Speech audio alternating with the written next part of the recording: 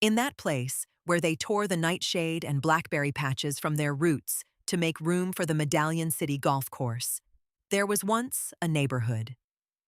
It stood in the hills above the valley town of Medallion and spread all the way to the river. It is called the suburbs now, but when black people lived there, it was called the bottom. One road, shaded by beeches, oaks, maples, and chestnuts, connected it to the valley. The beeches are gone now, and so are the pear trees where children sat and yelled down through the blossoms to passers-by. Generous funds have been allotted to level the stripped and faded buildings that clutter the road from Medallion up to the golf course. They are going to raise the time-and-a-half pool hall, where feet in long tan shoes once pointed down from chair rungs. A steel ball will knock to dust Irene's Palace of Cosmetology, where women used to lean their heads back on sink trays and doze while Irene lathered new Nile into their hair. Men in khaki work clothes will pry loose the slats of Reba's grill, where the owner cooked in her hat because she couldn't remember the ingredients without it. There will be nothing left of the bottom. The footbridge that crossed the river is already gone, but perhaps it is just as well, since it wasn't a town anyway. Just a neighborhood, where on quiet days, people in valley houses could hear singing sometimes, banjos sometimes, and if a valley man happened to have business up in those hills, collecting rent or insurance payments, he might see a dark woman in a flowered dress doing a bit of cakewalk, a bit of black bottom, a bit of messing around, to the lively notes of a mouth organ. Her bare feet would raise the saffron dust that floated down on the coveralls and bunion-split shoes of the man breathing music in and out of his harmonica. The black people watching her would laugh and rub their knees, and it would be easy for the valley man to hear the laughter and not notice the adult pain that rested somewhere under the eyelids, somewhere under their head rags and soft felt hats, somewhere in the palm of the hand, somewhere behind the frayed lapels, somewhere in the sinew's curve. He'd have to stand in the back of Greater St. Matthew's and let the tenor's voice dress him in silk, or touch the hands of the spoon carvers, who had not worked in 8 years, and let the fingers that danced on wood kiss his skin. Otherwise, the pain would escape him even though the laughter was part of the pain. A shucking, knee-slapping, wet-eyed laughter that could even describe and explain how they came to be where they were. A joke, a nigger joke. That was the way it got started.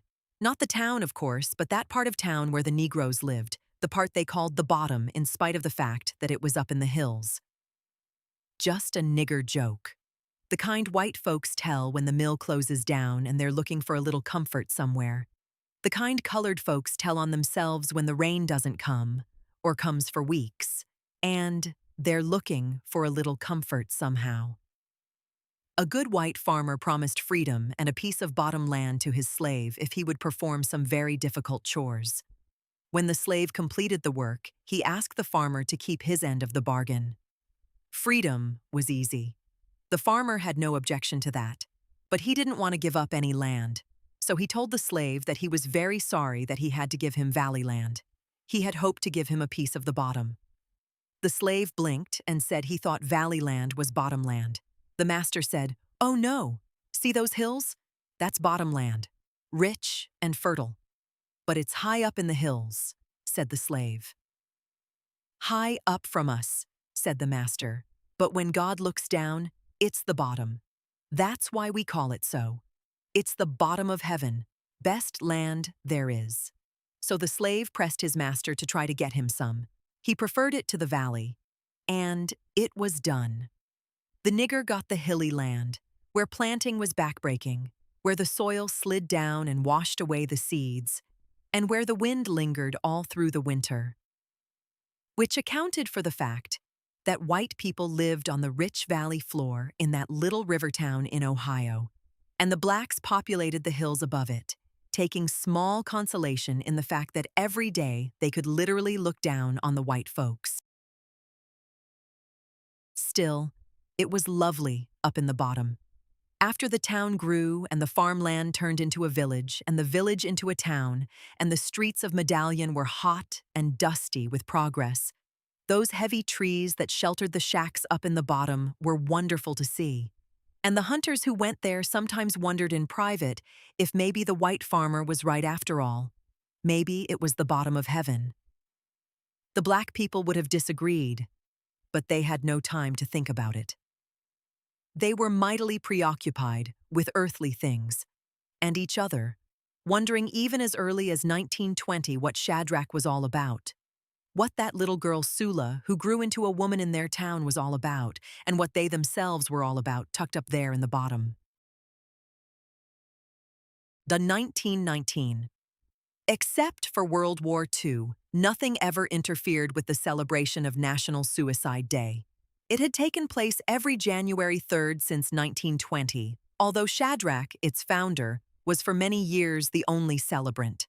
Blasted and permanently astonished by the events of 1917, he had returned to Medallion handsome but ravaged, and even the most fastidious people in the town sometimes caught themselves dreaming of what he must have been like a few years back before he went off to war.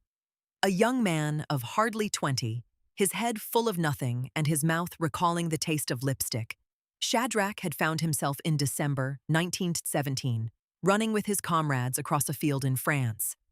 It was his first encounter with the enemy, and he didn't know whether his company was running toward them or away. For several days they had been marching, keeping close to a stream that was frozen at its edges. At one point, they crossed it, and no sooner had he stepped foot on the other side than the day was filled with shouts and explosions. Shell fire was all around him, and though he knew that this was something called war, he could not muster up the proper feeling, the feeling that would accommodate it. He expected to be terrified or exhilarated, to feel something very strong. In fact, he felt only the bite of a nail in his boot, which pierced the ball of his foot whenever he came down on it. The day was cold enough to make his breath visible, and he wondered for a moment at the purity and whiteness of his own breath among the dirty, gray landscape. Explosions surrounding him. He ran, bayonet fixed, deep in the great sweep of men flying across this field. Wincing at the pain in his foot, he turned his head a little to the right and saw the face of a soldier near him fly off. Before he could register shock, the rest of the soldier's head disappeared under the inverted soup bowl of his helmet. But stubbornly, taking no direction from the brain, the body of the headless soldier ran on, with energy and grace, ignoring altogether the drip and slide of brain tissue down its back. When Shadrach opened his eyes, he was propped up in a small bed. Before him on a tray was a large tin plate divided into 3 triangles. In one triangle was rice, in another meat, and in the third, stewed tomatoes. A small round depression held a cup of whitish liquid. Shadrach stared at the soft colors that filled these triangles. The lumpy whiteness of rice, the quivering blood tomatoes, the grayish-brown meat. All their repugnance was contained in the neat balance of the triangles, a balance that soothed him, transferred some of its equilibrium to him. Thus reassured that the white, the red, and the brown would stay where they were, would not explode or burst forth from their restricted zones, he suddenly felt hungry and looked around for his hands. His glance was cautious at first, for he had to be very careful. Anything could be anywhere. Then he noticed 2 lumps beneath the beige blanket on either side of his hips. With extreme care, he lifted one arm and was relieved to find his hand attached to his wrist. He tried the other, and found it also. Slowly, he directed one hand toward the cup, and just as he was about to spread his fingers, they began to grow in higgledy-piggledy fashion, like Jack's beanstalk, all over the tray and the bed. With a shriek, he closed his eyes and thrust his huge growing hands under the covers. Once out of sight, they seemed to shrink back to their normal size, but the yell had brought a male nurse. "Private, we're not going to have any trouble today, are we?" "Are we, Private?" Shadrach looked up at a balding man dressed in a green cotton jacket and trousers. His hair was parted low on the right side so that some 20 or 30 yellow hairs, could discreetly cover the nakedness of his head. Come on, pick up that spoon. Pick it up, Private. Nobody is going to feed you forever." Sweat slid from Shadrach's armpits down his sides. He could not bear to see his hands grow again, and he was frightened of the voice in the apple-green suit. "Pick it up," I said. "There's no point to this." The nurse reached under the cover for Shadrach's wrist to pull out the monstrous hand. Shadrach jerked it back and overturned the tray. In panic, he raised himself to his knees and tried to fling off and away his terrible fingers, but succeeded only in knocking the nurse into the next bed. When they bound Shadrach into a straitjacket, he was both relieved and grateful, for his hands were at last hidden and confined to whatever size they had attained. Laced and silent in his small bed, he tried to tie the loose cords in his mind. He wanted desperately to see his own face and connect it with the word private, the word the nurse, and the others who helped bind him, had called him. Private, he thought, was something secret, and he wondered why they looked at him and called him a secret. Still, if his hands behaved as they had done, what might he expect from his face? The fear and longing were too much for him, so he began to think of other things. That is, he let his mind slip into whatever cave mouths of memory it chose. He saw a window that looked out on a river, which he knew was full of fish. Someone was speaking softly just outside the door. Shadrach's earlier violence had coincided with a memorandum from the hospital executive staff in reference to the distribution of patients in high-risk areas. There was clearly a demand for space. The priority or the violence earned Shadrach his release, $217 in cash, a full suit of clothes, and copies of very official-looking papers. When he stepped out of the hospital door, the grounds overwhelmed him. The cropped shrubbery, the edged lawns, the undeviating walks. Shadrach looked at the cement stretches, each one leading clear-headedly to some presumably desirable destination. There were no fences, no warnings, no obstacles at all between concrete and green grass, so one could easily ignore the tidy sweep of stone and cut out in another direction, a direction of one's own. Shadrach stood at the foot of the hospital steps, watching the heads of trees tossing ruefully but harmlessly, since their trunks were rooted too deeply in the earth to threaten him. Only the walks made him uneasy. He shifted his weight, wondering how he could get to the gate without stepping on the concrete. While plotting his course, where he would have to leap, where to skirt a clump of bushes, a loud guffaw startled him. Two men were going up the steps. Then he noticed that there were many people about, and that he was just now seeing them, or else they had just materialized. They were thin slips, like paper dolls floating down the walks. Some were seated in chairs with wheels, propelled by other paper figures from behind. All seemed to be smoking, and their arms and legs curved in the breeze. A good high wind would pull them up and away, and they would land perhaps among the tops of the trees. Shadrach took the plunge. 4 steps, and he was on the grass heading for the gate. He kept his head down to avoid seeing the paper people swerving and bending here and there, and he lost his way. When he looked up, he was standing by a low red building separated from the main building by a covered walkway.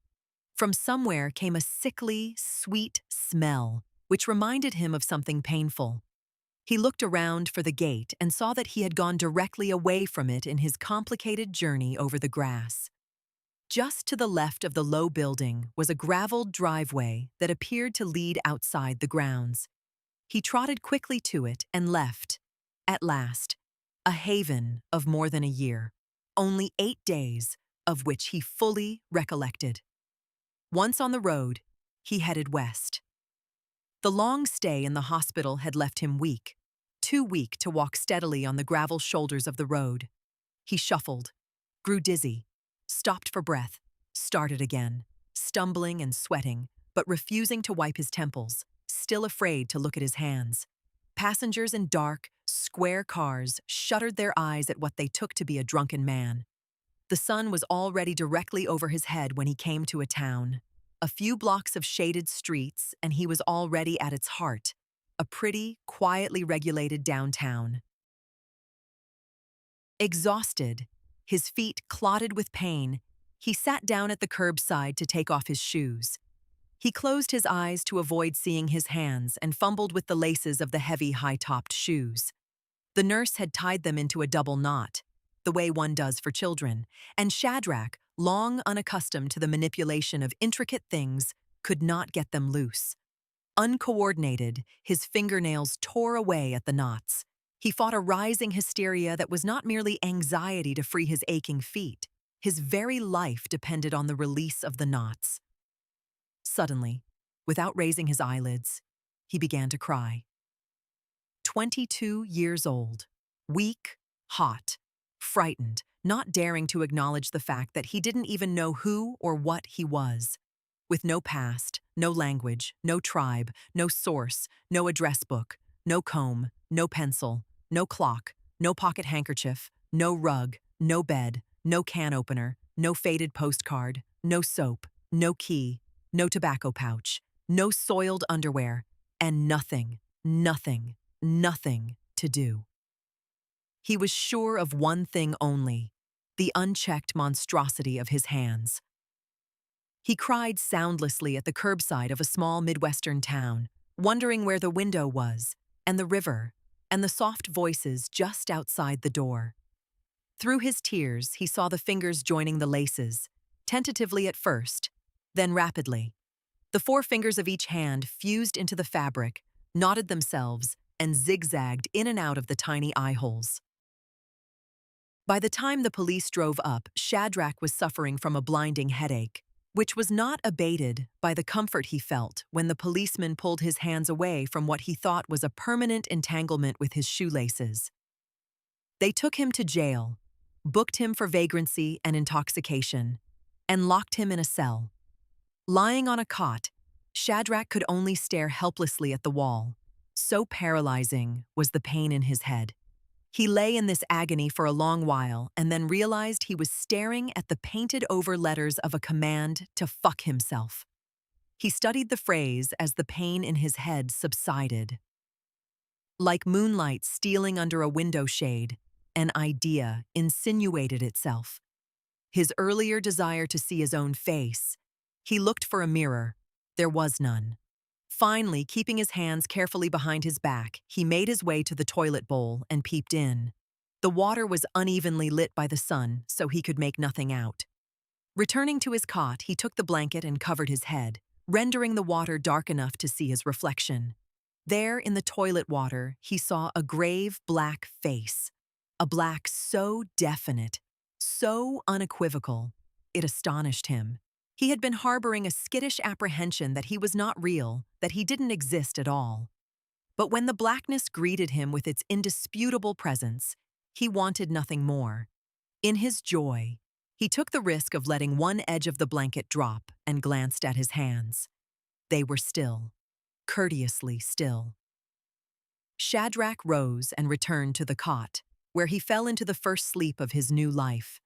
A sleep deeper than the hospital drugs, deeper than the pits of plums, steadier than the condor's wing, more tranquil than the curve of eggs.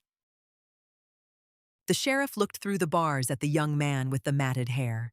He had read through his prisoner's papers and hailed a farmer. When Shadrach awoke, the sheriff handed him back his papers and escorted him to the back of a wagon. Shadrach got in, and in less than 3 hours he was back in Medallion, for he had been only 22 miles from his window, his river, and his soft voices just outside the door. In the back of the wagon, supported by sacks of squash and hills of pumpkins, Shadrach began a struggle that was to last for 12 days, a struggle to order and focus experience. It had to do with making a place for fear as a way of controlling it. He knew the smell of death and was terrified of it, for he could not anticipate it. It was not death or dying that frightened him, but the unexpectedness of both.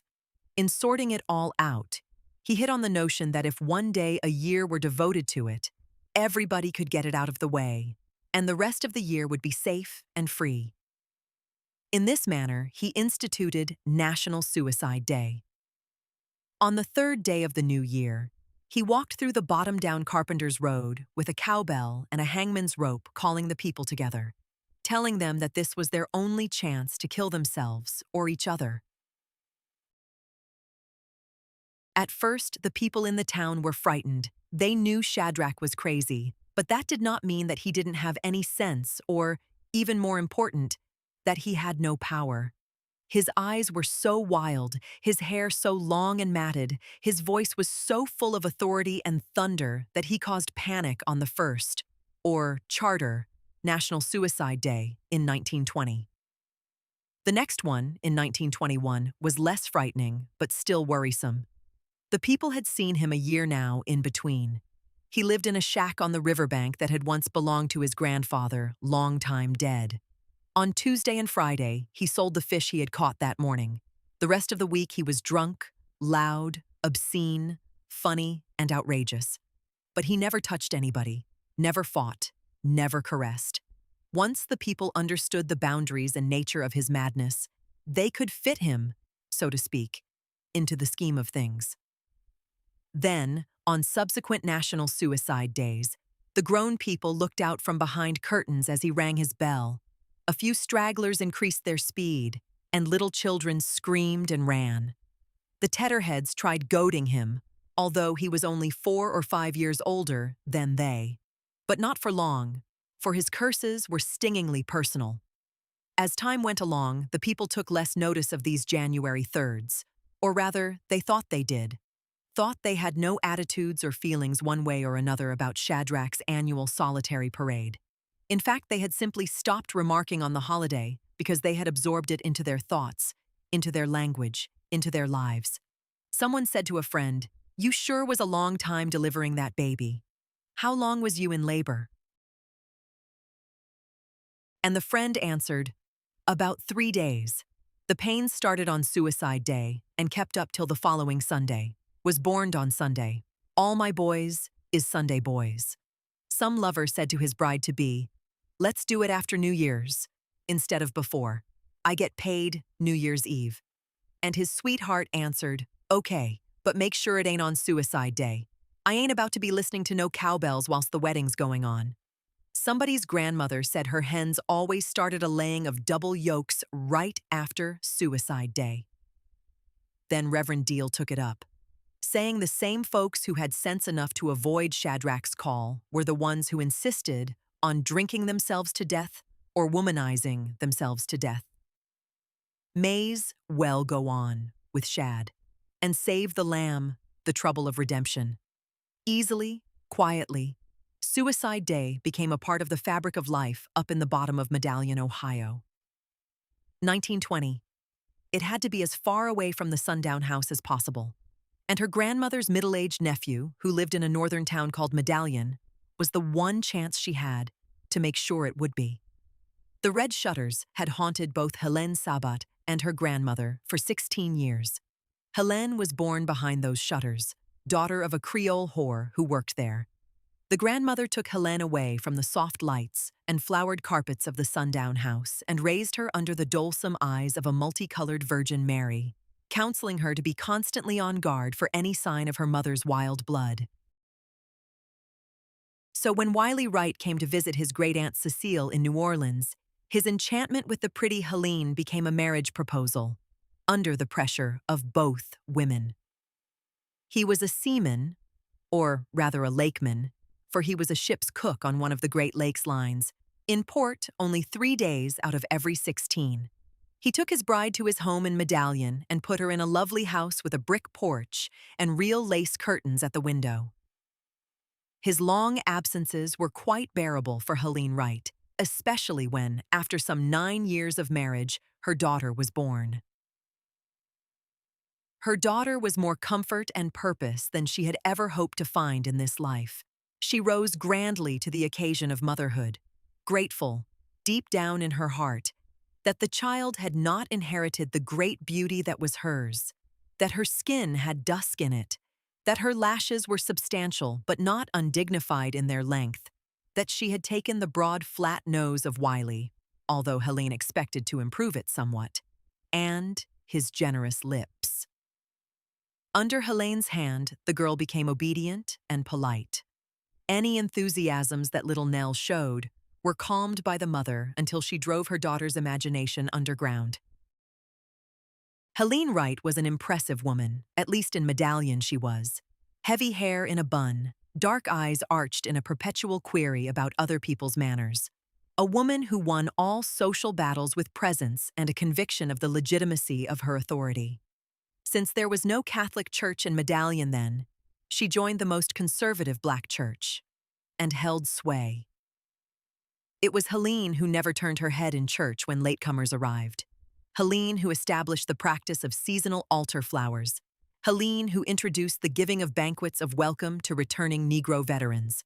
She lost only one battle, the pronunciation of her name. The people in the bottom refused to say Helene. They called her Helen Wright and left it at that. All in all, her life was a satisfactory one. She loved her house and enjoyed manipulating her daughter and her husband.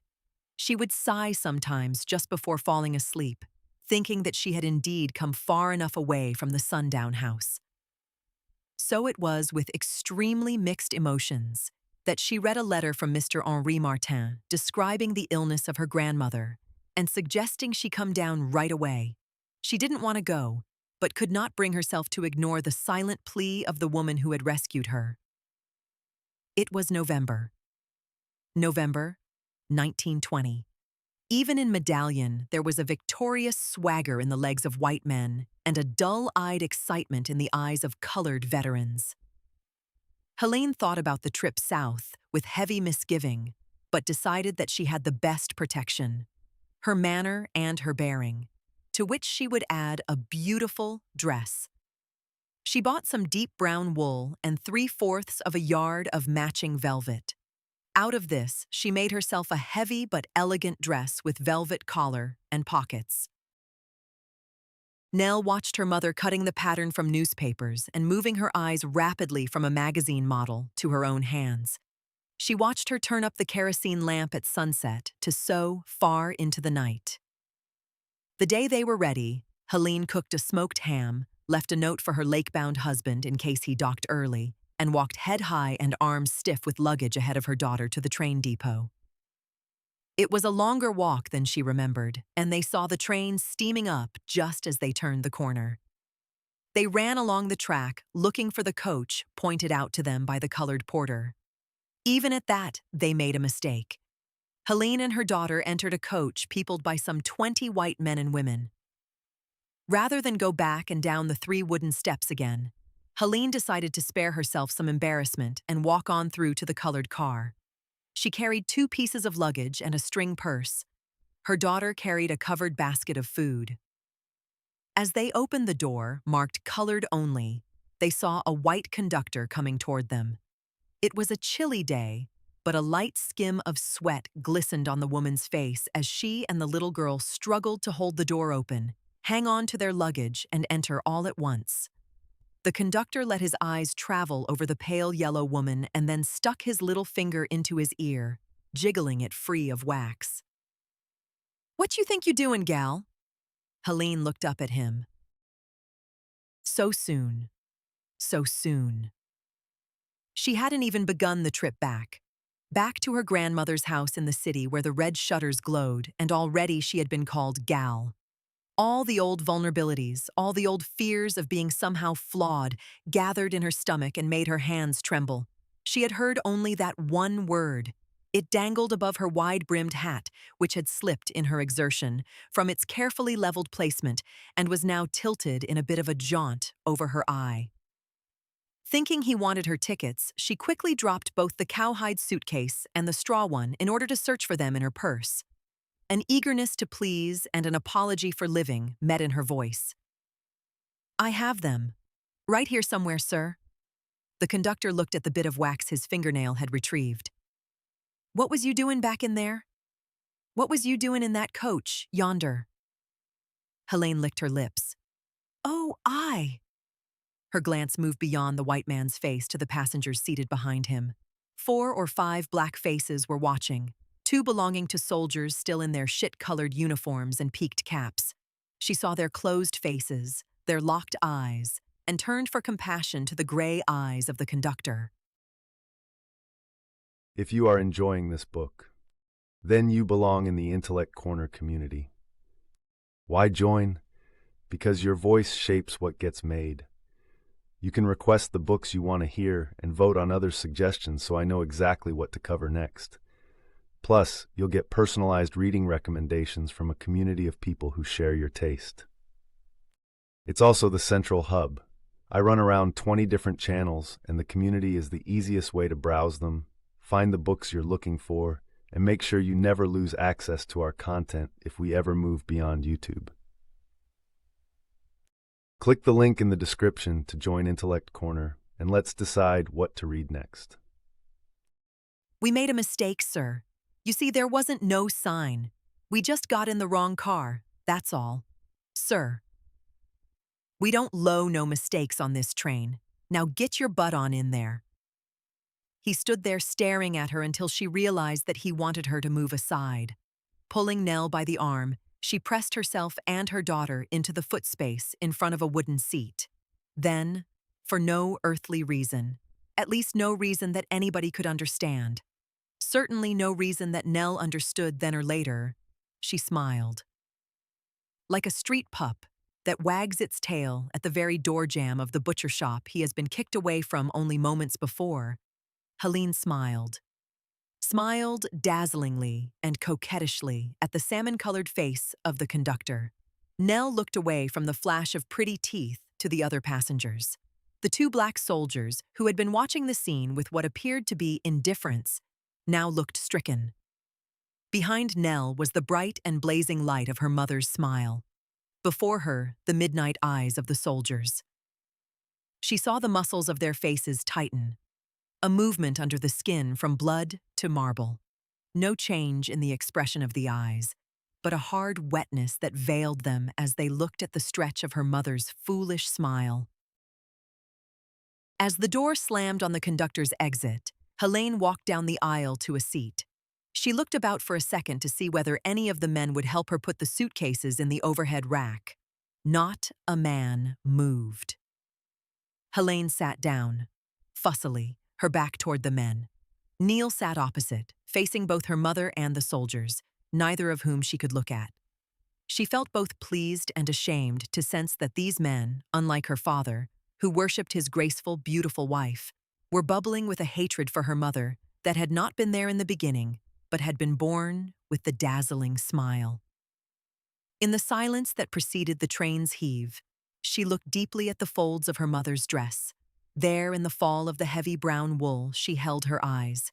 She could not risk letting them travel upward for fear of seeing that the hooks and eyes in the placket of the dress had come undone and exposed the custard-colored skin underneath. She stared at the hem, wanting to believe in its weight, but knowing that custard was all that it hid. If this tall, proud woman, this woman who was very particular about her friends, who slipped into church with unequaled elegance, who could quell a roustabout with a look, if she were really custard, then there was a chance that Nell was too. It was on that train, shuffling toward Cincinnati, that she resolved to be on guard. Always. She wanted to make certain that no man ever looked at her that way, that no midnight eyes or marbled flesh would ever accost her and turn her into jelly.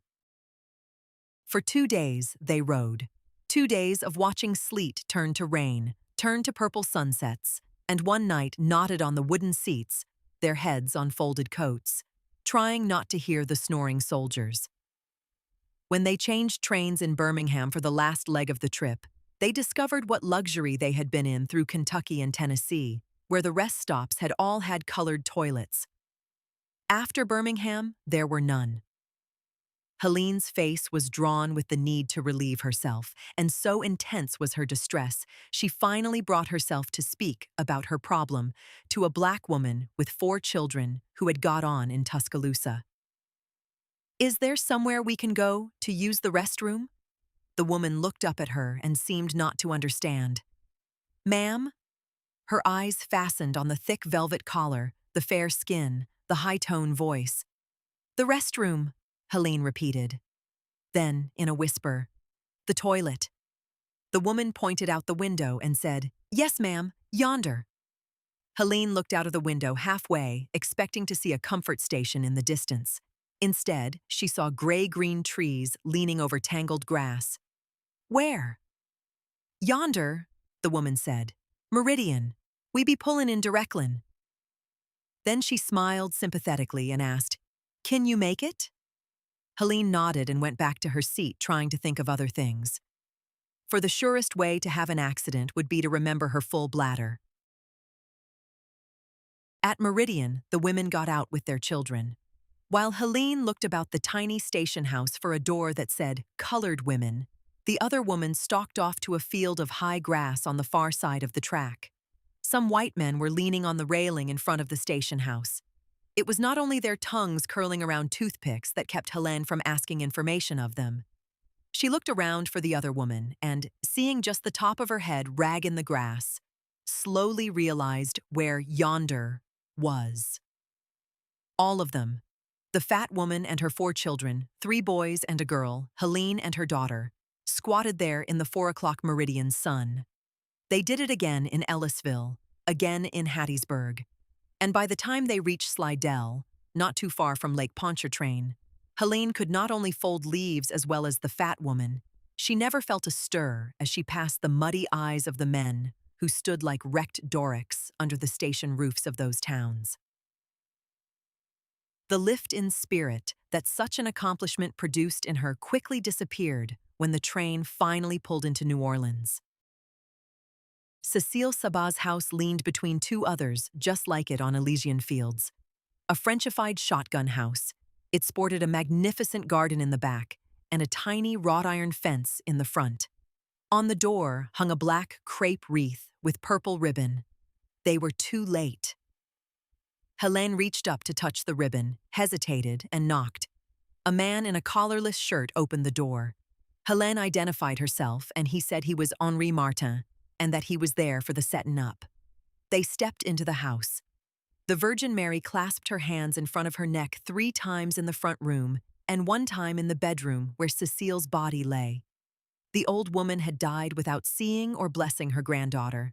No one other than Mr. Martin seemed to be in the house, but a sweet odor as of gardenias told them that someone else had been. Blotting her lashes with a white handkerchief, Helene walked through the kitchen to the back bedroom where she had slept for 16 years. Nell trotted along behind, enchanted with the smell, the candles, and the strangeness. When Helene bent to loosen the ribbons of Nell's hat, a woman in a yellow dress came out of the garden and onto the back porch that opened into the bedroom. The 2 women looked at each other. There was no recognition in the eyes of either. Then, Helene said, "This is your grandmother, Nell." Nell looked at her mother and then quickly back at the door they had just come out of. "No, that was your great-grandmother. This is your grandmother, my mother." Before the child could think, her words were hanging in the gardenia air. "But she looks so young." The woman in the canary yellow dress laughed and said she was 48. An old 48. Then it was she who carried the gardenia smell. This tiny woman with the softness and glare of a canary. In that somber house that held 4 Virgin Marys, where death sighed in every corner and candles sputtered, the gardenia smell and canary yellow dress emphasized the funeral atmosphere surrounding them. The woman smiled, glanced in the mirror, and said, throwing her voice toward Helene, "That your only one?" "Yes," said Helene. "Pretty. A lot like you." "Yes. Well, she's 10 now." "10? Vrai? Small for her age, no?" Helene shrugged and looked at her daughter's questioning eyes. The woman in the yellow dress leaned forward. Come, share." Helene interrupted. "We have to get cleaned up. We've been 3 days on the train with no chance to wash or comment t'appelle. She doesn't talk Creole." "Then you ask her. She wants to know your name, honey." With her head pressed into her mother's heavy brown dress, Nell told her and then asked, "What's yours?" Mine's Rochelle. Well, I must be going on. She moved closer to the mirror and stood there, sweeping hair up from her neck back into its halo-like roll, and wetting with spit the ringlets that fell over her ears. I've been here, most of the day. She passed on yesterday. The funeral tomorrow. Henri's taking care. She struck a match, blew it out, and darkened her eyebrows with the burnt head. All the while, Helene and Nell watched her. The one in a rage at the folded leaves she had endured, the wooden benches she had slept on, all to miss seeing her grandmother and seeing instead that painted canary who never said a word of greeting or affection. Rochelle continued, I don't know what happened to the house. It's long been paid for. You'll be thinking on it? We? Her newly darkened eyebrows queried Helene. We. Helene's voice was chilly. I'll be thinking on it. Oh, well, not for me to say. Suddenly she swept around and hugged Nell, a quick embrace tighter and harder than one would have imagined her thin, soft arms capable of. Voir! Voir! And she was gone. In the kitchen, being soaped head to toe by her mother, Nell ventured an observation. She smelled so nice, and her skin was so soft. Helene rinsed the cloth. Much-handled things are always soft. What does voir mean? I don't know, her mother said. I don't talk Creole. She gazed at her daughter's wet buttocks. And neither do you. When they got back to Medallion and into the quiet house, they saw the note exactly where they had left it, and the ham dried out in the icebox. Lord, I've never been so glad to see this place. But look at the dust. Get the rags, Nell. Oh, never mind. Let's breathe a while first. Lord, I never thought I'd get back here safe and sound. Whew. Well, it's over. Good and over. Praise his name. Look at that. I told that old fool not to deliver any milk, and there's the can curdled to beat all. What gets into people? I told him not to. Well, I got other things to worry about. Got to get a fire started. I left it ready so I wouldn't have to do nothing but light it. Lord, it's cold. Don't just sit there, honey. You could be pulling your nose. Neil sat on the red velvet sofa, listening to her mother, but remembering the smell and the tight, tight hug of the woman in yellow who rubbed burned matches over her eyes. Late that night, after the fire was made, the cold supper eaten, the surface dust removed, Nell lay in bed, thinking of her trip. She remembered clearly the urine running down and into her stockings, until she learned how to squat properly, the disgust on the face of the dead woman and the sound of the funeral drums. It had been an exhilarating trip, but a fearful one. She had been frightened of the soldier's eyes on the train, the black wreath on the door, the custard pudding she believed lurked under her mother's heavy dress, the feel of unknown streets and unknown people. But she had gone on a real trip, and now she was different. She got out of bed and lit the lamp to look in the mirror. There was her face, plain brown eyes, 3 braids, and the nose her mother hated. She looked for a long time, and suddenly a shiver ran through her. I'm me, she whispered. Me. Nell didn't know quite what she meant, but on the other hand, she knew exactly what she meant. I'm me. I'm not their daughter. I'm not Nell. I'm me. Me. Each time she said the word me, there was a gathering in her like power, like joy, like fear. Back in bed with her discovery, she stared out the window at the dark leaves of the horse chestnut. Me, she murmured. And then, sinking deeper into the quilts, I want to be wonderful. Oh, Jesus, make me wonderful. The many experiences of her trip crowded in on her. She slept. It was the last as well as the first time she was ever to leave Medallion. For days afterward, she imagined other trips she would take, alone though, to faraway places. Contemplating them was delicious. Leaving Medallion would be her goal. But that was before she met Sula, the girl she had seen for 5 years at Garfield Primary, but never played with, never knew, because her mother said that Sula's mother was sooty. The trip, perhaps, or her newfound meanness, gave her the strength to cultivate a friend in spite of her mother. When Sula first visited the Wright house, Helene's curdled scorn turned to butter. Her daughter's friend seemed to have none of the mother's slackness. Nell, who regarded the oppressive neatness of her home with dread, felt comfortable in it with Sula, who loved it and would sit on the red velvet sofa for 10 to 20 minutes at a time, still as dawn. As for Nell, she preferred Sula's woolly house, where a pot of something was always cooking on the stove, where the mother, Hannah, never scolded or gave directions, where all sorts of people dropped in, where newspapers were stacked in the hallway and dirty dishes left for hours at a time in the sink, and where a one-legged grandmother named Eva handed you goobers from deep inside her pockets or read you a dream. 1921. Sula Peace lived in a house of many rooms that had been built over a period of 5 years to the specifications of its owner, who kept on adding things. More stairways. There were 3 sets to the second floor, more rooms, doors, and stoops. There were rooms that had 3 doors, others that opened out on the porch only and were inaccessible from any other part of the house, others that you could get to only by going through somebody's bedroom. The creator and sovereign of this enormous house, with the 4 sickle pear trees in the front yard and the single elm in the backyard, was Eva Peace, who sat in a wagon on the 3rd floor directing the lives of her children, friends, strays, and a constant stream of boarders. Fewer than 9 people in the town remembered when Eva had 2 legs, and her oldest child, Hannah, was not one of them. Unless Eva herself introduced the subject, no one ever spoke of her disability.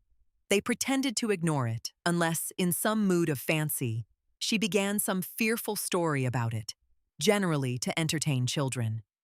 How the leg got up by itself one day and walked on off, how she hobbled after it, but it ran too fast, or how she had a corn on her toe, and it just grew and grew and grew until her whole foot was a corn, and then it traveled on up her leg and wouldn't stop growing until she put a red rag at the top, but by that time it was already at her knee. Somebody said Eva stuck it under a train and made them pay off. Another said she sold it to a hospital for $10,000, at which Mr. Reed opened his eyes and asked, "Nigger gal legs going for $10,000 apiece?" As though he could understand $10,000 a pair. But for one? Whatever the fate of her lost leg, the remaining one was magnificent. It was stockinged and shod at all times and in all weather. Once in a while she got a felt slipper for Christmas or her birthday, but they soon disappeared, for Eva always wore a black laced-up shoe that came well above her ankle. Nor did she wear overlong dresses to disguise the empty place on her left side. Her dresses were mid-calf so that her one glamorous leg was always in view, as well as the long fall of space below her left thigh. One of her men friends had fashioned a kind of wheelchair for her, a rocking chair top fitted into a large child's wagon. In this contraption she wheeled around the room, from bedside to dresser to the balcony that opened out the north side of her room or to the window that looked out on the backyard. The wagon was so low that children who spoke to her standing up were eye level with her, and adults, standing or sitting, had to look down at her. But they didn't know it. They all had the impression that they were looking up at her, up into the open distances of her eyes, up into the soft black of her nostrils, and up at the crest of her chin. Eva had married a man named Boy Boy and had 3 children, Hannah, the eldest, and Eva, whom she named after herself but called Pearl, and a son named Ralph, whom she called Plum. After 5 years of a sad and disgruntled marriage, Boy Boy took off. During the time they were together, he was very much preoccupied with other women and not home much. He did whatever he could that he liked, and he liked womanizing best, drinking second, and abusing Eva third. When he left in November, Eva had $1.65, 5 eggs, 3 beets, and no idea of what or how to feel. The children needed her, she needed money, and needed to get on with her life. But the demands of feeding her 3 children were so acute, she had to postpone her anger for 2 years until she had both the time and the energy for it. She was confused and desperately hungry. There were very few black families in those low hills then. The Suggs, who lived 200 yards down the road, brought her a warm bowl of peas as soon as they found out, and a plate of cold bread. She thanked them and asked if they had a little milk for the older ones. They said no, but Mistress Jackson, they knew, had a cow still giving. Eva took a bucket over, and Mistress Jackson told her to come back and fill it up in the morning, because the evening milking had already been done. In this way, things went on until near December. People were very willing to help, but Eva felt she would soon run her welcome out. Winters were hard, and her neighbors were not that much better off. She would lie in bed with the baby boy, the 2 girls wrapped in quilts on the floor, thinking. The oldest child, Hannah, was 5, and too young to take care of the baby alone. And any housework Eva could find would keep her away from them from 5:30 or earlier in the morning until dark, way past 8. The white people in the valley weren't rich enough then to want maids. They were small farmers and tradesmen, and wanted hard labor help, if anything. She thought also of returning to some of her people in Virginia, but to come home dragging 3 young ones would have to be a step 1 rung before death for Eva. She would have to scrounge around and beg through the winter until her baby was at least 9 months old. Then she could plant and maybe hire herself out to valley farms to weed or sow or feed stock until something steadier came along at harvest time. She thought she had probably been a fool to let Boy Boy haul her away from her people, but it had seemed so right at the time. He worked for a white carpenter and toolsmith who insisted on Boy Boy's accompanying him when he went west and set up in a squinchy little town called Medallion. Boy Boy brought his new wife and built them a 1-room cabin 60 feet back from the road that wound up out of the valley, on up into the hills, and was named for the man he worked for. They lived there a year before they had an outhouse. Sometime before the middle of December, the baby, Plum, stopped having bowel movements. Eva massaged his stomach and gave him warm water. Something must be wrong with my milk, she thought. Mrs. Suggs gave her castor oil, but even that didn't work. He cried and fought so they couldn't get much down his throat anyway. He seemed in great pain, and his shrieks were pitched high in outrage and suffering. At one point, maddened by his own crying, he gagged, choked, and looked as though he was strangling to death. Eva rushed to him and kicked over the earthen slop jar, washing a small area of the floor with the child's urine. She managed to soothe him, but when he took up the cry again, late that night, she resolved to end his misery once and for all. She wrapped him in blankets, ran her finger around the crevices and sides of the lard can, and stumbled to the outhouse with him. Deep in its darkness and freezing stench, she squatted down, turned the baby over on her knees, exposed his buttocks, and shoved the last bit of food she had in the world, besides 3 beets, up his ass. Softening the insertion with the dab of lard, she probed with her middle finger to loosen his bowels. Her fingernail snagged what felt like a pebble. She pulled it out, and others followed. Plum stopped crying as the black hard stools ricocheted onto the frozen ground. And now that it was over, Eva squatted there wondering why she had come all the way out there to free his stools. And what was she doing down on her haunches with her beloved baby boy, warmed by her body in the almost total darkness, her shins and teeth freezing, her nostrils assailed. She shook her head as though to juggle her brains around, then said aloud,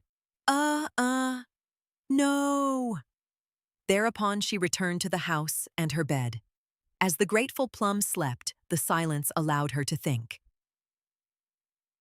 2 days later, she left all of her children with Mrs. Suggs, saying she would be back the next day. 18 months later, she swept down from a wagon with 2 crutches, a new black pocketbook, and 1 leg. First, she reclaimed her children. Next, she gave the surprised Mrs. Suggs a $10 bill. Later, she started building a house on Carpenter's Road, 60 feet from Boy Boy's one-room cabin, which she rented out. When Plum was 3 years old, Boy Boy came back to town and paid her a visit. When Eva got the word that he was on his way, she made some lemonade. She had no idea what she would do or feel during that encounter. Would she cry, cut his throat, beg him to make love to her? She couldn't imagine. So she just waited to see. She stirred lemonade in a green pitcher and waited. Boy Boy danced up the steps and knocked on the door. "Come on in," she hollered. He opened the door and stood smiling, a picture of prosperity and goodwill. His shoes were a shiny orange, and he had on a citified straw hat, a light blue suit, and a cat's head stickpin in his tie. Eva smiled and told him to sit himself down. He smiled too. "How you been, girl?" "Pretty fair." "What, you no good?" When she heard those words come out of her own mouth, she knew that their conversation would start off polite. Although it remained to be seen whether she would still run the ice pick through the cat's head pin. "Have some lemonade." "Don't mind if I do." He swept his hat off with a satisfied gesture. His nails were long and shiny. "Show is hot, and I been running around all day." Eva looked out of the screen door and saw a woman in a pea-green dress leaning on the smallest pear tree. Glancing back at him, she was reminded of Plum's face when he managed to get the meat out of a walnut all by himself. Eva smiled again and poured the lemonade. Their conversation was easy, she catching him up on all the gossip, he asking about this one, and like everybody else, avoiding any reference to her leg. It was like talking to somebody's cousin who just stopped by to say howdy before getting on back to wherever he came from. Boy Boy didn't ask to see the children, and Eva didn't bring them into the conversation. After a while, he rose to go. Talking about his appointments and exuding an odor of new money and idleness, he danced down the steps and strutted toward the pea-green dress. Eva watched. She looked at the back of his neck and the set of his shoulders. Underneath all of that shine, she saw defeat in the stalk of his neck and the curious, tight way he held his shoulders. But still, she was not sure what she felt. Then he leaned forward and whispered into the ear of the woman in the green dress. She was still for a moment, and then threw back her head and laughed. A high-pitched, big city laugh that reminded Eva of Chicago. It hit her like a sledgehammer, and it was then that she knew what to feel. A liquid trail of hate flooded her chest.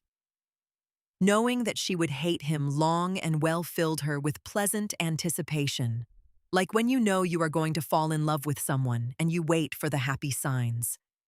Hating Boy Boy, she could get on with it and have the safety, the thrill, the consistency of that hatred as long as she wanted or needed it to define and strengthen her or protect her from routine vulnerabilities. Once, when Hannah accused her of hating colored people, Eva said she only hated one, Hannah's father, Boy Boy, and it was hating him that kept her alive and happy. Happy or not, after Boy Boy's visit, she began her retreat to her bedroom, leaving the bottom of the house more and more to those who lived there, cousins who were passing through, stray folks, and the many, many newly married couples she let rooms to with housekeeping privileges, and after 1910, she didn't willingly set foot on the stairs but once, and that was to light a fire, the smoke of which was in her hair for years. Among the tenants in that big old house were the children Eva took in. Operating on a private scheme of preference and prejudice, she sent off for children she had seen from the balcony of her bedroom, or whose circumstances she had heard about from the gossipy old men who came to play checkers, or read the Courier, or write her number. In 1921, when her granddaughter Sula was 11, Eva had 3 such children. They came with woolen caps and names given to them by their mothers, or grandmothers, or somebody's best friend. Eva snatched the caps off their heads and ignored their names. She looked at the first child closely, his wrists, the shape of his head, and the temperament that showed in his eyes, and said, "Well, look at Dewey." Me. When later that same year she sent for a child who kept falling down off the porch across the street, she said the same thing. Somebody said, "But, Miss Eva, you calls the other one Dewey." So? This here's another one. When the third one was brought and Ava said Dewey again, everybody thought she had simply run out of names or that her faculties had finally softened. "How is anybody going to tell them apart?" Hannah asked her. "What you need to tell them apart for? They's all Deweys." When Hannah asked the question, it didn't sound very bright, because each Dewey was markedly different from the other two. Dewey 1 was a deeply black boy with a beautiful head and the golden eyes of chronic jaundice. Dewey 2 was light-skinned with freckles everywhere and a head of tight red hair. Dewey 3 was half Mexican with chocolate skin and black bangs. Besides, they were 1 and 2 years apart in age. It was Eva saying things like, "Send one of them Deweys out to get me some Garrett. If they don't have Garrett, get Buttercup." Or, "Tell them Deweys to cut out that noise." Or, "Come here, you Dewey, you." And, "Send me a Dewey," that gave Hannah's question its weight. Slowly, each boy came out of whatever cocoon he was in at the time his mother or somebody gave him away, and accepted Eva's view, becoming in fact as well as in name a Dewey, joining with the other two to become a trinity with a plural name inseparable, loving nothing and no one but themselves. When the handle from the icebox fell off, all the Deweys got whipped, and in dry-eyed silence watched their own feet as they turned their behinds high up into the air for the stroke. When the golden-eyed Dewey was ready for school, he would not go without the others. He was 7, freckled Dewey was 5, and Mexican Dewey was only 4. Eva solved the problem by having them all sent off together. Mr. Buckland Reed said, "But one of them's only 4. "How you know? They all come here the same year," Eva said. "But that one there was 1 year old when he came, and that was 3 years ago. You don't know how old he was when he come here, and neither do the teacher. Send 'em." The teacher was startled but not unbelieving, for she had long ago given up trying to fathom the ways of the colored people in town. So when Mrs. Reed said that their names were Dewey King, that they were cousins, and all were 6 years old, the teacher gave only a tiny sigh and wrote them in the record book for the first grade. She too thought she would have no problem distinguishing among them, because they looked nothing alike, but like everyone else before her, she gradually found that she could not tell one from the other. The Deweys would not allow it. They got all mixed up in her head, and finally she could not literally believe her eyes. They spoke with one voice, thought with one mind, and maintained an annoying privacy. Stout-hearted, surly, and wholly unpredictable, the Deweys remained a mystery not only during all of their lives in Medallion, but after as well. The Deweys came in 1921, but the year before, Eva had given a small room off the kitchen to Tar Baby, a beautiful, slight, quiet man who never spoke above a whisper. Most people said he was half white, but Eva said he was all white, that she knew blood when she saw it, and he didn't have none. When he first came to Medallion, the people called him Pretty Johnny, but Eva looked at his milky skin and corn silk hair, and out of a mixture of fun and meanness, called him Tar Baby. He was a mountain boy who stayed to himself, bothering no one, intent solely on drinking himself to death. At first, he worked in a poultry market, and after wringing the necks of chickens all day, he came home and drank until he slept. Later, he began to miss days at work and frequently did not have his rent money. When he lost his job altogether, he would go out in the morning, scrounge around for money doing odd jobs, bumming or whatever, and come home to drink. Because he was no bother, ate little, required nothing, and was a lover of cheap wine, no one found him a nuisance. Besides, he frequently went to Wednesday night prayer meetings and sang with the sweetest hill voice imaginable in the sweet by and by. He sent the Deweys out for his liquor and spent most of his time in a heap on the floor or sitting in a chair staring at the wall. Hannah worried about him a little, but only a very little, for it soon became clear that he simply wanted a place to die privately, but not quite alone. No one thought of suggesting to him that he pull himself together or see a doctor or anything. Even the women at prayer meeting who cried when he sang "In the Sweet By and By" never tried to get him to participate in the church activities. They just listened to him sing, wept, and thought very graphically of their own imminent deaths. The people either accepted his own evaluation of his life or were indifferent to it. There was, however, a measure of contempt in their indifference, for they had little patience with people who took themselves that seriously enough to try to die. And it was natural that he, after all, became the first one to join Shadrach, Tar Baby, and the Deweys on National Suicide Day. Under Eva's distant eye, and prey to her idiosyncrasies, her own children grew up stealthily. Pearl married at 14 and moved to Flint, Michigan, from where she posted frail letters to her mother with $2 folded into the writing paper.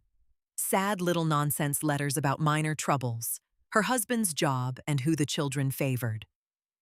Hannah married a laughing man named Rekus, who died when their daughter Sula was about 3 years old, at which time Hannah moved back into her mother's big house, prepared to take care of it and her mother forever.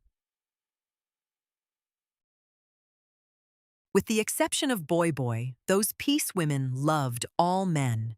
It was man love that Eva bequeathed to her daughters. Probably, people said, because there were no men in the house, no men to run it. But actually, that was not true. The peace women simply loved maleness, for its own sake. Eva, old as she was and with one leg, had a regular flock of gentlemen callers, and although she did not participate in the act of love, there was a good deal of teasing and pecking and laughter. The men wanted to see her lovely calf, that neat shoe, and watch the focusing that sometimes swept down out of the distances in her eyes. They wanted to see the joy in her face as they settled down to play checkers, knowing that even when she beat them, as she almost always did, somehow, in her presence, it was they who had won something. They would read the newspaper aloud to her and make observations on its content, and Eva would listen, feeling no obligation to agree, and in fact, would take them to task about their interpretation of events. But she argued with them with such an absence of bile, such a concentration of man-love, that they felt their convictions solidified by her disagreement. With other people's affairs, Eva was equally prejudiced about men. She fussed interminably with the brides of the newlywed couples for not getting their men's supper ready on time, about how to launder shirts, press them, etc. "Yo man, be here directly. Ain't it about time you got busy?" "Ah, Miss Eva, it'll be ready. We just having spaghetti." Again? Eva's eyebrows fluted up and the newlywed pressed her lips together in shame. Hannah simply refused to live without the attentions of a man, and after Rekus's death had a steady sequence of lovers, mostly the husbands of her friends and neighbors.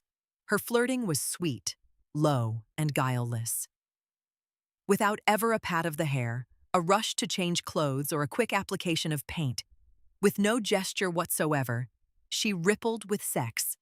In her same old print wraparound, barefoot in the summer, in the winter her feet in a man's leather slippers with the backs flattened under her heels. She made men aware of her behind, her slim ankles, the dew-smooth skin, and the incredible length of neck. Then the smile eyes, the turn of the head, all so welcoming, light and playful. Her voice trailed, dipped and bowed. She gave a chord to the simplest words. Nobody, but nobody, could say, "Hey, sugar," like Hannah. When he heard it, the man tipped his hat down a little over his eyes, hoisted his trousers, and thought about the hollow place at the base of her neck. And all this without the slightest confusion about work and responsibilities. While Eva tested and argued with her men, leaving them feeling as though they had been in combat with a worthy, if amiable, foe, Hannah rubbed no edges, made no demands, made the man feel as though he were complete and wonderful just as he was. He didn't need fixing. And so he relaxed and swooned in the Hannah light that shone on him simply because he was. If the man entered and Hannah was carrying a coal scuttle up from the basement, she handled it in such a way that it became a gesture of love. He made no move to help her with it, simply because he wanted to see how her thighs looked when she bent to put it down, knowing that she wanted him to see them too. But since in that crowded house there were no places for private and spontaneous lovemaking, Hannah would take the man down into the cellar in the summer where it was cool, back behind the coal bin and the newspapers. Or in the winter, they would step into the pantry and stand up against the shelves she had filled with canned goods, or lie on the flour sack just under the rows of tiny green peppers. When those places were not available, she would slip into the seldom-used parlor or even up to her bedroom. She liked the last place least, not because Sula slept in the room with her, but because her lovemate's tendency was always to fall asleep afterward, and Hannah was fastidious about whom she slept with. She would fuck practically anything, but sleeping with someone implied for her a measure of trust and a definite commitment. So she ended up a daylight lover. And it was only once actually that Sula came home from school and found her mother in the bed, curled spoon in the arms of a man. Seeing her step so easily into the pantry and emerge looking precisely as she did when she entered, only happier, taught Sula that sex was pleasant and frequent, but otherwise unremarkable. Outside the house, where children giggled about underwear, the message was different. So she watched her mother's face and the face of the men when they opened the pantry door and made up her own mind. Hannah exasperated the women in the town, the good women who said, "One thing I can't stand is a nasty woman." The whores, who were hard put to find trade among black men anyway, and who resented Hannah's generosity. The middling women who had both husbands and affairs, because Hannah seemed too unlike them, having no passion attached to her relationships and being wholly incapable of jealousy. Hannah's friendships with women were, of course, seldom and short-lived, and the newly married couples whom her mother took in soon learned what a hazard she was. She could break up a marriage before it had even become one. She would make love to the new groom and wash his wife's dishes, all in an afternoon. What she wanted, after Rekis died, and what she succeeded in having more often than not, was some touching every day. The men, surprisingly, never gossiped about her. She was unquestionably a kind and generous woman, and that, coupled with her extraordinary beauty and funky elegance of manner, made them defend her and protect her from any vitriol that newcomers or their wives might spill.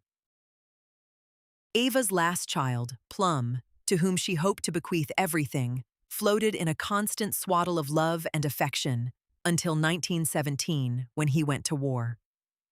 He returned to the States in 1919, but did not get back to Medallion until 1920. He wrote letters from New York, Washington, D.C., and Chicago full of promises of homecomings.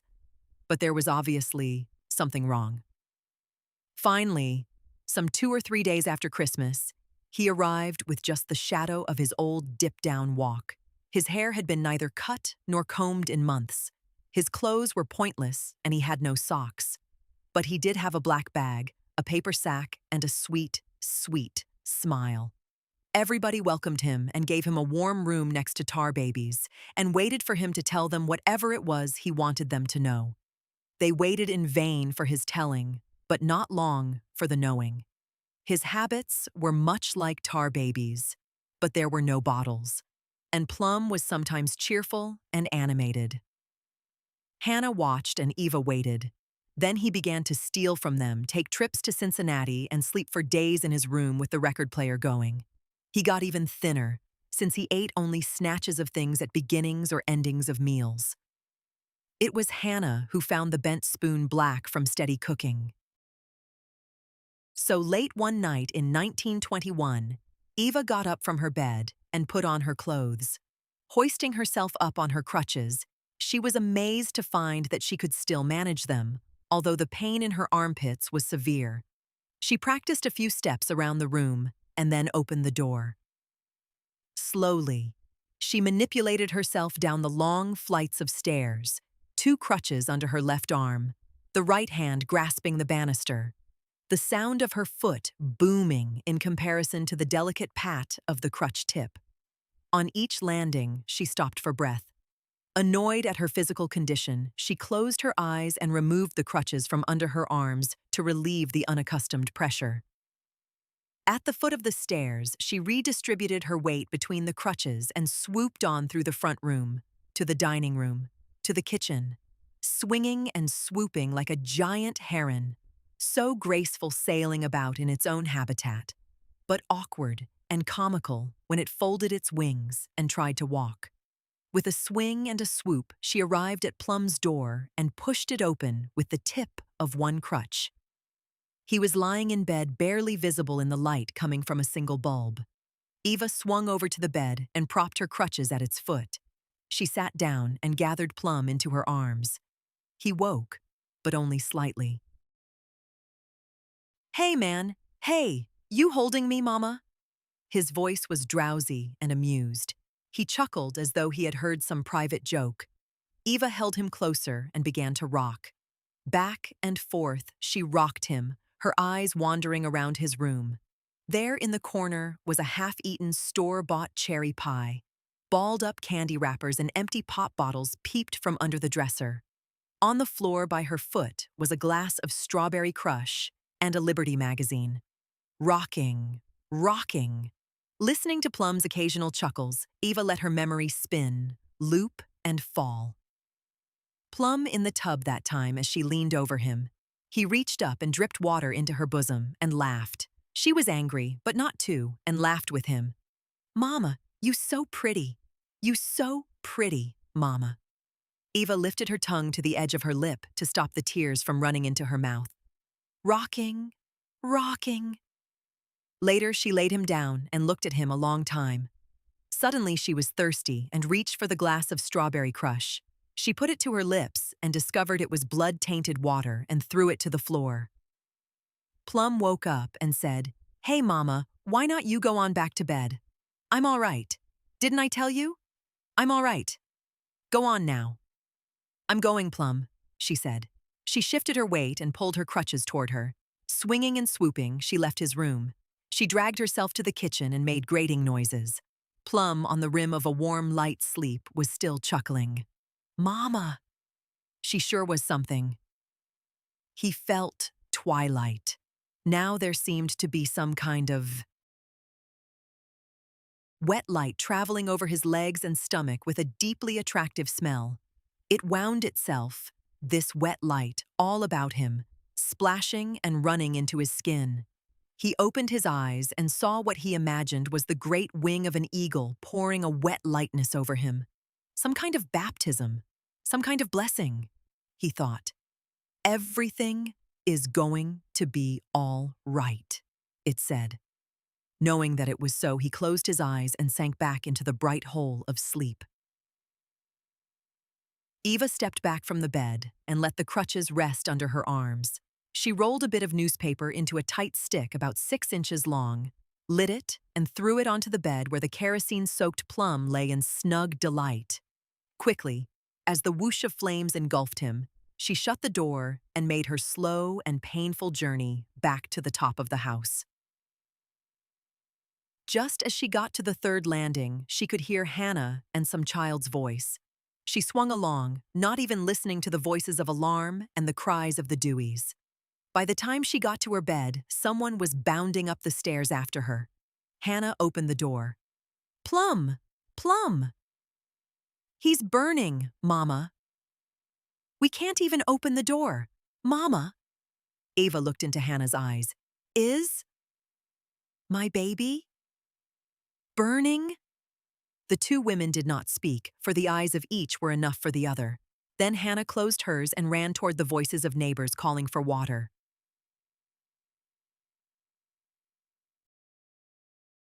1922. It was too cool for ice cream. A hill wind was blowing dust and empty camel's wrappers about their ankles. It pushed their dresses into the creases of their behinds, then lifted the hems to peek at their cotton underwear. They were on their way to Edna Finch's Mellow House, an ice cream parlor catering to nice folks, where even children would feel comfortable, even though it was right next to Reba's Grill and just 1 block down from the time-and-a-half pool hall. It sat in the curve of Carpenter's Road, which, in 4 blocks, made up all the sporting life available in the bottom. Old men and young ones draped themselves in front of the Elmira Theater, Irene's Palace of Cosmetology, the pool hall, the grill, and the other sagging business enterprises that lined the street. On sills, on stoops, on crates, and broken chairs, they sat tasting their teeth and waiting for something to distract them. Every passerby, every motorcar, every alteration in stance caught their attention and was commented on. Particularly, they watched women. When a woman approached, the older men tipped their hats. The younger ones opened and closed their thighs. But all of them, whatever their age, watched her retreating view with interest. Nell and Sula walked through this valley of eyes chilled by the wind and heated by the embarrassment of appraising stares. The old men looked at their stalk-like legs, dwelled on the cords in the backs of their knees, and remembered old dance steps they had not done in 20 years. In their lust, which age had turned to kindness, they moved their lips as though to stir up the taste of young sweat on tight skin. Pig meat. The words were in all their minds, and one of them, one of the young ones, said it aloud. Softly but definitively, and there was no mistaking the compliment. His name was Ajax, a 21-year-old pool haunt of sinister beauty. Graceful and economical in every movement, he held a place of envy with men of all ages for his magnificently foul mouth. In fact, he seldom cursed, and the epithets he chose were dull, even harmless. His reputation was derived from the way he handled the words. When he said hell, he hit the H with his lungs, and the impact was greater than the achievement of the most imaginative foul mouth in the town. He could say shit with a nastiness impossible to imitate. So, when he said pig meat, as Nell and Sula passed, they guarded their eyes lest someone see their delight. It was not really Edna Finch's ice cream that made them brave the stretch of those panther eyes. Years later, their own eyes would glaze as they cupped their chins in remembrance of the inchworm smiles, the squatting haunches, the track rail legs straddling broken chairs, the cream-colored trousers marking with a mere seam the place where the mystery curled. Those smooth vanilla folds invited them, those lemon-yellow gabardines beckoned to them. They moved toward the ice cream parlor like tightrope walkers, as thrilled by the possibility of a slip as by the maintenance of tension and balance. The least sideways glance, the merest misstep, could pitch them into those creamy haunches spread wide with welcome. Somewhere beneath all of that daintiness, chambered in all that neatness, lay the thing that clotted their dreams. Which was only fitting, for it was in dreams that the two girls had first met. Long before Edna Finch's Mellow House opened, even before they marched through the chocolate halls of Garfield Primary School, out onto the playground, and stood facing each other through the ropes of the one vacant swing. Go on. No, you go. They had already made each other's acquaintance in the delirium of their noon dreams. They were solitary little girls whose loneliness was so profound it intoxicated them and sent them stumbling into technicolored visions that always included a presence, a someone, who, quite like the dreamer, shared the delight of the dream. When Nell, an only child, sat on the steps of her back porch, surrounded by the high silence of her mother's incredibly orderly house, feeling the neatness pointing at her back, she studied the poplars and fell easily into a picture of herself lying on a flowered bed, tangled in her own hair, waiting for some fiery prince. He approached, but never quite arrived. But always, watching the dream along with her, were some smiling, sympathetic eyes. Someone as interested as she herself in the flow of her imagined hair, the thickness of the mattress of flowers, the voile sleeves that closed below her elbows in gold-threaded cuffs. Similarly, Sula, also an only child, but wedged into a household of throbbing disorder constantly awry with things, people, voices, and the slamming of doors, spent hours in the attic behind a roll of linoleum galloping through her own mind, on a gray and white horse, tasting sugar and smelling roses, in full view of a someone who shared both the taste and the speed. So when they met, first in those chocolate halls and next through the ropes of the swing, they felt the ease and comfort of old friends. Because each had discovered years before that they were neither white nor male, and that all freedom and triumph was forbidden to them, they had set about creating something else to be. Their meeting was fortunate, for it let them use each other to grow on. Daughters of distant mothers and incomprehensible fathers, Sula's because he was dead, Nell's because he wasn't.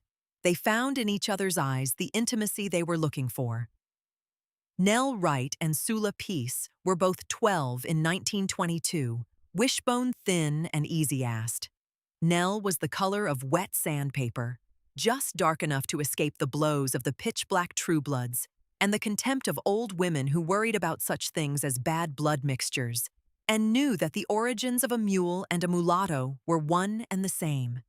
Had she been any lighter-skinned, she would have needed either her mother's protection on the way to school or a streak of mean to defend herself. Sula was a heavy brown with large, quiet eyes, one of which featured a birthmark that spread from the middle of the lid toward the eyebrow, shaped something like a stemmed rose. It gave her otherwise plain face a broken excitement and blue-blade threat like the keloid scar of the razored man who sometimes played checkers with her grandmother.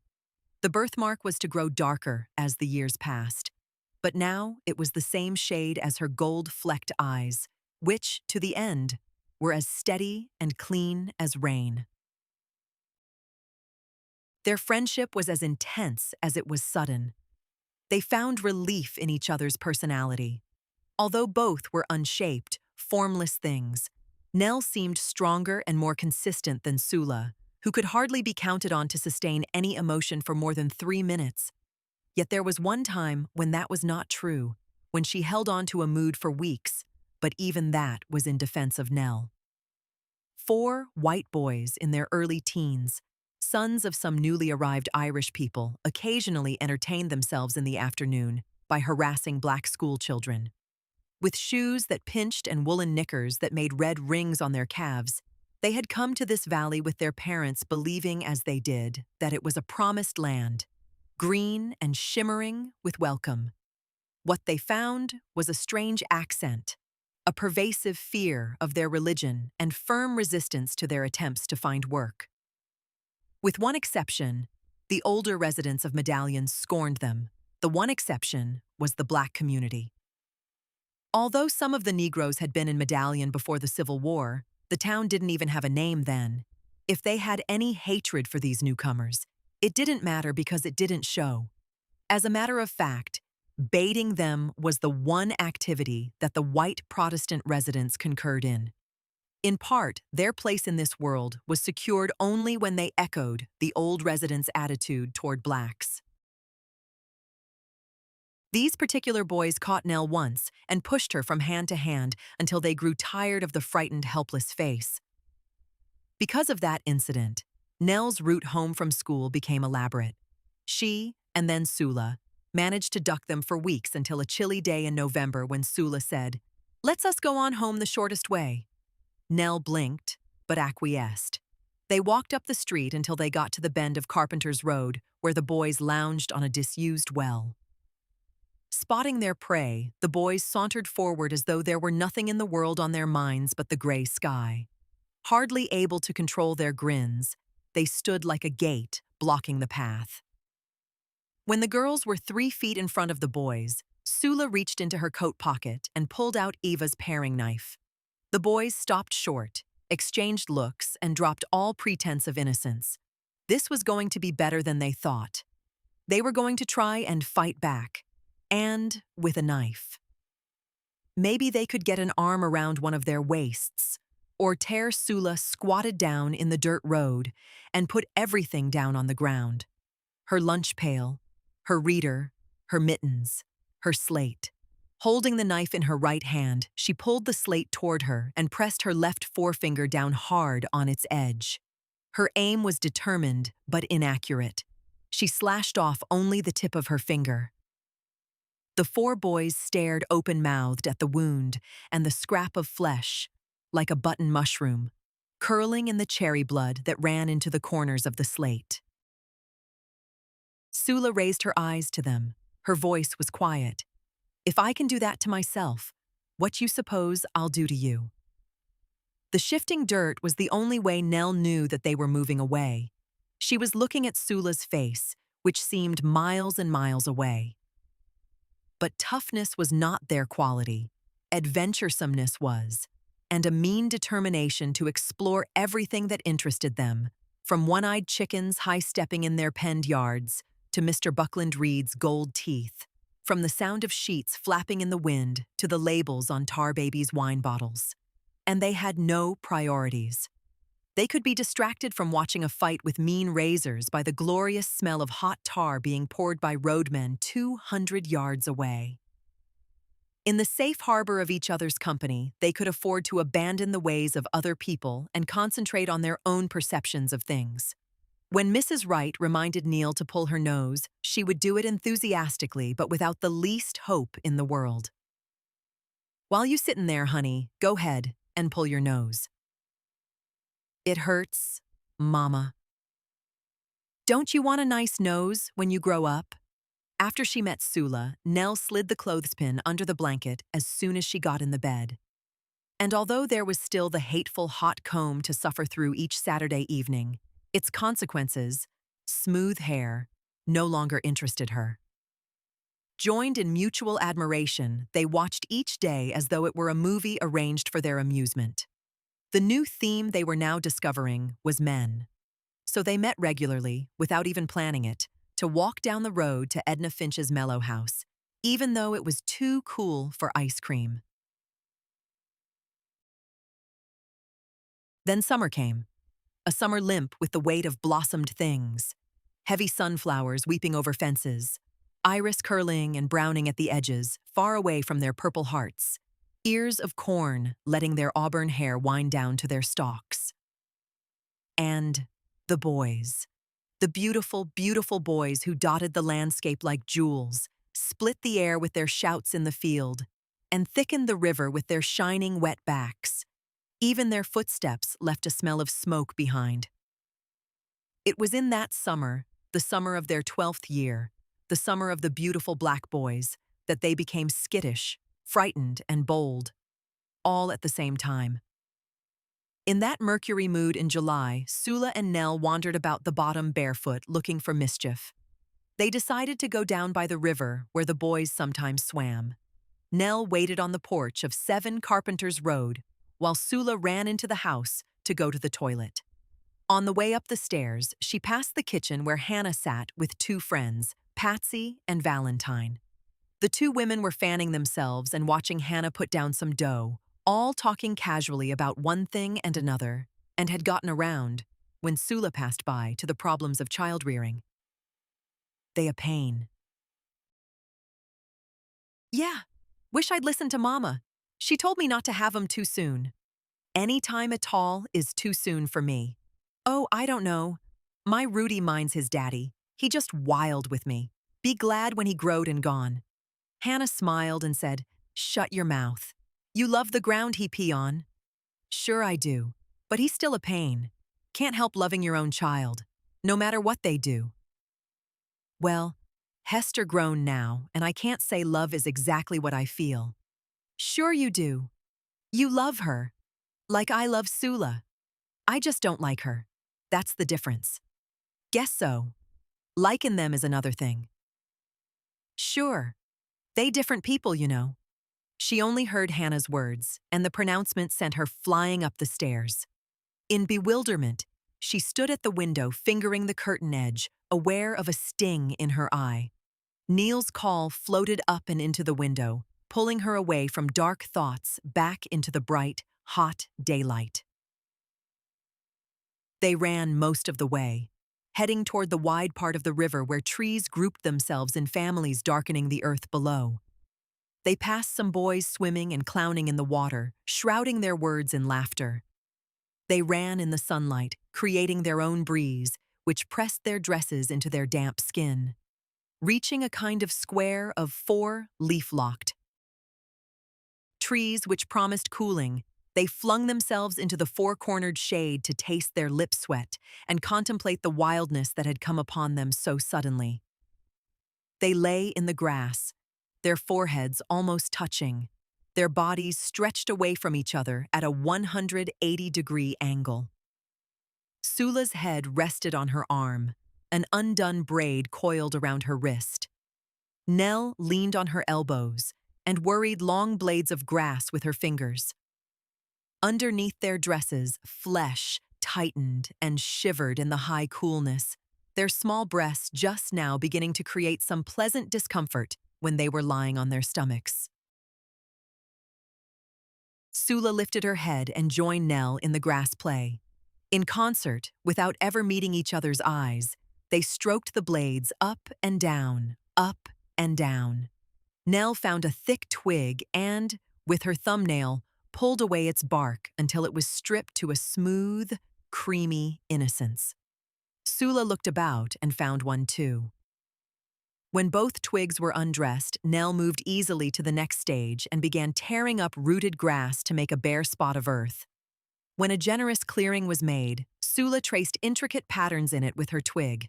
At first, Nell was content to do the same, but soon she grew impatient and poked her twig rhythmically and intensely into the earth, making a small, neat hole that grew deeper and wider with the least manipulation of her twig. Sula copied her, and soon each had a hole the size of a cup. Nell began a more strenuous digging and, rising to her knee, was careful to scoop out the dirt as she made her hole deeper. Together they worked until the 2 holes were one and the same. When the depression was the size of a small dishpan, Nell's twig broke. With a gesture of disgust, she threw the pieces into the hole they had made. Sula threw hers in too. Nell saw a bottle cap and tossed it in as well. Each then looked around for more debris to throw into the hole. Paper, bits of glass, butts of cigarettes. Until all of the small defiling things they could find were collected there. Carefully, they replaced the soil and covered the entire grave with uprooted grass. Neither one had spoken a word.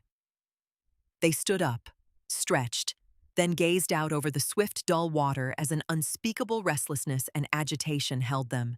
At the same instant, each girl heard footsteps in the grass. A little boy in 2 big knickers was coming up from the lower bank of the river.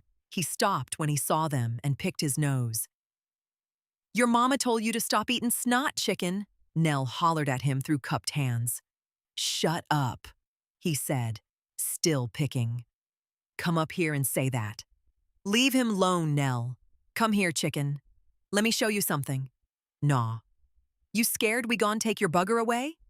"Leave him alone," I said. "Come on, chicken. Look, I'll help you climb a tree." Chicken looked at the tree Sula was pointing to, a big double beech with low branches and lots of bends for sitting. He moved slowly toward her. "Come on, chicken. I'll help you up." Still picking his nose, his eyes wide, he came to where they were standing. Sula took him by the hand and coaxed him along. When they reached the base of the beech, she lifted him to the first branch, saying, Go on. I got you."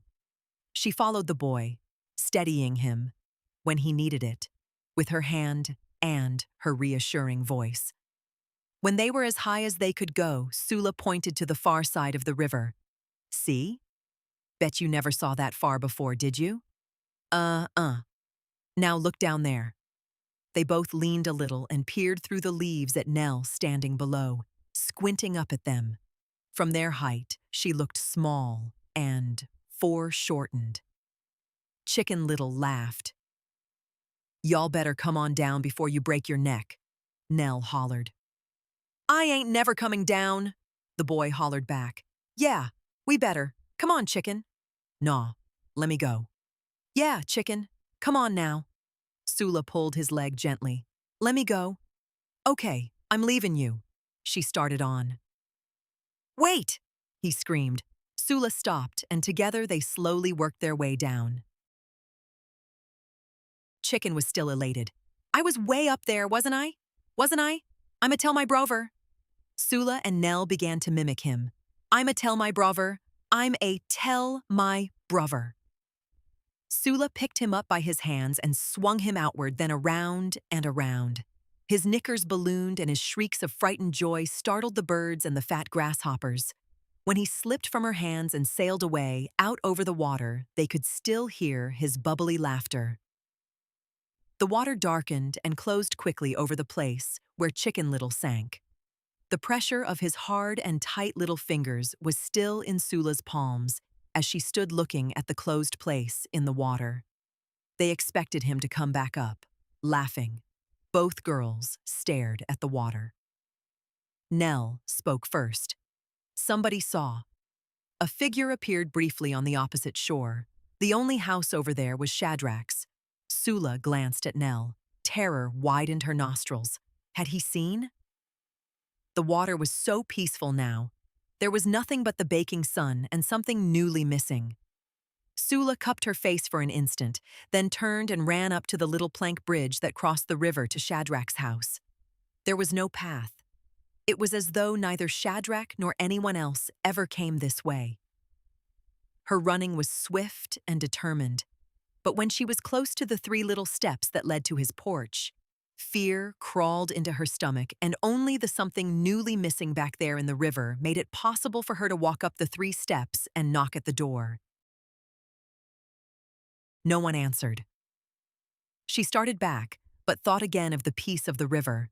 Shadrach would be inside, just behind the door, ready to pounce on her. Still, she could not go back. Ever so gently, she pushed the door with the tips of her fingers and heard only the hinges weep. More. And then she was inside. Alone. The neatness, the order startled her, but more surprising was the restfulness. Everything was so tiny, so common, so unthreatening. Perhaps this was not the house of the Shad, the terrible Shad who walked about with his penis out, who peed in front of ladies and girl children, the only black who could curse white people and get away with it, who drank in the road from the mouth of the bottle, who shouted and shook in the streets. This cottage, this sweet old cottage, with its made-up bed, with its rag rug and wooden table. Sula stood in the middle of the little room, and in her wonder forgot what she had come for, until a sound at the door made her jump. He was there in the doorway, looking at her. She had not heard his coming, and now he was looking at her. More in embarrassment than terror, she averted her glance. When she called up enough courage to look back at him, she saw his hand resting upon the door frame. His fingers, barely touching the wood, were arranged in a graceful arc. Relieved and encouraged. No one with hands like that. No one with fingers that curved around wood so tenderly could kill her. She walked past him out of the door, feeling his gaze turning with her. At the edge of the porch, gathering the wisps of courage that were fast leaving her, she turned once more to look at him, to ask him, had he? He was smiling, a great smile, heavy with lust and time to come. He nodded his head as though answering a question, and said, in a pleasant conversational tone, a tone of cooled butter, always. Sula fled down the steps and shot through the greenness and the baking sun back to Nell and the dark closed place in the water. There she collapsed in tears. Nell quieted her. Shh, shh, don't. You didn't mean it. It ain't your fault. Shh, shh. Come on. Please go, Sula. Come on now. Was he there? Did he see? Where's the belt to your dress? Sula shook her head while she searched her waist for the belt. Finally, she stood up and allowed Nell to lead her away. He said, always, always. What? Sula covered her mouth as they walked down the hill. Always. He had answered a question she had not asked, and its promise licked at her feet. A bargeman, poling away from the shore, found Chicken late that afternoon, stuck in some rocks and weeds, his knickers ballooning about his legs. He would have left him there, but noticed that it was a child, not an old black man, as it first appeared, and he prodded the body loose, netted it, and hauled it aboard. He shook his head in disgust at the kind of parents who would drown their own children. When, he wondered, will those people ever be anything but animals, fit for nothing but substitutes for mules? Only mules didn't kill each other the way niggers did. He dumped Chicken Little into a burlap sack and tossed him next to some egg crates and boxes of wool cloth. Later, sitting down to smoke on an empty lard tin, still bemused by God's curse and the terrible burden his own kind had of elevating Ham's sons, he suddenly became alarmed by the thought that the corpse in this heat would have a terrible odor, which might get into the fabric of his woolen cloth. He dragged the sack away and hooked it over the side so that the chicken's body was half in and half out of the water. Wiping the sweat from his neck, he reported his find to the sheriff at Porter's Landing, who said they didn't have no niggers in their county, but that some lived in those hills, crossed the river, up above Medallion. The bargeman said he couldn't go all the way back there. It was every bit of 2 miles. The sheriff said, why'n't he throw it on back into the water? The bargeman said he never should have taken it out in the first place. Finally, they got the man who ran the ferry twice a day to agree to take it over in the morning. That was why Chicken Little was missing for 3 days and didn't get to the embalmers until the 4th day, by which time he was unrecognizable to almost everybody who once knew him, and even his mother wasn't deep down sure, except that it just had to be him since nobody could find him. When she saw his clothes lying on the table in the basement of the mortuary, her mouth snapped shut. And when she saw his body, her mouth flew wide open again, and it was 7 hours before she was able to close it and make the first sound. So, the coffin was closed.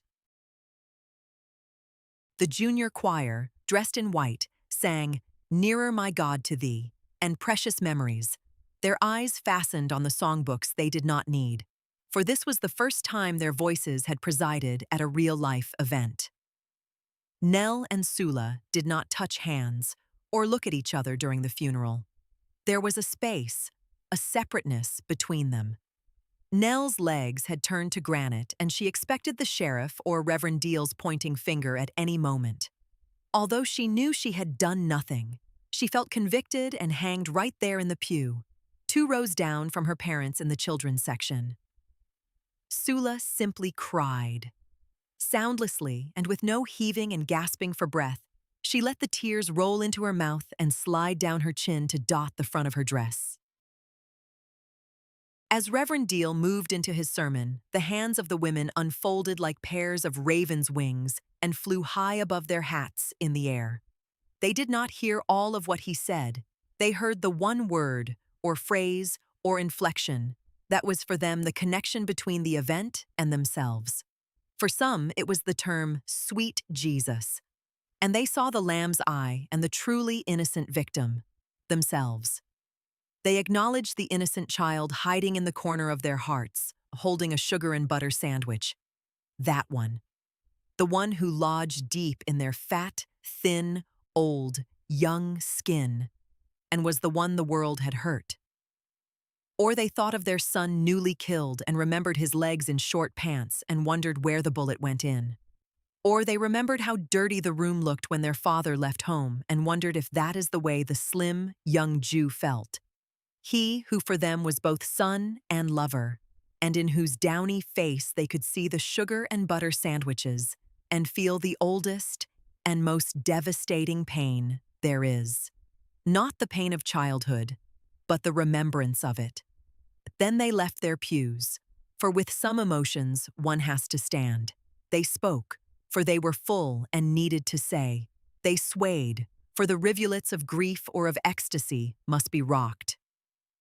And when they thought of all that life and death locked into that little closed coffin, they danced and screamed. not to protest God's will, but to acknowledge it and confirm once more their conviction that the only way to avoid the hand of God is to get in it. In the colored part of the cemetery, they sank Chicken Little in between his grandfather and an aunt. Butterflies flew in and out of the bunches of field flowers now loosened from the top of the bier and lying in a small heap at the edge of the grave. The heat had gone, but there was still no breeze to lift the hair of the willows. Neil and Sula stood some distance away from the grave. The space that had sat between them in the pews had dissolved. They held hands and knew that only the coffin would lie in the earth. The bubbly laughter and the press of fingers in the palm would stay above ground forever. At first, as they stood there, their hands were clenched together. They relaxed slowly, until during the walk back home, their fingers were laced in as gentle a clasp as that of any two young girlfriends trotting up the road on a summer day, wondering what happened to butterflies in the winter. The second strange thing was Hannah's coming into her mother's room with an empty bowl and a peck of Kentucky Wonders and saying, "Mama, did you ever love us?" She sang the words like a small child saying a piece at Easter, then knelt to spread a newspaper on the floor and set the basket on it. The bowl she tucked in the space between her legs. Eva, who was just sitting there fanning herself with the cardboard fan from Mr. Hodges' funeral parlor, listened to the silence that followed Hannah's words, then said, "Scat!" to the Deweys, who were playing chain gang near the window.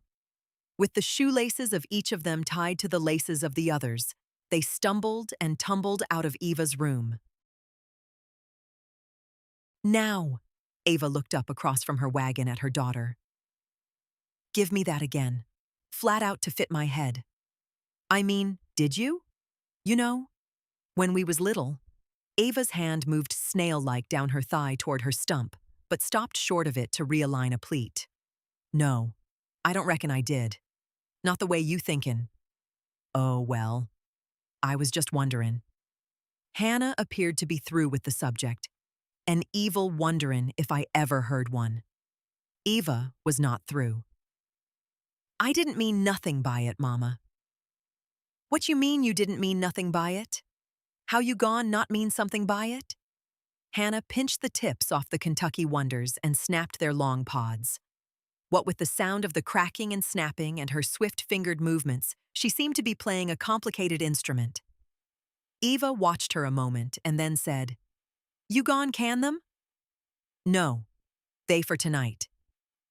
"Thought you was gone can some." "Uncle Paul ain't brought me none yet. A peck ain't enough to can. He say he got 2 bushels for me. Triflin'." "Oh, he all right." "Shoo, he all right. Everybody all right. 'Cept Mama. Mama the only one ain't all right, 'cause she didn't love us. Aw, Mama. Aw, Mama.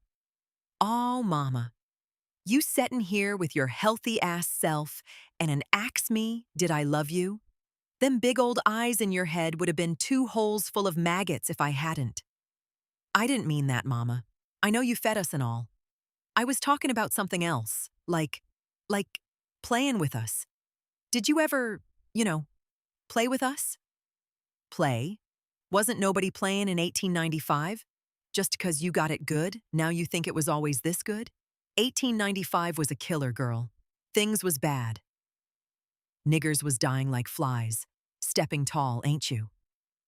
Uncle Paul gone bring me 2 bushels. Yeah. And they's a melon downstairs, ain't they? And I bake every Saturday. And Shad brings fish on Friday. And they's a pork barrel full of meal. And we float eggs in a crock of vinegar. Mama, what you talking about? I'm talking about 1895 when I set in that house 5 days with you and Pearl and Plum and 3 beets, you snake-eyed ungrateful hussy. What would I look like leapin' round that little old room playin' with young'uns with 3 beets to my name? I know about them beets, Mama. You told us that a million times? Yeah. Well, don't that count? Ain't that love? You want me to tinkle you under the jaw and forget about them sores in your mouth? Pearl was shittin' worms and I was supposed to play Rang Around the Rosie? But Mama, They had to be some time when you wasn't thinking about no time. They wasn't no time. Not none. Soon as I got one day done here, come a night.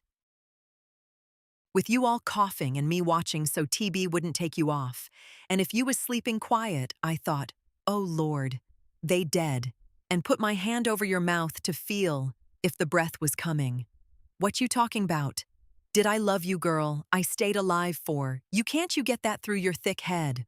Or what is that between your ears? Heifer. Hannah had enough beans now. With some tomatoes and hot bread, she thought. That would be enough for everybody, especially since the Deweys didn't eat vegetables no-how and Eva never made them. And Tar Baby was living off air and music these days. She picked up the basket and stood with it and the bowl of beans over her mother. Eva's face was still asking her last question. Hannah looked into her mother's eyes. But what about Plum? What did you kill Plum for, Mama? It was a Wednesday in August, and the ice wagon was coming and coming. You could hear bits of the driver's song. Now, Mrs. Jackson would be tipping down her porch steps. Jess a piece. You got a lil' old piece layin' round in there you could spare? And as he had since the time of the pigeons, the iceman would hand her a lump of ice, saying, watch it now, Mrs. Jackson. That straw'll tickle your pretty neck to death. Eva listened to the wagon coming and thought about what it must be like in the ice house. She leaned back a little and closed her eyes, trying to see the insides of the ice house. It was a dark, lovely picture in this heat, until it reminded her of that winter night in the outhouse holding her baby in the dark, her fingers searching for his asshole and the last bit of lard scooped from the sides of the can, held deliberately on the tip of her middle finger, the last bit of lard to keep from hurting him when she slid her finger in, and all because she had broken the slop jar and the rags had frozen. The last food staple in the house she had rammed up her baby's behind to keep from hurting him too much when she opened up his bowels to pull the stools out. He had been screaming, fit to kill. But when she found his hole at last and stuck her finger up in it, the shock was so great, he was suddenly quiet.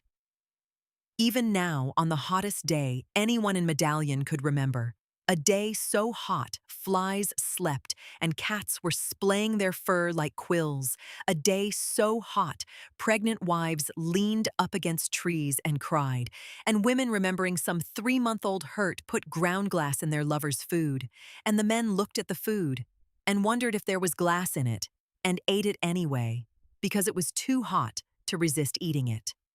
Even on this hottest of days, in the hot spell, Eva shivered from the biting cold and stench of that outhouse. Hannah was waiting, watching her mother's eyelids. When Eva spoke at last, it was with 2 voices, like 2 people were talking at the same time, saying the same thing, one a fraction of a second behind the other. He give me such a time. Such a time. Look like he didn't even want to be born. But he come on out. Boys is hard to bear. You wouldn't know that, but they is. It was such a carrying on to get him born and to keep him alive. Just to keep his little heart beating and his little old lungs cleared and look like when he came back from that war, he wanted to get back in. After all that carrying on, just getting him out and keeping him alive, he wanted to crawl back in my womb and, well, I ain't got the room no more, even if he could do it. There wasn't space for him in my womb, and he was crawling back, being helpless and thinking baby thoughts and dreaming baby dreams and messing up his pants again and smiling all the time. I had room enough in my heart, but not in my womb. Not no more. I birthed him once. I couldn't do it again. He was growed, a big old thing. God have mercy. I couldn't birth him twice. I'd be laying here at night and he'd be downstairs in that room. But when I closed my eyes, I'd see him 6 feet tall, smiling, and crawling up the stairs quiet, like so I wouldn't hear, and opening the door soft so I wouldn't hear, and he'd be creeping to the bed, trying to spread my legs, trying to get back up in my womb. He was a man, girl, a big old growed-up man. I didn't have that much room. I kept on dreaming it, and I knowed it was true. One night it wouldn't be no dream. It'd be true, and I would have done it. Would have let him if I'd have had the room. But a big man can't be a baby, all wrapped up inside his mama no more. He suffocate. I done everything I could to make him leave me and go on and live and be a man, but he wouldn't. And I had to keep him out. So I just thought of a way he could die like a man, not all scrunched up inside my womb, but like a man. Eva couldn't see Hannah clearly for the tears, but she looked up at her anyway and said, by way of apology or explanation, or perhaps just by way of neatness, but I held him close first. Real close. Sweet plum. My baby boy. Long after Hannah turned and walked out of the room, Eva continued to call his name while her fingers lined up the pleats in her dress. Hannah went off to the kitchen, her old man's slippers plopping down the stairs and over the hardwood floors. She turned the spigot on, letting water break up the tight knots of Kentucky Wonders and float them to the top of the bowl. She swirled them about with her fingers, poured the water off, and repeated the process. Each time the green tubes rose to the surface, she felt elated and collected whole handfuls at a time to drop in 2s and 3s back into the water. Through the window over the sink, she could see the Deweys still playing chain gang. Their ankles bound one to the other, they tumbled, struggled back to their feet, and tried to walk single file. Hens strutted by with one suspicious eye on the Deweys, another on the brick fireplace where sheets and mason jars were boiled. Only the Deweys could play in this heat. Hannah put the Kentucky Wonders over the fire, and struck by a sudden sleepiness, she went off to lie down in the front room. It was even hotter there, for the windows were shut to keep out the sunlight. Hannah straightened the shawl that draped the couch and lay down. She dreamed of a wedding in a red bridal gown until Sula came in and woke her. But before the second strange thing, there had been the wind, which was the first. The very night before the day Hannah had asked Eva if she had ever loved them, the wind tore over the hills, rattling roofs and loosening doors. Everything shook, and although the people were frightened, they thought it meant rain and welcomed it. Windows fell out and trees lost arms. People waited up half the night for the first crack of lightning. Some had even uncovered barrels to catch the rainwater, which they loved to drink and cook in. They waited in vain, for no lightning, no thunder, no rain came.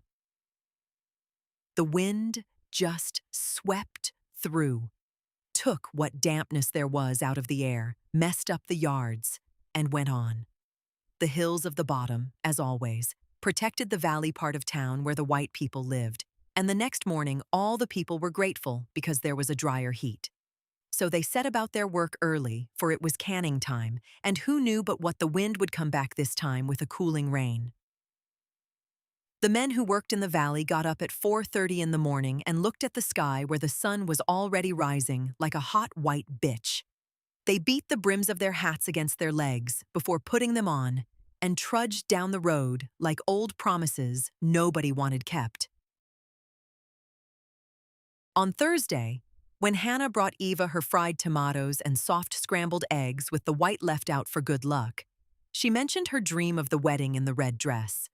Neither one bothered to look it up, for they both knew the number was 522. Eva said she'd play it when Mr. Buckland Reed came by. Later, she would remember it as the third strange thing. She had thought it odd even then, but the red in the dream confused her. But she wasn't certain that it was third or not because Sula was acting up, fretting the Deweys and meddling the newly married couple. Because she was 13, everybody supposed her nature was coming down, but it was hard to put up with her sulking and irritation. The birthmark over her eye was getting darker and looked more and more like a stem and rose. She was dropping things and eating food that belonged to the newly married couple and started in to worrying everybody that the Deweys needed a bath. and she was going to give it to them. The Deweys, who went wild at the thought of water, were crying and thundering all over the house like colts. "We ain't got to, do we? Do we gotta do what she says? It ain't Saturday." They even woke up Tar Baby, who came out of his room to look at them and then left the house in search of music. Hannah ignored them and kept on bringing mason jars out of the cellar and washing them. Eva banged on the floor with her stick, but nobody came. By noon, it was quiet. The Deweys had escaped. Sula was either in her room or gone off somewhere. The newly married couple, energized by their morning lovemaking, had gone to look for a day's work, happily certain that they would find none. The air all over the bottom got heavy with peeled fruit and boiling vegetables. Fresh corn, tomatoes, string beans, melon rinds. The women, the children, and the old men who had no jobs were putting up for a winter they understood so well. Peaches were stuffed into jars and black cherries. Later, when it got cooler, they would put up jellies and preserves. The greedy canned as many as 42 a day, even though some of them, like Mrs. Jackson, who ate ice, had jars from 1920.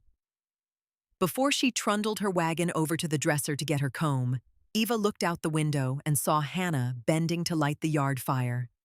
And that was the fifth or fourth, if you didn't count Sula's craziness, strange thing. She couldn't find her comb. Nobody moved stuff in Eva's room except to clean, and then they put everything right back. But Eva couldn't find it anywhere. One hand pulling her braids loose, the other searching the dresser drawers. She had just begun to get irritated when she felt it in her blouse drawer. Then she trundled back to the window to catch a breeze, if one took a mind to come by, while she combed her hair.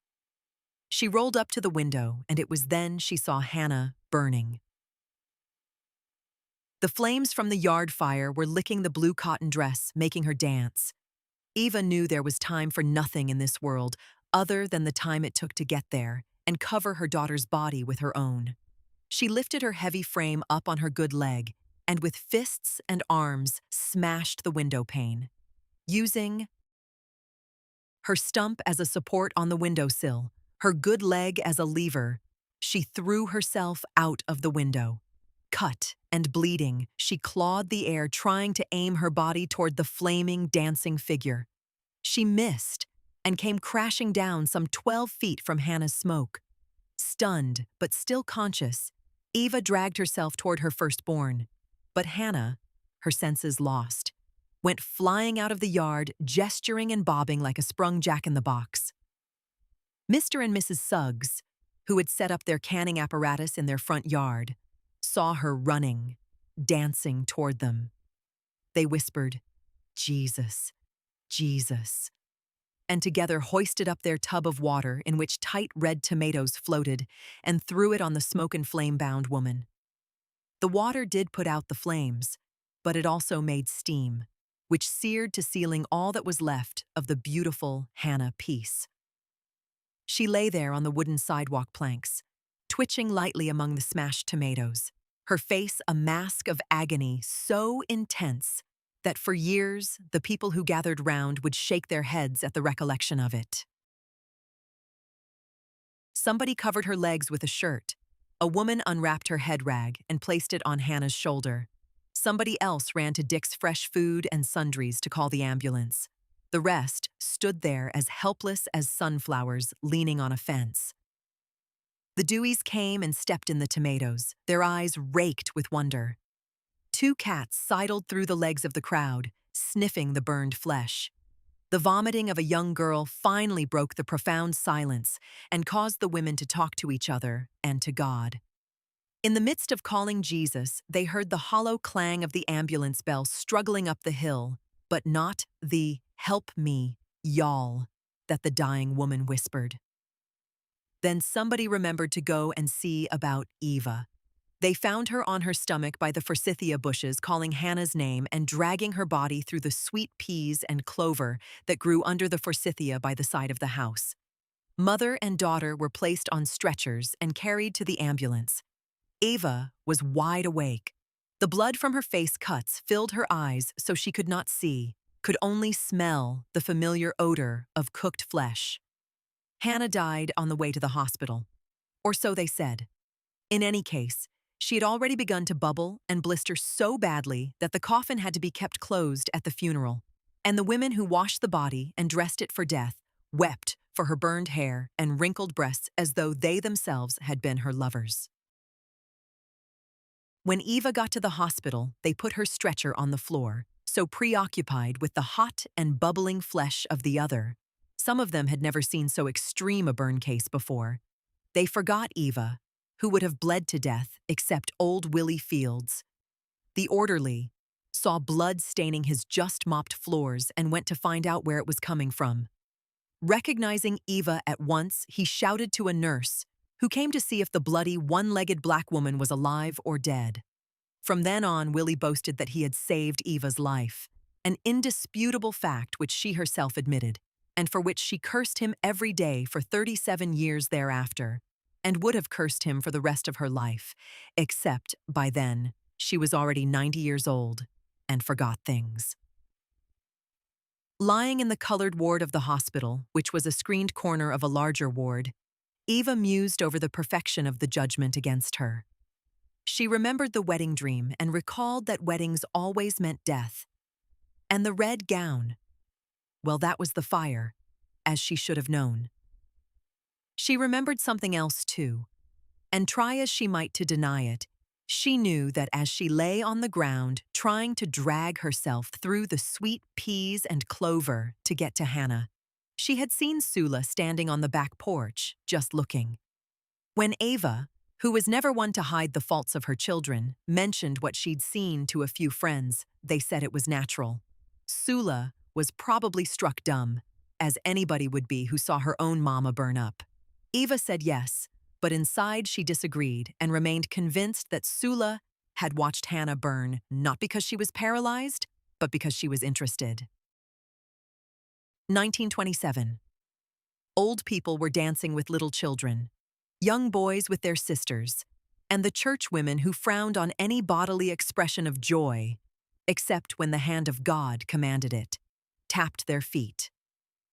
Somebody, the groom's father, everybody said, had poured a whole pint jar of cane liquor into the punch, so even the men who did not sneak out the back door to have a shot, as well as the women who let nothing stronger than black draft enter their blood, were tipsy.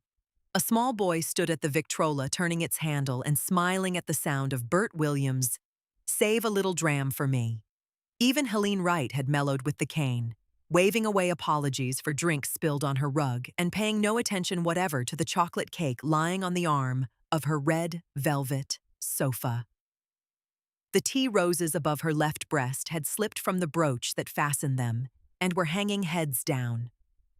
When her husband called her attention to the children wrapping themselves into her curtains, she merely smiled and said, "Oh, let them be." She was not only a little drunk, she was weary and had been for weeks. Her only child's wedding, the culmination of all she had been, thought or done in this world, had dragged from her energy and stamina even she did not know she possessed. Her house had to be thoroughly cleaned, chickens had to be plucked, cakes and pies made, and for weeks she, her friends and her daughter had been sewing.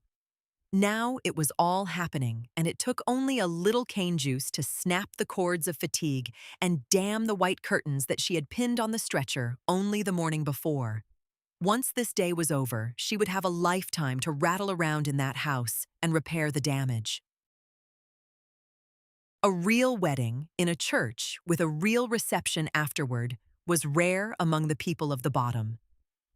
Expensive for one thing, and most newlyweds just went to the courthouse if they were not particular, or had the preacher come in and say a few words if they were. The rest just took up with one another.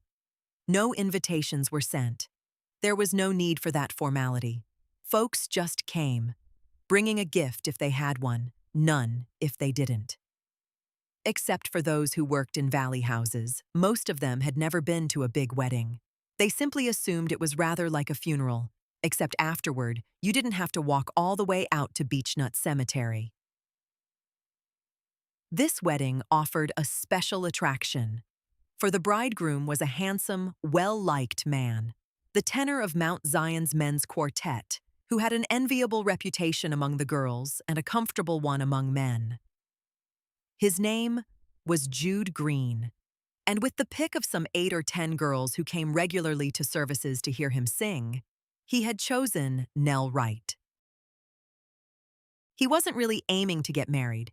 He was 20 then, and although his job as a waiter at the Hotel Medallion was a blessing to his parents and their 7 other children, it wasn't nearly enough to support a wife.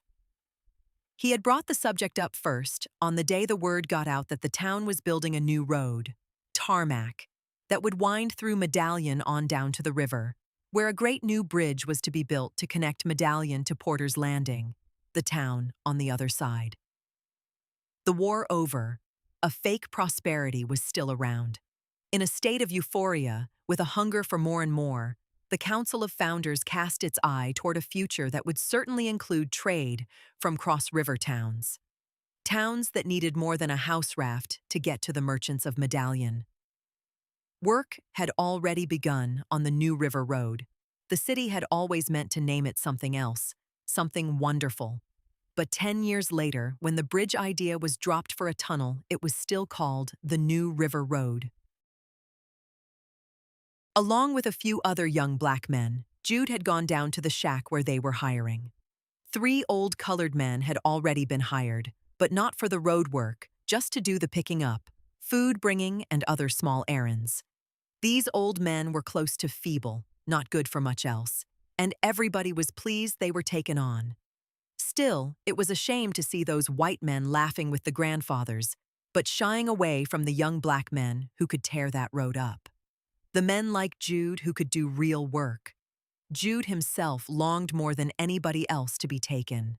Not just for the good money, more for the work itself. He wanted to swing the pick or kneel down with the string or shovel the gravel.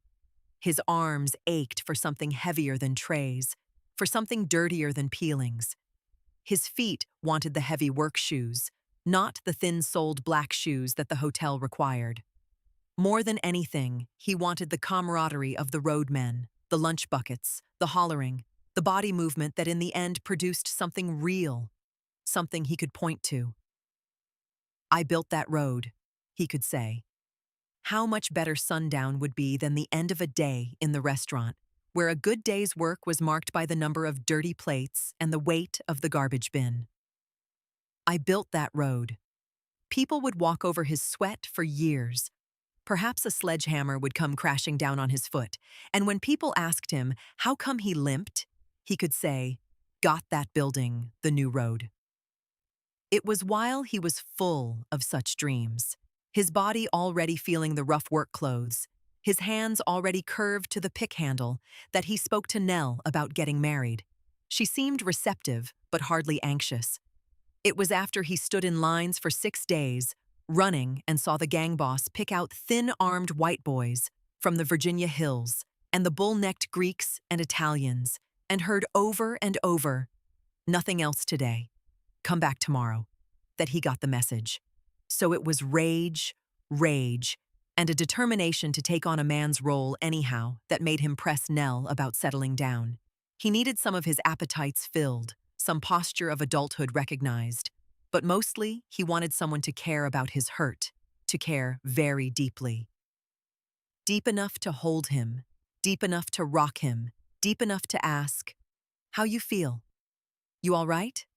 Want some coffee?" And if he were to be a man, that someone could no longer be his mother, he chose the girl who had always been kind, who had never seemed hell-bent to marry, who made the whole venture seem like his idea, his conquest. The more he thought about marriage, the more attractive it became.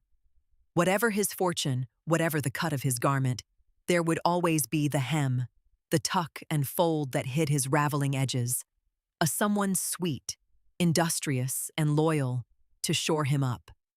And in return, he would shelter her, love her, grow old with her. Without that someone, he was a waiter hanging around a kitchen like a woman.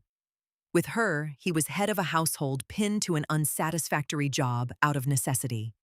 The two of them together would make one Jude. His fears lest his burst dream of road building discourage her were never realized. Nell's indifference to his hints about marriage disappeared altogether when she discovered his pain. Jude could see himself taking shape in her eyes. She actually wanted to help, to soothe. And was it true what Ajax said in the Time and a Half pool hall? That all they want, man, is they own misery. Ax 'em to die for you, and they yours, for life. Whether he was accurate in general, Ajax was right about Nell. Except for an occasional leadership role with Sula, she had no aggression. Her parents had succeeded in rubbing down to a dull glow any sparkle or splutter she had. Only with Sula did that quality have free rein, but their friendship was so close, they themselves had difficulty distinguishing one's thoughts from the others. During all of her girlhood, the only respite Nell had had from her stern and undemonstrative parents was Sula. When Jude began to hover around, she was flattered. All the girls liked him, and Sula made the enjoyment of his attentions keener simply because she seemed always to want Nell to shine. They never quarreled, those two, the way some girlfriends did over boys, or competed against each other for them. In those days, a compliment to one was a compliment to the other, and cruelty to one was a challenge to the other. Nell's response to Jude's shame and anger selected her away from Sula. And greater than her friendship was this new feeling of being needed by someone who saw her singly. She didn't even know she had a neck until Jude remarked on it, or that her smile was anything but the spreading of her lips until he saw it as a small miracle. Sula was no less excited about the wedding. She thought it was the perfect thing to do following their graduation from general school. She wanted to be the bridesmaid, no others. And she encouraged Mrs. Wright to go all out, even to borrowing Eva's punch bowl. In fact, she handled most of the details very efficiently, capitalizing on the fact that most people were anxious to please her since she had lost her mama only a few years back, and they still remembered the agony in Hannah's face and the blood on Eva's. So they danced up in the bottom on the second Saturday in June, danced at the wedding where everybody realized for the first time that except for their magnificent teeth, the Deweys would never grow. They had been 48 inches tall for years now, and while their size was unusual, it was not unheard of. The realization was based on the fact that they remained boys in mind. Mischievous, cunning, private, and completely unhousebroken. Their games and interests had not changed since Hannah had them all put into the first grade together. Nell and Jude, who had been the stars all during the wedding, were forgotten finally as the reception melted into a dance, a feed, a gossip session, a playground, and a love nest. For the first time that day, they relaxed and looked at each other and liked what they saw. They began to dance, pressed in among the others, and each one turned his thoughts to the night that was coming on fast. They had taken a housekeeping room with one of Jude's aunts, over the protest of Mrs. Wright, who had rooms to spare, but Nell didn't want to make love to her husband in her mother's house, and were getting restless to go there. As if reading her thoughts, Jude leaned down and whispered, "Me too." Nell smiled and rested her cheek on his shoulder. The veil she wore was too heavy to allow her to feel the core of the kiss he pressed on her head. When she raised her eyes to him for one more look of reassurance, she saw through the open door a slim figure in blue, gliding, with just a hint of a strut, down the path toward the road. One hand was pressed to the head to hold down the large hat against the warm June breeze. Even from the rear, Nell could tell that it was Sula, and that she was smiling, that something deep down in that litheness was amused. It would be 10 years before they saw each other again, and their meeting would be thick with birds. 1937. Accompanied by a plague of robins, Sula came back to Medallion. The little yam-breasted shuddering birds were everywhere, exciting very small children away from their usual welcome into a vicious stoning. Nobody knew why or from where they had come. What they did know was that you couldn't go anywhere without stepping in their pearly shit, and it was hard to hang up clothes, pull weeds, or just sit on the front porch when robins were flying and dying all around you. Although most of the people remembered the time when the sky was black for 2 hours, with clouds, and clouds of pigeons, and although they were accustomed to excesses in nature, too much heat, too much cold, too little rain, rain to flooding, they still dreaded the way a relatively trivial phenomenon could become sovereign in their lives and bend their minds to its will. In spite of their fear, they reacted to an oppressive oddity, or what they called evil days, with an acceptance that bordered on welcome.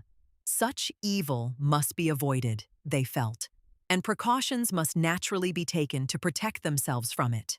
But they let it run its course, fulfill itself, and never invented ways either to alter it, to annihilate it, or to prevent its happening again. So also were they with people. What was taken by outsiders to be slackness, slovenliness, or even generosity was in fact a full recognition of the legitimacy of forces other than good ones. They did not believe doctors could heal. For them, none ever had done so. They did not believe death was accidental. Life might be, but death was deliberate. They did not believe nature was ever askew, only inconvenient. Plague and drought were as natural as springtime. If milk could curdle, God knows robins could fall. The purpose of evil was to survive it, and they determined, without ever knowing they had made up their minds to do it, to survive floods, white people, tuberculosis, famine, and ignorance. They knew anger well, but not despair. And they didn't stone sinners for the same reason they didn't commit suicide. It was beneath them. Sula stepped off the Cincinnati Flyer into the robin shit and began the long climb up into the bottom. She was dressed in a manner that was as close to a movie star as anyone would ever see. A black crepe dress splashed with pink and yellow zinnias, foxtails, a black felt hat with the veil of net lowered over one eye. In her right hand was a black purse with a beaded clasp, and in her left a red leather traveling case. So small, so charming. No one had seen anything like it ever before, including the mayor's wife and the music teacher, both of whom had been to Rome. Walking up the hill toward Carpenter's Road, the heels and sides of her pumps edged with drying bird shit, she attracted the glances of old men sitting on stone benches in front of the courthouse, housewives throwing buckets of water on their sidewalks, and high school students on their way home for lunch. By the time she reached the bottom, the news of her return had brought the black people out on their porches or to their windows. There were scattered hellos and nods, but mostly stares. A little boy ran up to her saying, "Carry your bag, ma'am." Before Sula could answer, his mother had called him, "You, John, get back in here." At Eva's house, there were 4 dead robins on the walk. Sula stopped and with her toe pushed them into the bordering grass. Eva looked at Sula pretty much the same way she had looked at Boy Boy that time when he'd left her without a dime or a prospect of one. She was sitting in her wagon, her back to the window she had jumped out of, now all boarded up, setting fire to the hair she had combed out of her head. When Sula opened the door, she raised her eyes and said, "I might have knowed them birds meant something. Where's your coat?" Sula threw herself on Eva's bed. "The rest of my stuff will be on later." "I should hope so. Them little old furry tails ain't going to do you no more good than they did the fox that was wearing them. Don't you say hello to nobody when you ain't seen them for 10 years? If folks let somebody know where they is and when they coming, then other folks can get ready for them. If they don't, if they just pop in all sudden, like, then they got to take whatever mood they find." "How you been doing, Big Mama?" "Gettin' by. Sweet of you to ask. You was quick enough when you wanted something, when you needed a little change or, don't talk to me about how much you gave me, Big Mama, and how much I owe you or none of that." "Oh? I ain't supposed to mention it?" "Okay. Mention it." Sula shrugged and turned over on her stomach, her buttocks toward Eva. "You ain't been in this house 10 seconds and already you starting something. Takes 2, Big Mama." "Well, don't let your mouth start nothing that your ass can't stand. When you gone to get married, you need to have some babies. It'll settle you." I don't want to make somebody else. I want to make myself. Selfish. Ain't no woman got no business floating around without no man. You did. Not by choice. Mama did. Not by choice, I said. It ain't right for you to want to stay off by yourself. You need. I'ma tell you what you need. Sula sat up. I need you to shut your mouth. Don't nobody talk to me like that. Don't nobody. This body does. Just 'cause you was bad enough to cut off your own leg, you think you got a right to kick everybody with the stump. Who said I cut off my leg? Well, you stuck it under a train to collect insurance. Hold on, you lying heifer. I aim to. Bible say, honor thy father and thy mother, that thy days may be long upon the land thy God giveth thee. Mama must have skipped that part. Her days wasn't too long. Puss mouth. God's going to strike you. Which God? The one watched you burn plum? Don't talk to me about no burning. You watched your own mama, you crazy roach. You the one should have been burnt. But I ain't. Got that? I ain't. Any more fires in this house, I'm lighting them. Hellfire don't need lighting and it's already burning in you. Whatever's burning in me is mine. Amen. And I'll split this town in two and everything in it before I'll let you put it out. Pride goeth before a fall. What the hell do I care about falling? Amazing grace. You sold your life for $23 a month. You throwed yours away. It's mine to throw. One day, you gon' need it. But not you. I ain't never going to need you. And you know what? Maybe one night when you dozing in that wagon, flicking flies and swallowing spit, maybe I'll just tip on up here with some kerosene and, who knows, you may make the brightest flame of them all. So Eva locked her door from then on. But it did no good. In April, 2 men came with a stretcher, and she didn't even have time to comb her hair before they strapped her to a piece of canvas. When Mr. Buckland Reed came by to pick up the number, his mouth sagged at the sight of Eva being carried out and Sula holding some papers against the wall, at the bottom of which, just above the word guardian, she very carefully wrote Miss Sula May Peace. Nell alone noticed the peculiar quality of the May that followed the leaving of the birds. It had a sheen, a glimmering as of green, rain-soaked Saturday nights, lit by the excitement of newly installed streetlights, of lemon-yellow afternoons bright with iced drinks and splashes of daffodils. It showed in the damp faces of her children and the river smoothness of their voices. Even her own body was not immune to the magic. She would sit on the floor to sew as she had done as a girl, fold her legs up under her, or do a little dance that fitted some tune in her head. There were easy sun-washed days and purple dusks in which Tar Baby sang, "Abide with me," at prayer meetings, his lashes darkened by tears, his silhouette limp with regret against the whitewashed walls of Greater St. Matthew's. Neil listened and was moved to smile at the sheer loveliness that pressed in from the windows and touched his grief, making it a pleasure to behold.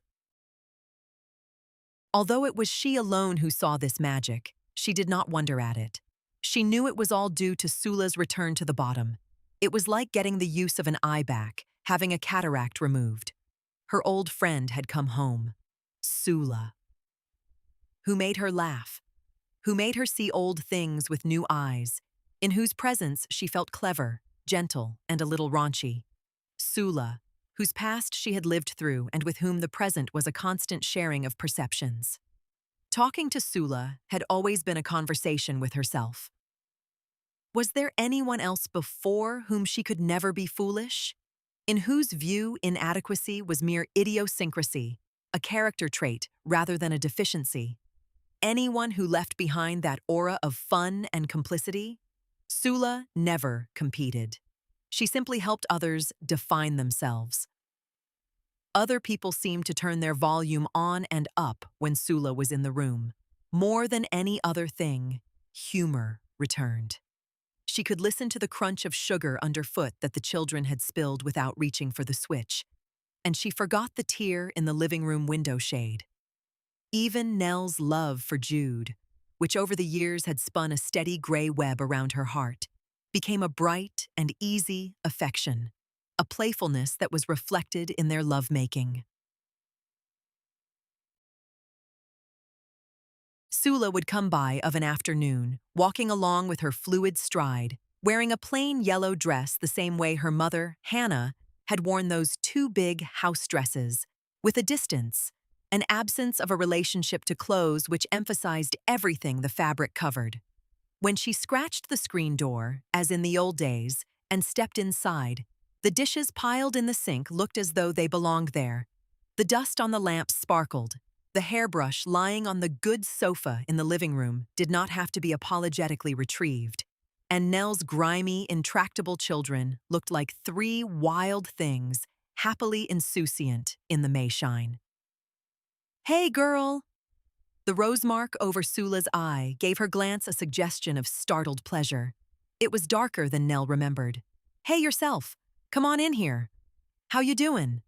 Sula moved a pile of ironed diapers from a chair and sat down. "Oh, I ain't strangled nobody yet, so I guess I'm all right." "Well, if you change your mind, call me." "Somebody need killin'? Half this town need it. And the other half? A drawn-out disease." "Oh, come on. Is Medallion that bad? Didn't nobody tell you? You been gone too long, Sula. Not too long, but maybe too far." "What's that supposed to mean?" Nell dipped her fingers into the bowl of water and sprinkled a diaper. "Oh, I don't know. Want some cool tea?" Lots of ice. I'm burning up." "Iceman don't come yet, but it's good and cold." "That's fine. Hope I didn't speak too soon. Kids run in and out of here so much." Nell bent to open the icebox. "You putting it on, Nell? Jude must be wore out." "Jude must be wore out? You don't care nothing about my back, do you?" "Is that where it's at? In your back?" "Ha! Jude thinks it's everywhere." "He's right. It is everywhere. Just be glad he found it, wherever it is." "Remember John L.? When Shirley said he got her down by the well and tried to stick it in her hip?" Nell giggled at the remembrance of that teen-time tale. She should have been grateful. "Have you seen her since you've been back?" Like a ox." "That was one dumb nigger, John L. Maybe. Maybe he was just sanitary." "Sanitary? Well, think about it. Suppose Shirley was all splayed out in front of you. Wouldn't you go for the hip bone instead?" Nell lowered her head onto crossed arms while tears of laughter dripped into the warm diapers. Laughter that weakened her knees and pressed her bladder into action. Her rapid soprano and Sula's dark, sleepy chuckle made a duet that frightened the cat and made the children run in from the backyard, puzzled at first by the wild, free sounds, then delighted to see their mother stumbling merrily toward the bathroom, holding on to her stomach, fairly singing through the laughter. "Ah, ah, Lord, Sula, stop." And the other one, the one with the scary black thing over her eye, laughing softly and egging their mother on. "Neatness counts. You know what cleanliness is next to—" "Hush." Neil's plea was clipped off by the slam of the bathroom door. "What y'all laughing at?" "Old-timey stuff. Long gone, old-timey stuff." "Tell us." "Tell you." The black mark leaped. "Uh-huh. Tell us." "What tickles us wouldn't tickle you." "Uh-huh, it would." "Well, we was talking about some people we used to know when we was little." "Was my mama little?" "Of course." "What happened?" "Well, some old boy we knew named John L. and a girl named—" Damp-faced, Nell stepped back into the kitchen. She felt new, soft, and new. It had been the longest time since she had had a rib-scraping laugh. She had forgotten how deep and down it could be. So different from the miscellaneous giggles and smiles she had learned to be content with these past few years. Oh Lord, Sula, you haven't changed none. She wiped her eyes. What was all that about anyway? All that scrambling we did trying to do it and not do it at the same time? Beats me. Such a simple thing. But we sure made a lot out of it. And the boys were dumber than we were. Couldn't nobody be dumber than I was. Stop lying. All of them liked you best. Yeah? Where are they? They still here. You the one went off. Didn't I, though? Tell me about it. The big city. Big is all it is, a big medallion. No, I mean the life, the nightclubs and parties. I was in college, Nellie. No nightclubs on campus. Campus? That what they call it? Well, you wasn't in no college for, what, 10 years now? And you didn't write to nobody. How come you never wrote? You never did either. Where was I going to write to? All I knew was that you was in Nashville. I asked Miss Peace about you once or twice. What did she say? I couldn't make much sense out of her. You know she been getting stranger and stranger after she come out the hospital? How is she anyway? Same, I guess. Not so hot. No. Laura, I know, was doing her cooking and things. Is she still? No, I put her out. Put her out? What for? She made me nervous. But she was doing it for nothing, Sula. That's what you think. She was stealing right and left. Since when did you get froggy about folks stealing? Sula smiled. Okay, I lied. You wanted a reason. Well, give me the real one. I don't know the real one. She just didn't belong in that house, digging around in the cupboards, picking up pots and ice picks. You sure have changed. That house was always full of people, digging in cupboards and carrying on. That's the reason, then. Sula, come on now. You've changed too. I didn't used to have to explain everything to you. Nell blushed. Who's feeding the Deweys and Tar Baby? You? Sure me. Anyway, Tar Baby don't eat and the Dewey's still crazy. I heard one of 'em's mama came to take him back, but didn't know which was hern. Don't nobody know. And Eva? You doing the work for her too? Well, since you haven't heard it, let me tell you. Eva's real sick. I had her put where she could be watched and taken care of. Where would that be? Out by Beechnut. You mean that home the white church run? Sula.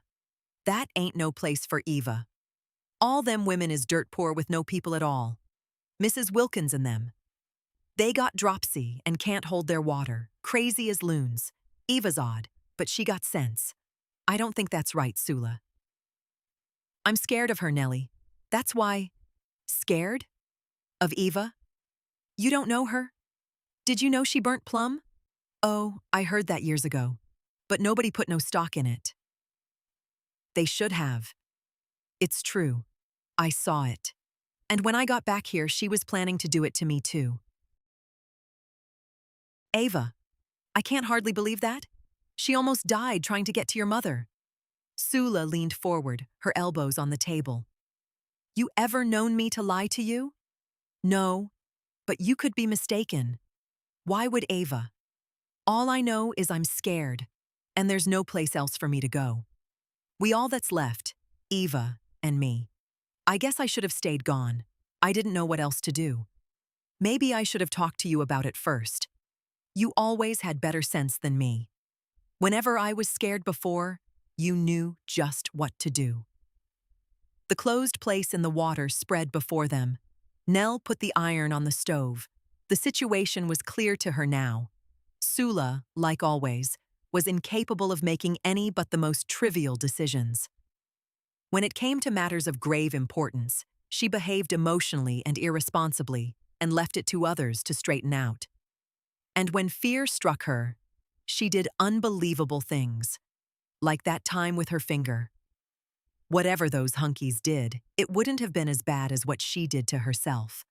But Sula was so scared she had mutilated herself to protect herself. What should I do, Nellie?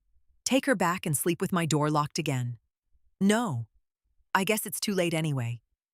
But let's work out a plan for taking care of her, so she won't be messed over. Anything you say. What about money? She got any? Sula shrugged. The checks come still. It's not much, like it used to be. Should I have them made over to me? Can you? Do it then. We can arrange for her to have special comforts. That place is a mess, you know. A doctor don't never set foot in there. I ain't figured out yet how they stay alive in there as long as they do. Why don't I have the checks made over to you, Nellie? You better at this than I am. Oh no. People will say I'm scheming. You the one to do it. Was there insurance from Hannah? Yes. Plum too. He had all that army insurance. Any of it left? Well, I went to college on some. Eva banked the rest. I'll look into it, though. And explain it all to the bank people. Will you go down with me? Sure. It's going to be all right. I'm glad I talked to you about this. It's been bothering me. Well, tongues will wag. But so long as we know the truth, it don't matter. Just at that moment, the children ran in, announcing the entrance of their father. Jude opened the back door and walked into the kitchen. He was still a very good-looking man, and the only difference Sula could see was the thin pencil mustache under his nose and a part in his hair. Hey, Jude. What you know good? White man running it, nothing good. Sula laughed while Nell, high-tuned to his moods, ignored her husband's smile, saying, Bad day, honey? Same old stuff, he replied, and told them a brief tale of some personal insult done him by a customer and his boss. A whiny tale that peaked somewhere between anger and a lapping desire for comfort. He ended it with the observation that a Negro man had a hard row to hoe in this world. He expected his story to dovetail into milk-warm commiseration, but before Nell could excrete it, Sula said she didn't know about that. It looked like a pretty good life to her. Say what? Jude's temper flared just a bit as he looked at this friend of his wife's, this slight woman, not exactly plain, but not fine either, with a copperhead over her eye. As far as he could tell, she looked like a woman roaming the country trying to find some man to burden down with a lot of lip and a lot of mouths. Sula was smiling. I mean, I don't know what the fuss is about. I mean, everything in the world loves you. White men love you. They spend so much time worrying about your penis, they forget their own. The only thing they want to do is cut off a nigger's privates. And if that ain't love and respect, I don't know what is. And white women, they chase you all to every corner of the earth, feel for you under every bed. I knew a white woman wouldn't leave the house after 6 o'clock for fear one of you would snatch her. Now ain't that love? They think rape soon's they see you, and if they don't get the rape they looking for, they scream it anyway, just so the search won't be in vain. Colored women worry themselves into bad health just trying to hang on to your cuffs. Even little children, white and black, boys and girls, spend all their childhood eating their hearts out because they think you don't love them. And if that ain't enough, you love yourselves. Nothing in this world loves a black man more than another black man. You hear of solitary white men, but niggers can't stay away from one another a whole day. So, it looks to me like you the envy of the world. Jude and Nell were laughing, he saying, well, if that's the only way they got to show it, cut off my balls and throw me in jail. I'd just as soon they left me alone. But thinking that Sula had an odd way of looking at things, and that her wide smile took some of the sting from that rattlesnake over her eye. A funny woman, he thought. Not that bad looking. But he could see why she wasn't married. She stirred a man's mind, maybe, but not his body. He left his tie, the one with the scriggly yellow lines running lopsided across the dark blue field. It hung over the top of the closet door, pointing steadily downward, while it waited with every confidence for Jude to return. Could he be gone if his tie is still here? He will remember it and come back, and then she would, Then she could tell him. Sit down quietly and tell him. But Jude, she would say, you knew me. All those days and years, Jude, you knew me. My ways and my hands and how my stomach folded and how we tried to get Mickey to nurse. And how about that time when the landlord said, but you said, and I cried, Jude. You knew me and had listened to the things I said in the night and heard me in the bathroom and laughed at my raggedy girdle, and I laughed too because I knew you too, Jude. So, how could you leave me when you knew me?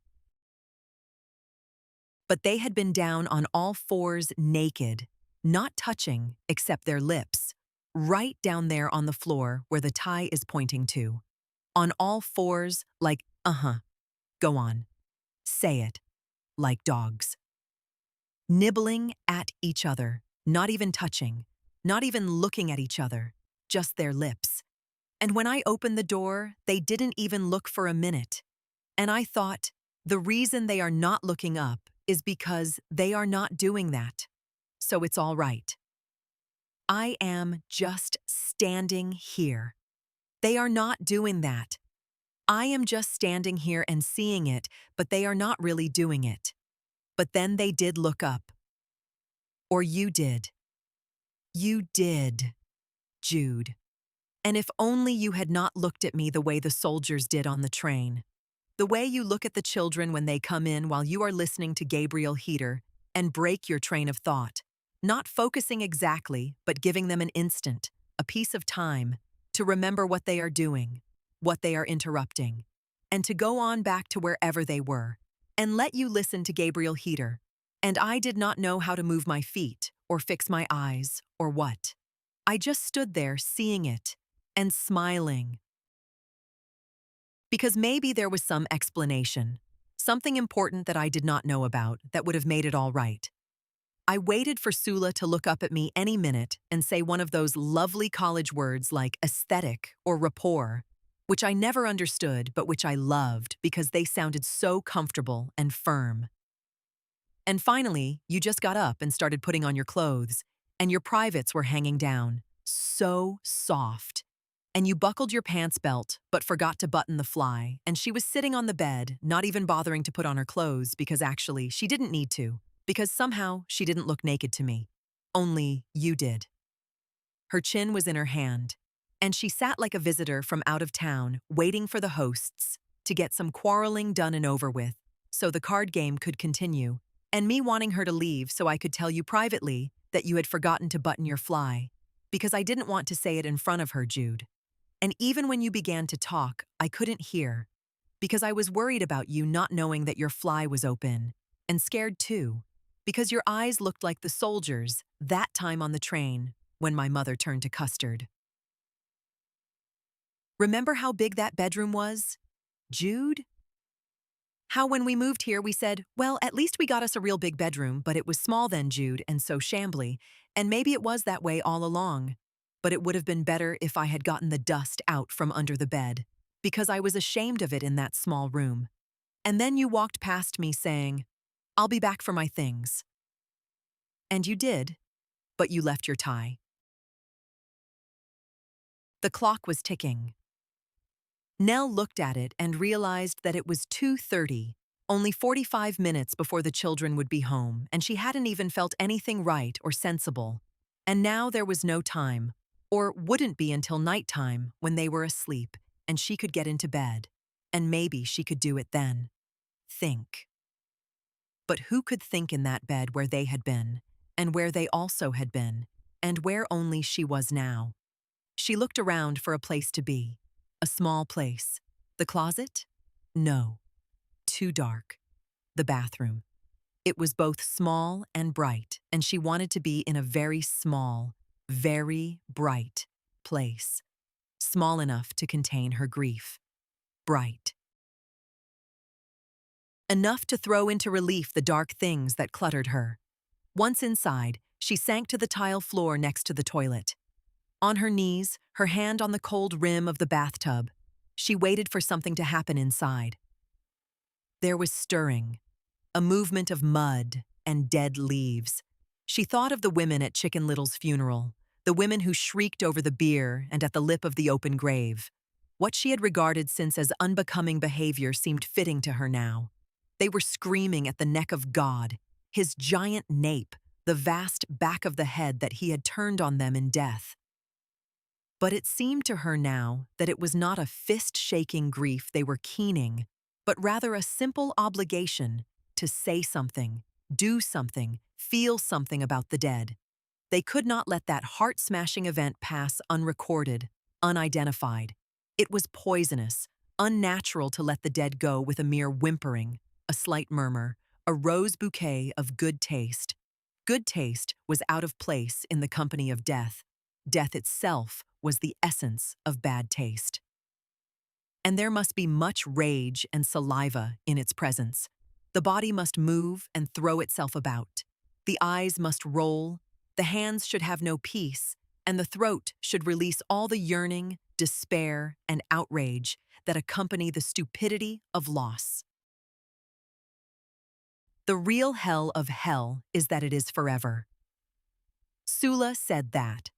She said doing anything forever and ever was hell. Nell didn't understand it then, but now in the bathroom, trying to feel, she thought, if I could be sure that I could stay here in this small white room with the dirty tile and water gurgling in the pipes and my head on the cool rim of this bathtub and never have to go out the door, I would be happy. If I could be certain that I never had to get up and flush the toilet, go in the kitchen, watch my children grow up and die, see my food chewed on my plate. Sula was wrong. Hell ain't things lasting forever. Hell is change. Not only did men leave and children grow up and die, but even the misery didn't last. One day, she wouldn't even have that. This very grief that had twisted her into a curve on the floor and flayed her would be gone. She would lose that too. Why? Even in hate here, I am thinking of what Sula said. Hunched down in the small bright room, Nell waited for the oldest cry, a scream not for others, not in sympathy for a burnt child or a dead father, but a deeply personal cry for one's own pain, a loud, strident, "Why me?" She waited. The mud shifted, the leaves stirred, the smell of overripe green things enveloped her and announced the beginnings of her very own howl. But it did not come. The odor evaporated, the leaves were still, the mud settled. And finally there was nothing, just a flake of something dry and nasty in her throat. She stood up frightened. There was something just to the right of her, in the air, just out of view. She could not see it, but she knew exactly what it looked like. A gray ball hovering just there, to the right. Quiet, gray, dirty. A ball of muddy strings but without weight, fluffy but terrible in its malevolence.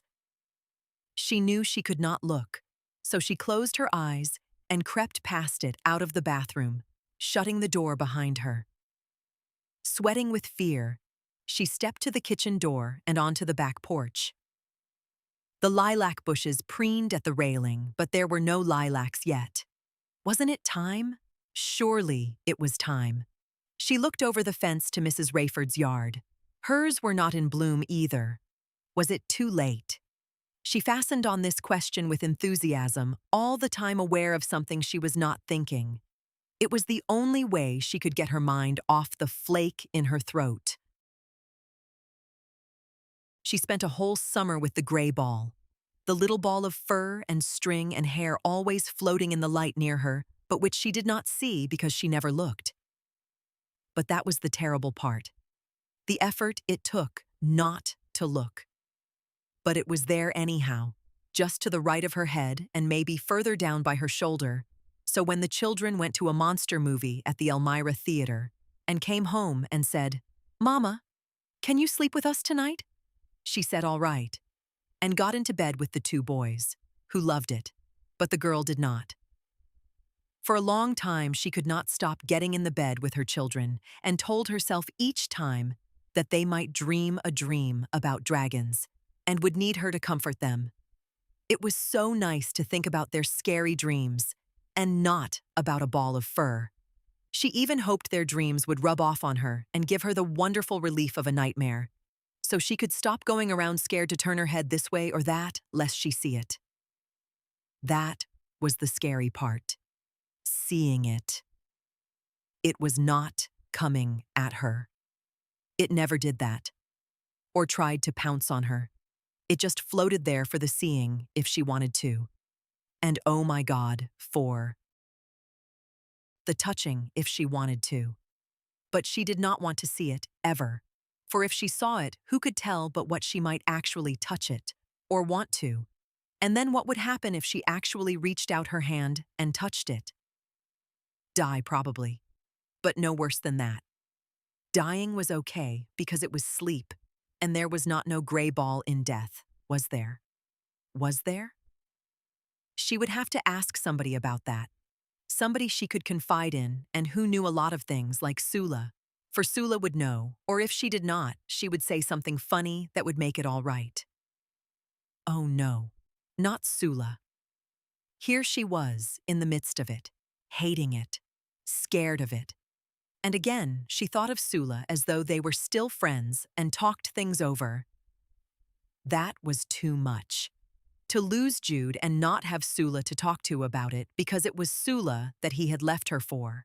Now her thighs were really empty. And it was then that what those women said about never looking at another man made some sense to her. For the real point, the heart of what they said, was the word looked. Not to promise never to make love to another man, not to refuse to marry another man, but to promise and know that she could never afford to look again, to see and accept the way in which their heads cut the air, or see moons and tree limbs framed by their necks and shoulders. Never to look, for now she could not risk looking. And anyway, so what? For now her thighs were truly empty and dead too, and it was Sula who had taken the life from them, and Jude who smashed her heart, and the both of them who left her with no thighs and no heart, just her brain raveling away. And what am I supposed to do with these old thighs now? Just walk up and down these rooms. What good are they, Jesus? They will never give me the peace I need to get from sunup to sundown. What good are they? Are you trying to tell me that I am going to have to go all the way through these days, all the way, oh my God, to that box with 4 handles, with never nobody settling down between my legs, even if I sew up those old pillowcases and rinse down the porch and feed my children and beat the rugs and haul the coal up out of the bin? Even then, nobody, oh Jesus. I could be a mule, or plow the furrows with my hands if need be, or hold these rickety walls up with my back if need be. If I knew that somewhere in this world, in the pocket of some night, I could open my legs to some cowboy lean hips. But you are trying to tell me no, and oh, my sweet Jesus. What kind of cross is that? 1939. When the word got out about Eva being put in Sunnydale, the people in the bottom shook their heads and said Sula was a roach. Later, when they saw how she took Jude, then ditched him for others, and heard how he bought a bus ticket to Detroit, where he bought but never mailed birthday cards to his sons, they forgot all about Hannah's easy ways, or their own, and said she was a bitch. Everybody remembered the plague of robins that announced her return, and the tale about her watching Hannah burn was stirred up again. But it was the men who gave her the final label, who fingerprinted her for all time. They were the ones who said she was guilty of the unforgivable thing, the thing for which there was no understanding, no excuse, no compassion. The root from which there was no way back, the dirt that could not ever be washed away. They said that Sula slept with white men. It may not have been true, but it certainly could have been. She was obviously capable of it. In any case, all minds were closed to her when that word was passed around. It made the old women draw their lips together, made small children look away from her in shame, made young men fantasize elaborate torture for her, just to get the saliva back in their mouths when they saw her. Every one of them imagined the scene, each according to his own predilections, Sula underneath some white man, and it filled them with choking disgust. There was nothing lower she could do, nothing filthier. The fact that their own skin color was proof that it had happened in their own families was no deterrent to their bile. Nor was the willingness of black men to lie in the beds of white women a consideration that might lead them toward tolerance. They insisted that all unions between white men and black women be rape. For a black woman to be willing was literally unthinkable. In that way, they regarded integration with precisely the same venom that white people did. So they laid broomsticks across their doors at night and sprinkled salt on porch steps. But aside from one or two unsuccessful efforts to collect the dust from her footsteps, they did nothing to harm her.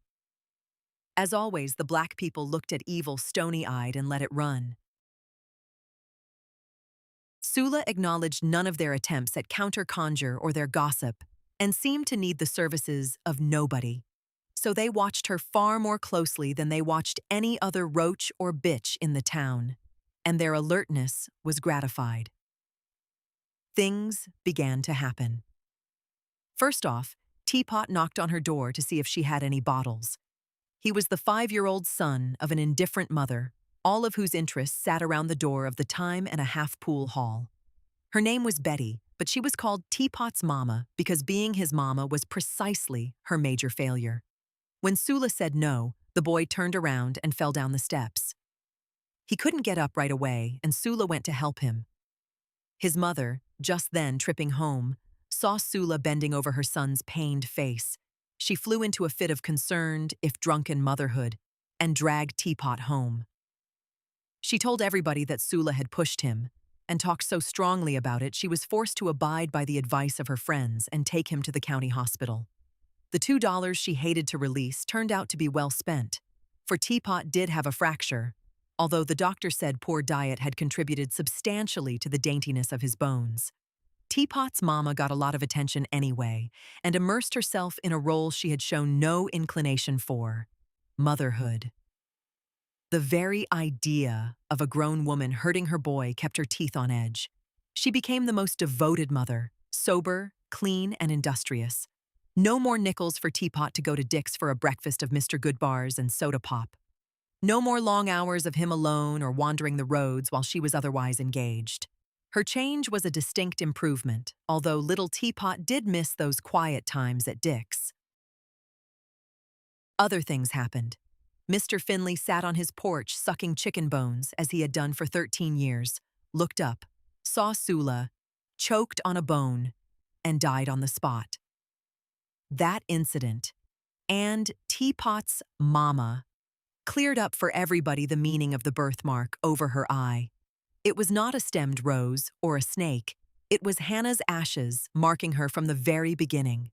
She came to their church suppers without underwear, bought their steaming platters of food and merely picked at it, relishing nothing, exclaiming over no one's ribs or cobbler.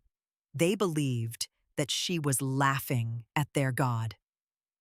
And the fury she created in the women of the town was incredible, for she would lay their husbands once and then no more. Hannah had been a nuisance, but she was complimenting the women in a way, by wanting their husbands. Sula was trying them out and discarding them without any excuse the men could swallow. So the women, to justify their own judgment, cherished their men more, soothed the pride and vanity Sula had bruised. Among the weighty evidence piling up was the fact that Sula did not look her age. She was near 30 and, unlike them, had lost no teeth, suffered no bruises, developed no ring of fat at the waist or pocket at the back of her neck. It was rumored that she had had no childhood diseases, was never known to have chicken pox, croup, or even a runny nose. She had played rough as a child. Where were the scars? Except for a funny-shaped finger and that evil birthmark, she was free of any normal signs of vulnerability. Some of the men, who as boys had dated her, remembered that on picnics, neither gnats nor mosquitoes would settle on her. Patsy, Hannah's one-time friend, agreed and said not only that, but she had witnessed the fact that when Sula drank beer, she never belched. The most damning evidence, however, came from Desi, who was a big daughter elk and knew things. At one of the social meetings, she revealed something to her friends. Yeah. Well, I noticed something long time ago. Ain't said nothing about it 'cause I wasn't sure what it meant. Well, I did mention it to Ivy, but not nobody else. I disremember how long ago. About a month or two, I guess, 'cause I hadn't put down my new linoleum yet. Did you see it, Cora? It's that kind we saw in the catalog. Nah. Get on with it, Desi. Well, Cora was with me when we looked in the catalog. We all know about your linoleum. What we don't know is… Okay.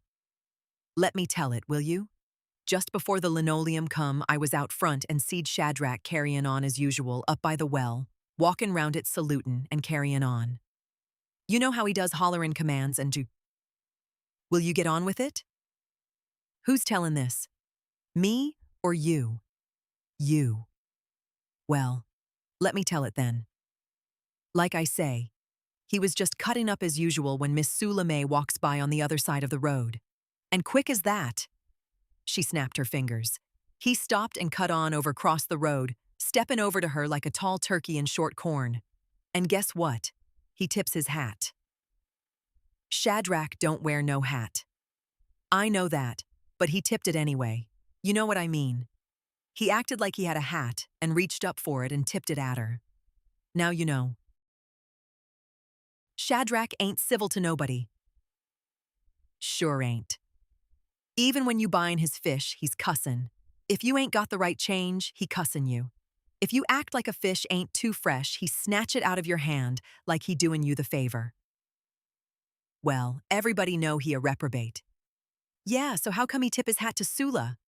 How come he don't cuss her? Two devils. Exactly. What did she do when he tipped it? Smile and give him a curtsy? No. And that was the other thing. It was the first time I see her look anything but hateful. Like she's smellin' you with your eyes and don't like your soap. When he tipped his hat, she put her hand on her throat for a minute and cut out. Went running on up the road to home, and him still standin' there tippin' away. And, this the point I was comin' to, when I went back in the house, a big sty come on my eye. And I ain't never had no sty before. Never. That's 'cause you saw it. Exactly. Devil all right. No two ways about it, Desi said, and she popped the rubber band off the deck of cards to settle them down for a nice long game of bid whist. Their conviction of Sula's evil changed them in accountable yet mysterious ways. Once the source of their personal misfortune was identified, they had leave to protect and love one another. They began to cherish their husbands and wives, protect their children, repair their homes, and in general band together against the devil in their midst. In their world, aberrations were as much a part of nature as grace. It was not for them to expel or annihilate it. They would no more run Sula out of town than they would kill the robins that brought her back, for in their secret awareness of him, he was not the god of three faces they sang about. They knew quite well that he had four, and that the fourth explained Sula. They had lived with various forms of evil all their days, and it wasn't that they believed God would take care of them. It was rather that they knew God had a brother, and that brother hadn't spared God's son, so why should he spare them? There was no creature so ungodly as to make them destroy it. They could kill easily if provoked to anger, but not by design, which explained why they could not mob kill anyone. To do so was not only unnatural, it was undignified. The presence of evil was something to be first recognized, then dealt with, survived, outwitted, triumphed over. Their evidence against Sula was contrived, but their conclusions about her were not. Sula was distinctly different. Eva's arrogance and Hannah's self-indulgence merged in her, and with a twist that was all her own imagination, she lived out her days exploring her own thoughts and emotions, giving them full rein, feeling no obligation to please anybody unless their pleasure pleased her. As willing to feel pain as to give pain, to feel pleasure as to give pleasure, hers was an experimental life. Ever since her mother's remarks sent her flying up those stairs, ever since her one major feeling of responsibility had been exercised on the bank of a river with a closed place in the middle. The first experience taught her there was no other that you could count on. The second, that there was no self to count on either. She had no center, no speck around which to grow. In the midst of a pleasant conversation with someone, she might say, "Why do you chew with your mouth open?" Not because the answer interested her, but because she wanted to see the person's face change rapidly. She was completely free of ambition, with no affection for money, property, or things, no greed, no desire to command attention or compliments, no ego. For that reason, she felt no compulsion to verify herself, be consistent with herself. She had clung to Nell as the closest thing to both an other and a self, only to discover that she and Nell were not one and the same thing. She had no thought at all of causing Nell pain when she bedded down with Jude. They had always shared the affection of other people, compared how a boy kissed, what line he used with one and then the other. Marriage, apparently, had changed all that. But having had no intimate knowledge of marriage, having lived in a house with women who thought all men available and selected from among them with a care only for their tastes, she was ill-prepared for the possessiveness of the one person she felt close to. She knew well enough what other women said and felt, or said they felt. But she and Nell had always seen through them. They both knew that those women were not jealous of other women, that they were only afraid of losing their jobs, afraid their husbands would discover that no uniqueness lay between their legs. Nell was the one person who had wanted nothing from her, who had accepted all aspects of her. Now she wanted everything, and all because of that. Nell was the first person who had been real to her, whose name she knew, who had seen as she had the slant of life that made it possible to stretch it to its limits. Now Nell was one of them. One of the spiders whose only thought was the next rung of the web, who dangled in dark, dry places suspended by their own spittle, more terrified of the free fall than the snake's breath below. Their eyes so intent on the wayward stranger who trips into their net, they were blind to the cobalt on their own backs, the moonshine fighting to pierce their corners. If they were touched by the snake's breath, however fatal, they were merely victims and knew how to behave in that role, just as Nell knew how to behave as the wronged wife. But the free fall, oh no, that required, demanded, invention. A thing to do with the wings, a way of holding the legs, and most of all, a full surrender to the downward flight if they wished to taste their tongues or stay alive. But alive was what they, and now Nell, did not want to be. Too dangerous. Now Nell belonged to the town and all of its ways.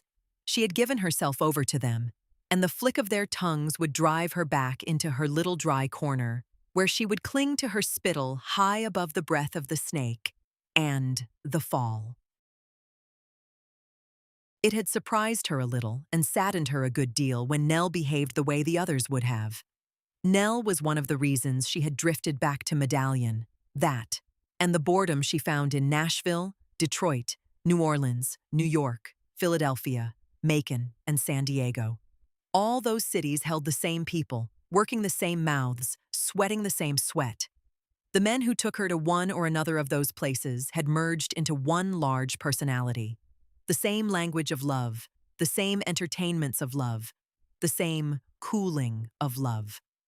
Whenever she introduced her private thoughts into their rubbings or goings, they hooded their eyes. They taught her nothing but love tricks, shared nothing but worry, gave nothing but money. She had been looking all along for a friend, and it took her a while to discover that a lover was not a comrade and could never be, for a woman, and that no one would ever be that version of herself which she sought to reach out to and touch within an ungloved hand. There was only her own mood and whim, and if that was all there was, she decided to turn the naked hand toward it, discover it, and let others become as intimate with their own selves as she was. In a way, her strangeness, her naivety, her craving for the other half of her equation was the consequence of an idle imagination.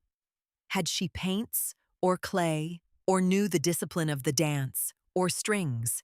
Had she anything to engage her tremendous curiosity and her gift for metaphor, she might have exchanged the restlessness and preoccupation with whim for an activity that provided her with all she yearned for. And like any artist with no art form, she became dangerous. She had lied only once in her life, to Nell about the reason for putting Eva out, and she could lie to her only because she cared about her. When she had come back home, social conversation was impossible for her because she could not lie. She could not say to those old acquaintances, "Hey girl, you looking good," when she saw how the years had dusted their bronze with ash, the eyes that had once opened wide to the moon bent into grimy sickles of concern. The narrower their lives, the wider their hips. Those with husbands had folded themselves into starched coffins, their sides bursting with other people's skinned dreams and bony regrets. Those without men were like sour-tipped needles, featuring one constant empty eye. Those with men had had the sweetness sucked from their breath by ovens and steam kettles. Their children were like distant but exposed wounds whose aches were no less intimate because separate from their flesh. They had looked at the world and back at their children, back at the world and back again at their children. And Sula knew that one clear young eye was all that kept the knife away from the throat's curve. She was pariah then, and knew it. Knew that they despised her and believed that they framed their hatred as disgust for the easy way she lay with men. Which was true. She went to bed with men as frequently as she could. It was the only place where she could find what she was looking for, misery, and the ability to feel deep sorrow. She had not always been aware that it was sadness that she yearned for. Lovemaking seemed to her, at first, the creation of a special kind of joy. She thought she liked the sootiness of sex and its comedy. She laughed a great deal during the raucous beginnings, and rejected those lovers who regarded sex as healthy or beautiful. Sexual aesthetics bored her. Although she did not regard sex as ugly, ugliness was boring also. She liked to think of it as wicked. But as her experiences multiplied, she realized that not only was it not wicked, it was not necessary for her to conjure up the idea of wickedness in order to participate fully. During the lovemaking, she found and needed to find the cutting edge. When she left off cooperating with her body and began to assert herself in the act, particles of strength gathered in her like steel shavings drawn to a spacious magnetic center, forming a tight cluster that nothing, it seemed, could break. And there was utmost irony and outrage in lying under someone in a position of surrender, feeling her own abiding strength and limitless power. But the cluster did break, fall apart, and in her panic to hold it together, she leaped from the edge into soundlessness and went down howling in a stinging awareness of the endings of things, an eye of sorrow in the midst of all that hurricane rage of joy. There, in the center of that silence, was not eternity, but the death of time, and a loneliness so profound the word itself had no meaning. For loneliness assumed the absence of other people, and the solitude she found in that desperate terrain had never admitted the possibility of other people. She wept then. Tears for the deaths of the littlest things, the castaway shoes of children, broken. Stems of marsh grass battered and drowned by the sea, prom photographs of dead women she never knew, wedding rings in pawnshop windows, the tidy bodies of Cornish hens in a nest of rice.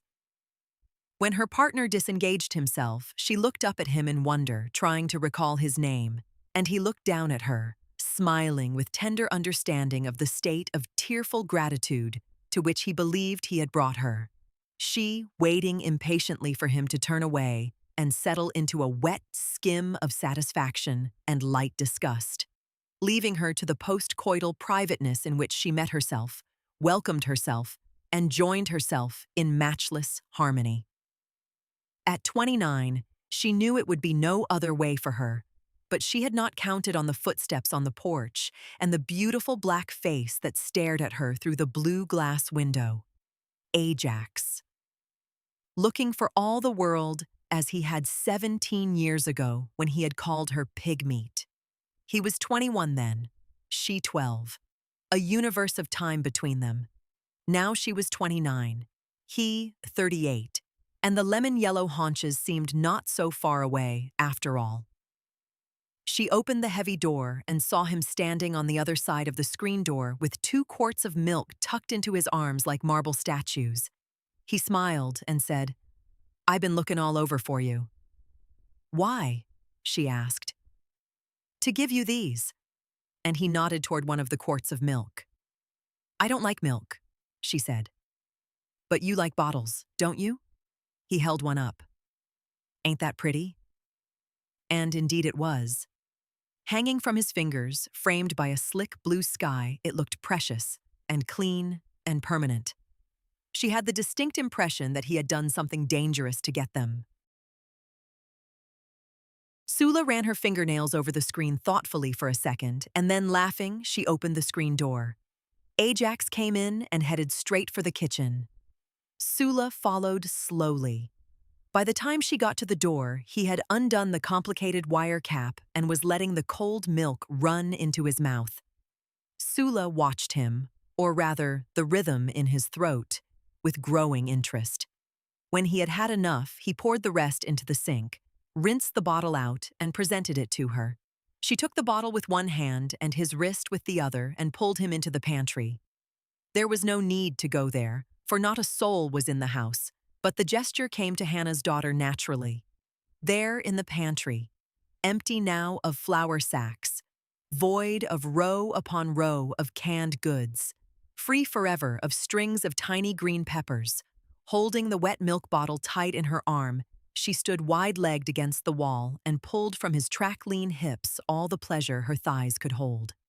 He came regularly then, bearing gifts, clusters of blackberries still on their branches, 4 meal-fried porgies wrapped in a salmon-colored sheet of the Pittsburgh Courier, a handful of Jacks, 2 boxes of lime Gelwell, a hunk of Ice Wagon ice, a can of Old Dutch cleanser with the bonneted woman chasing dirt with her stick, a page of Tilly the Toiler comics, and more gleaming white bottles of milk.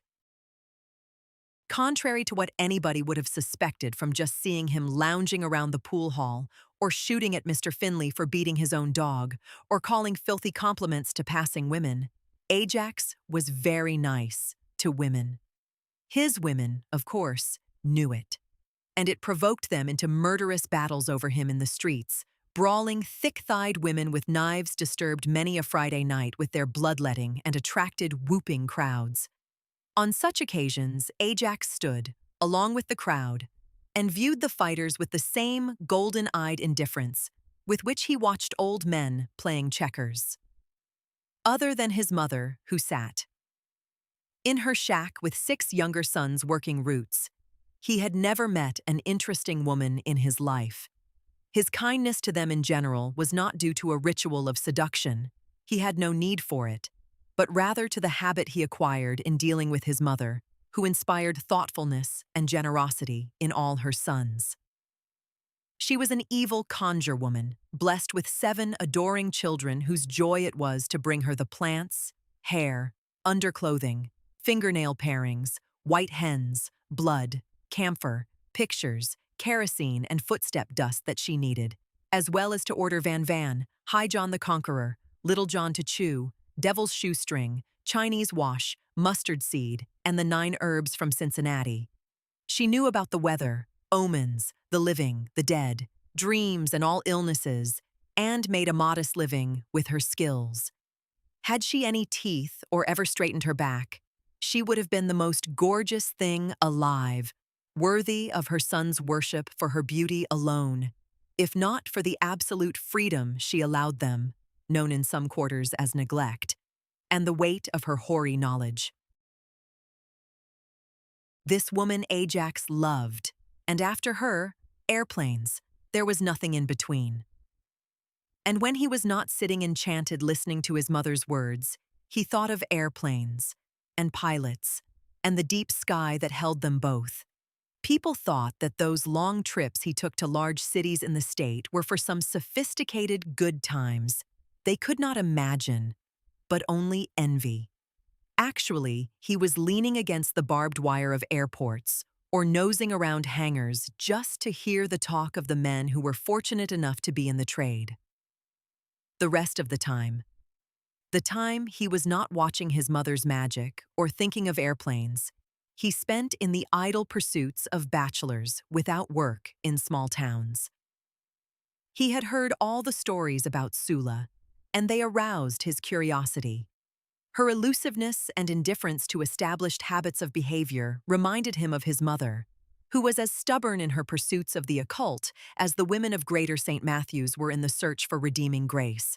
So when his curiosity was high enough, he picked 2 bottles of milk off the porch of some white family and went to see her, suspecting that this was perhaps the only other woman he knew whose life was her own, who could deal with life efficiently, and who was not interested in nailing him. Sula, too, was curious. She knew nothing about him except the word he had called out to her years ago and the feeling he had excited in her then. She had grown quite accustomed to the clichés of other people's lives as well as her own increasing dissatisfaction with Medallion.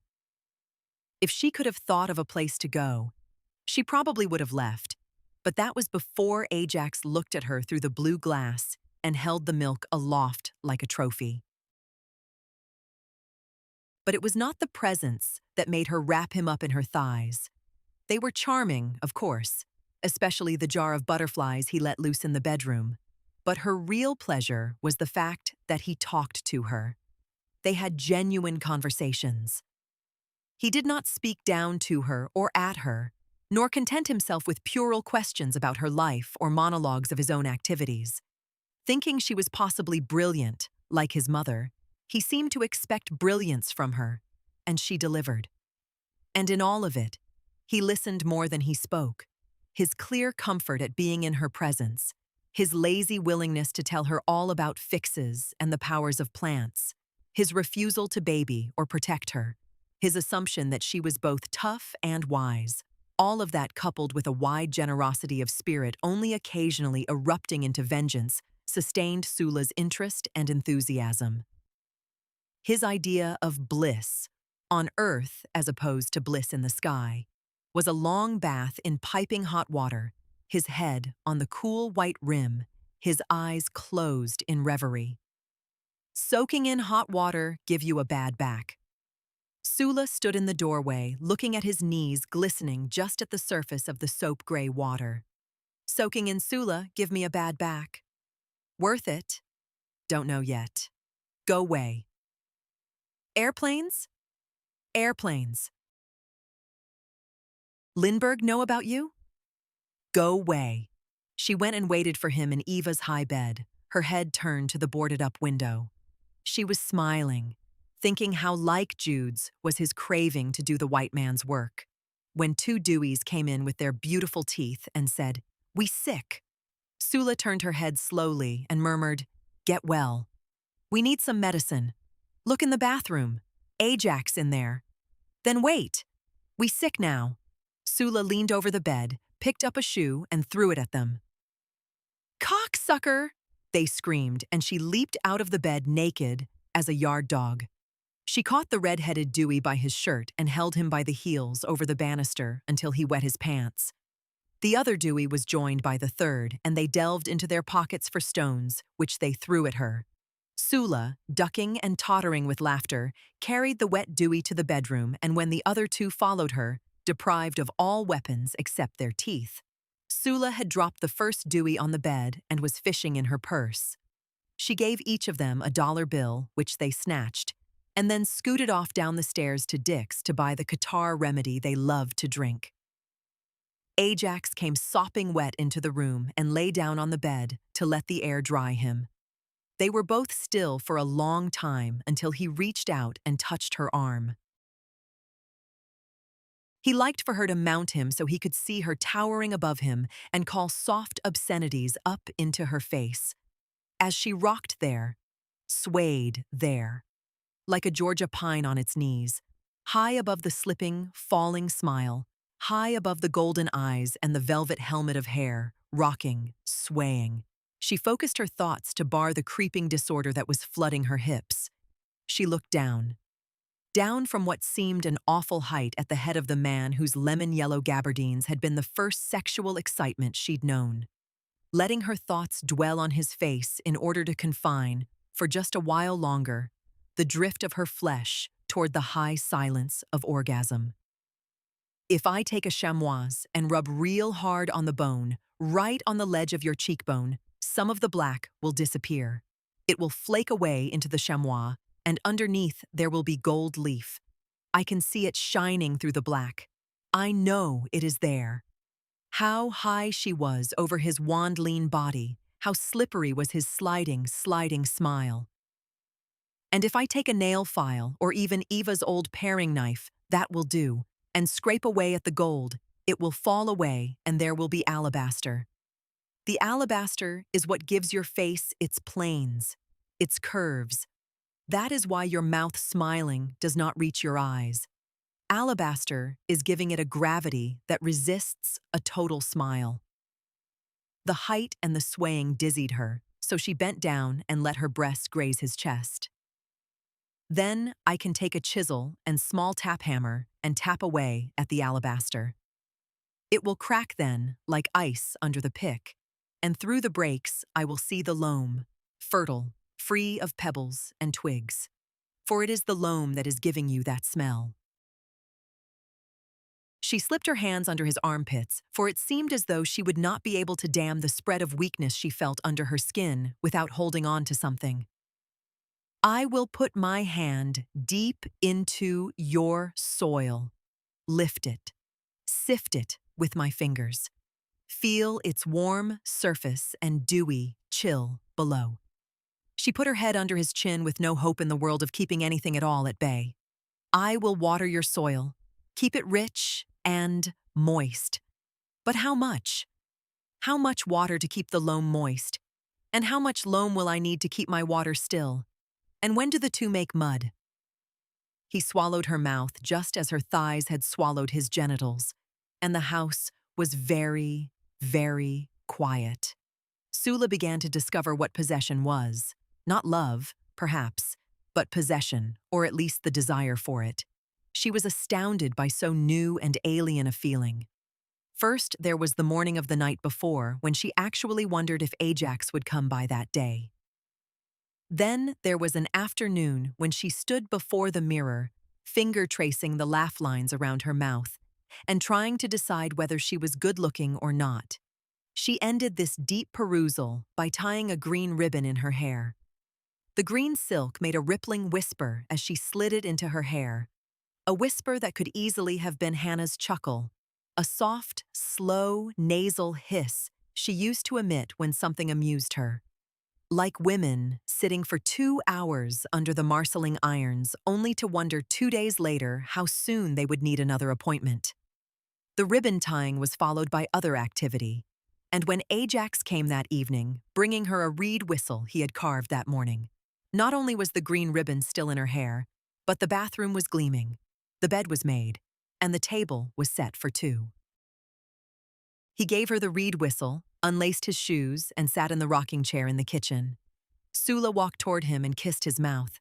He ran his fingers along the nape of her neck. "I bet you ain't even missed Tar Baby, have you?" he asked. "Missed? No.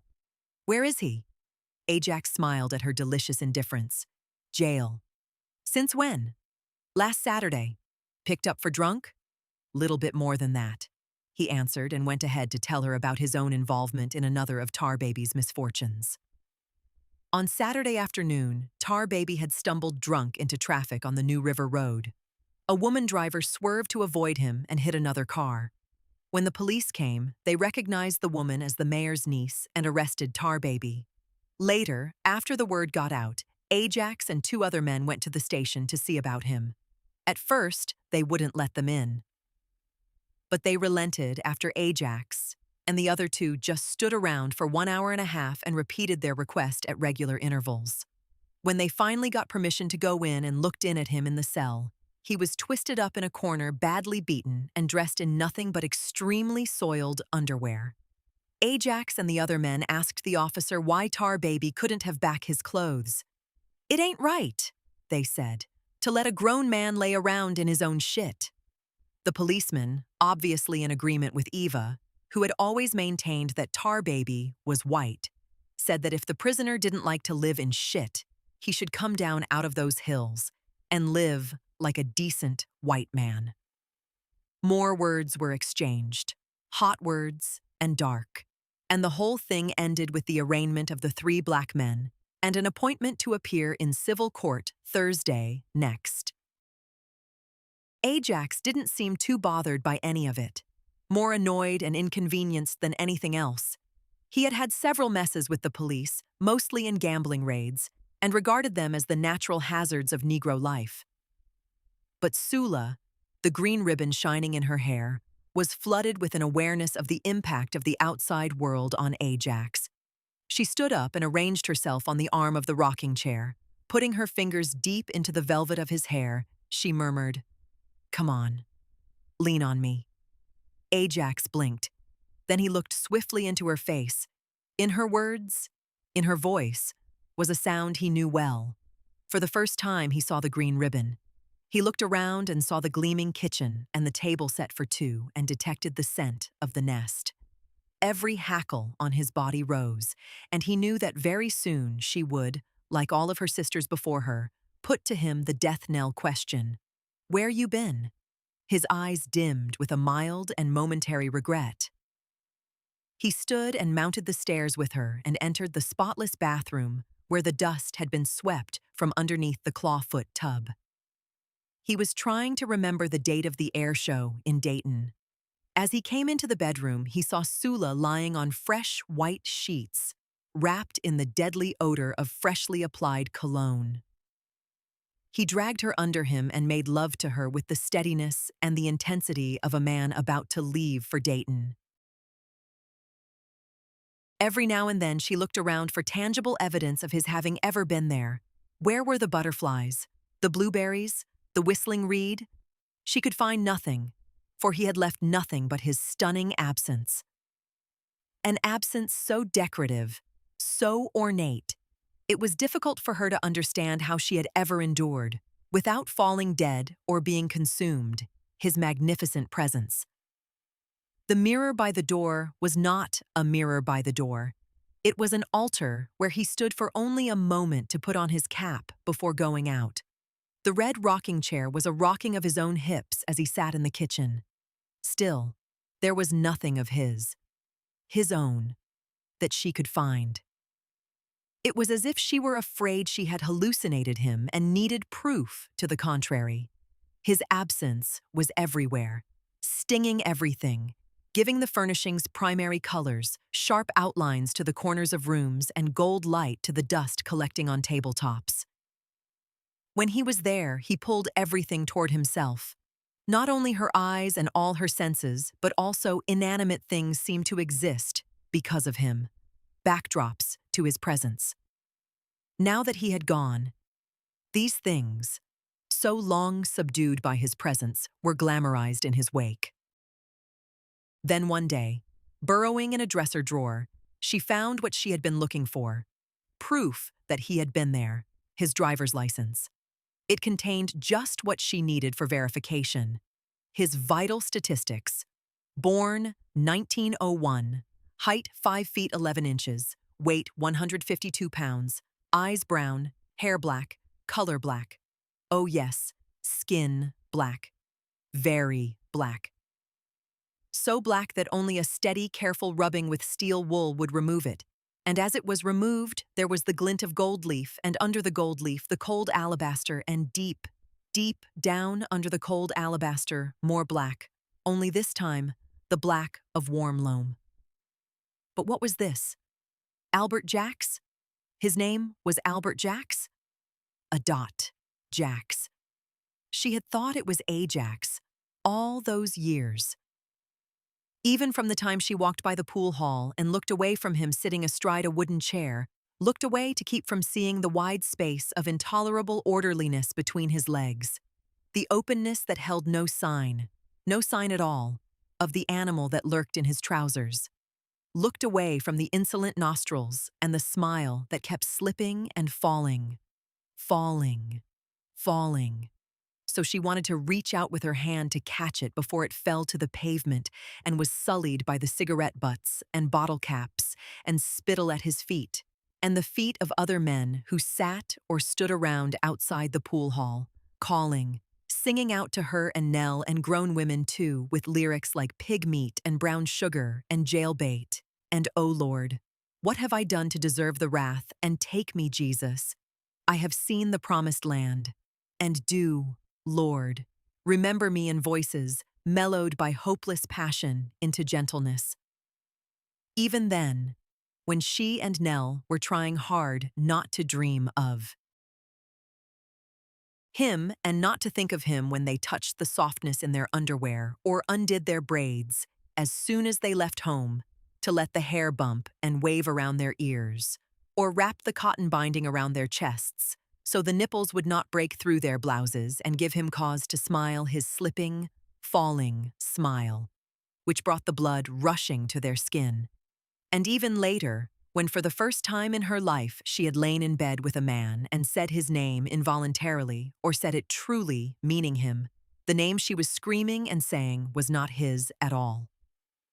Sula stood with a worn slip of paper in her fingers and said aloud to no one, "I didn't even know his name.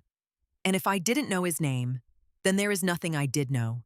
And I have known nothing ever at all, since the one thing I wanted was to know his name. So how could he help but leave me, since he was making love to a woman who didn't even know his name? When I was a little girl, the heads of my paper dolls came off, and it was a long time before I discovered that my own head would not fall off if I bent my neck. I used to walk around holding it very stiff, because I thought a strong wind or a heavy push would snap my neck. Nell was the one who told me the truth, but she was wrong. I did not hold my head stiff enough when I met him, and so I lost it, just like the dolls. It's just as well he left. Soon I would have torn the flesh from his face just to see if I was right about the gold, and nobody would have understood that kind of curiosity. They would have believed that I wanted to hurt him, just like the little boy who fell down the steps and broke his leg, and the people think I pushed him just because I looked at it. Holding the driver's license, she crawled into bed and fell into a sleep full of dreams of cobalt blue. When she awoke, there was a melody in her head she could not identify or recall ever hearing before. Perhaps I made it up, she thought. Then it came to her, the name of the song and all its lyrics, just as she had heard it many times before. She sat on the edge of the bed thinking, there aren't any more new songs, and I have sung all the ones there are. I have sung them all. I have sung all the songs there are. She lay down again on the bed and sang a little wandering tune made up of the words, I have sung all the songs, I have sung all the songs there are. Until, touched by her own lullaby, she grew drowsy, and in the hollow of near sleep she tasted the acridness of gold, left the chill of alabaster, and smelled the dark, sweet stench of loam. 1940. I heard you was sick. Anything I can do for you? She had practiced not just the words but the tone, the pitch of her voice. It should be calm, matter of fact, but strong in sympathy. For the illness, though, not for the patient. The sound of her voice, as she heard it in her head, betrayed no curiosity, no pride, just the inflection of any good woman come to see about a sick person who, incidentally, had such visits from nobody else. For the first time in 3 years, she would be looking at the stemmed rose that hung over the eye of her enemy. Moreover, she would be doing it with the taste of Jude's exit in her mouth, with the resentment and shame that even yet pressed for release in her stomach. She would be facing the black rose that Jude had kissed, and looking at the nostrils of the woman who had twisted her love for her own children into something so thick and monstrous she was afraid to show it, lest it break loose and smother them with its heavy paw. A cumbersome bear love that, given any rein, would suck their breath away in its crying need for honey. Because Jude's leaving was so complete, the full responsibility of the household was Nell's. There were no more $50 in brown envelopes to count on, so she took to cleaning rather than fret away the tiny seaman's pension her parents lived on. And just this past year, she got a better job working as a chambermaid in the same hotel Jude had worked in. The tips were only fair, but the hours were good. She was home when the children got out of school. At 30, her hot brown eyes had turned to agate, and her skin had taken on the sheen of maple struck down, split and sanded at the height of its green. Virtue, bleak and drawn, was her only mooring. It brought her to number 7 Carpenter's Road and the door with the blue glass. It helped her to resist scratching the screen as in days gone by. It hid from her the true motives for her charity. And, finally, it gave her voice the timbre she wanted it to have. Free of delight, or a lip-smacking, "I told you so," with which the news of Sula's illness had been received up in the bottom. Free of the least hint of retribution. Now she stood in Eva's old bedroom, looking down at that dark rose, aware of the knife-thin arms sliding back and forth over the quilt and the boarded-up window Eva had jumped out of.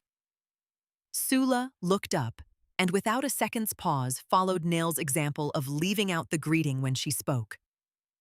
As a matter of fact, there is. I got a prescription. Nathan usually goes for me, but school don't let out till 3. Could you run it over to the drugstore? Where is it? Nell was glad to have a concrete errand. Conversation would be difficult. Trust Sula to pick up a relationship exactly where it lay. Look in my bag. No, over there. Nell walked to the dresser and opened the purse with the beaded clasp. She saw only a watch and the folded prescription down inside. No wallet, no change purse. She turned to Sula. Where's your... But Sula was looking at the boarded-up window. Something in her eye right there in the corner stopped Nell from completing her question. That and the slight flare of the nostrils. A shadow of a snarl. Nell took the piece of paper and picked up her own purse, saying, "Okay, I'll be right back." As soon as the door was shut, Sula breathed through her mouth. While Nell was in the room, the pain had increased. Now that this new painkiller, the one she had been holding in reserve, was on the way, her misery was manageable. She let a piece of her mind lay on Nell. It was funny, sending Nell off to that drugstore right away like that, after she had not seen her to speak to for years. The drugstore was where Edna Finch's mellow house used to be years back when they were girls. Where they used to go, the two of them, hand in hand, for the 18-cent ice cream sundaes, past the time-and-a-half pool hall, where the sprawling men said, "Pig meat." And they sat in that cool room with the marble-top tables and ate the first ice cream sundaes of their lives. Now Nell was going back there alone, and Sula was waiting for the medicine the doctor said not to take until the pain got really bad. And she supposed really bad was now. Although you could never tell. She wondered for an instant what Nellie wanted, why she had come. Did she want to gloat? Make up? Following this line of thought required more concentration than she could muster. Pain was greedy. It demanded all of her attention. But it was good that this new medicine, the reserve, would be brought to her by her old friend. Nell, she remembered, always thrived on a crisis. The closed place in the water, Hannah's funeral. Nell was the best.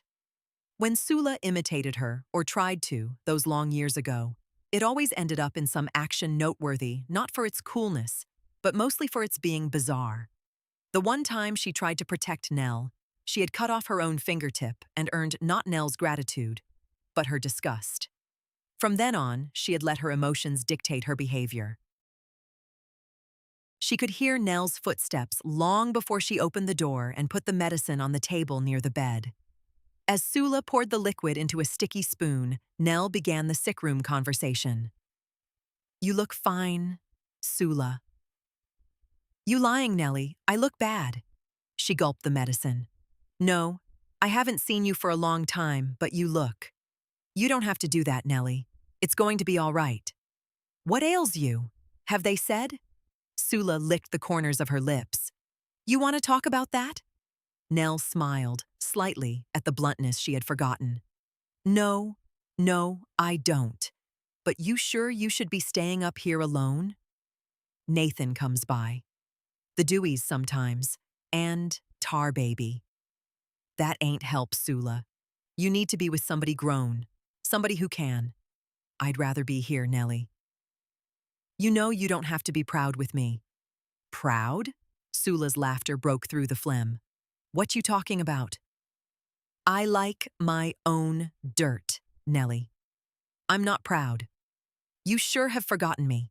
Maybe, maybe not, but you a woman and you alone." "And you? Ain't you alone? I'm not sick. I work." "Yes, of course you do. Work's good for you, Nellie. It don't do nothing for me. You never had to. I never would." "There's something to say for it, Sula. Especially if you don't want people to have to do for you." "Neither one, Nellie. Neither one." "You can't have it all, Sula." Nell was getting exasperated with her arrogance, with her lying at death's door still smart-talking. "Why? I can do it all. Why can't I have it all?" "You can't do it all. You a woman and a colored woman at that. You can't act like a man. You can't be walking around all independent-like, doing whatever you like, taking what you want, leaving what you don't." "You repeating yourself." "How repeating myself?" "You say I'm a woman and colored. Ain't that the same as being a man?" "I don't think so, and you wouldn't either if you had children." "Then I really would act like what you call a man. Every man I ever knew left his children." "Some were taken." "Wrong, Nellie. The word is left." "You still going to know everything, ain't you?" "I don't know everything. I just do everything." "Well, you don't do what I do." "You think I don't know what your life is like just because I ain't living it? I know what every colored woman in this country is doing." "What's that?" "Dying, just like me. But the difference is they dying like a stump. Me, I'm going down like one of those redwoods. I sure did live in this world." "Really? What have you got to show for it?" "Show? To who?" "Girl, I got my mind. And what goes on in it. Which is to say, I got me. Lonely, ain't it? Yes. But my lonely is mine. Now your lonely is somebody else's, made by somebody else and handed to you. Ain't that something? A second-hand lonely." Neil sat back on the little wooden chair. Anger skipped, but she realized that Sula was probably just showing off. No telling what shape she was really in, but there was no point in saying anything other than what was the truth. "I always understood how you could take a man. Now I understand why you can't keep none." "Is that what I'm supposed to do? Spend my life keeping a man?" "They worth keeping, Sula. They ain't worth more than me. And besides, I never loved no man because he was worth it. Worth didn't have nothing to do with it." "What did?" "My mind did. That's all." "Well, I guess that's it. You own the world, and the rest of us is renting. You ride the pony, and we shovel the shit. I didn't come up here for this kind of talk, Sula. No. I come to see about you. But now that you opened it up, I may as well close it." Nell's fingers closed around the brass rail of the bed. Now she would ask her, "How come you did it, Sula?" There was a silence, but Nell felt no obligation to fill it. Sula stirred a little under the covers. She looked bored as she sucked her teeth. Well, there was this space in front of me, behind me, in my head. Some space, and Jude filled it up. That's all. He just filled up the space. You mean you didn't even love him? The feel of the brass was in Nell's mouth. It wasn't even loving him? Sula looked toward the boarded-up window again. Her eyes fluttered as if she were about to fall off into sleep. But Nell held her stomach in. But what about me? What about me? Why didn't you think about me? Didn't I count? I never hurt you. What did you take him for if you didn't love him, and why didn't you think about me? And then, I was good to you, Sula. Why don't that matter? Sula turned her head away from the boarded window. Her voice was quiet, and the stemmed rose over her eye was very dark. It matters, Nell, but only to you, not to anybody else.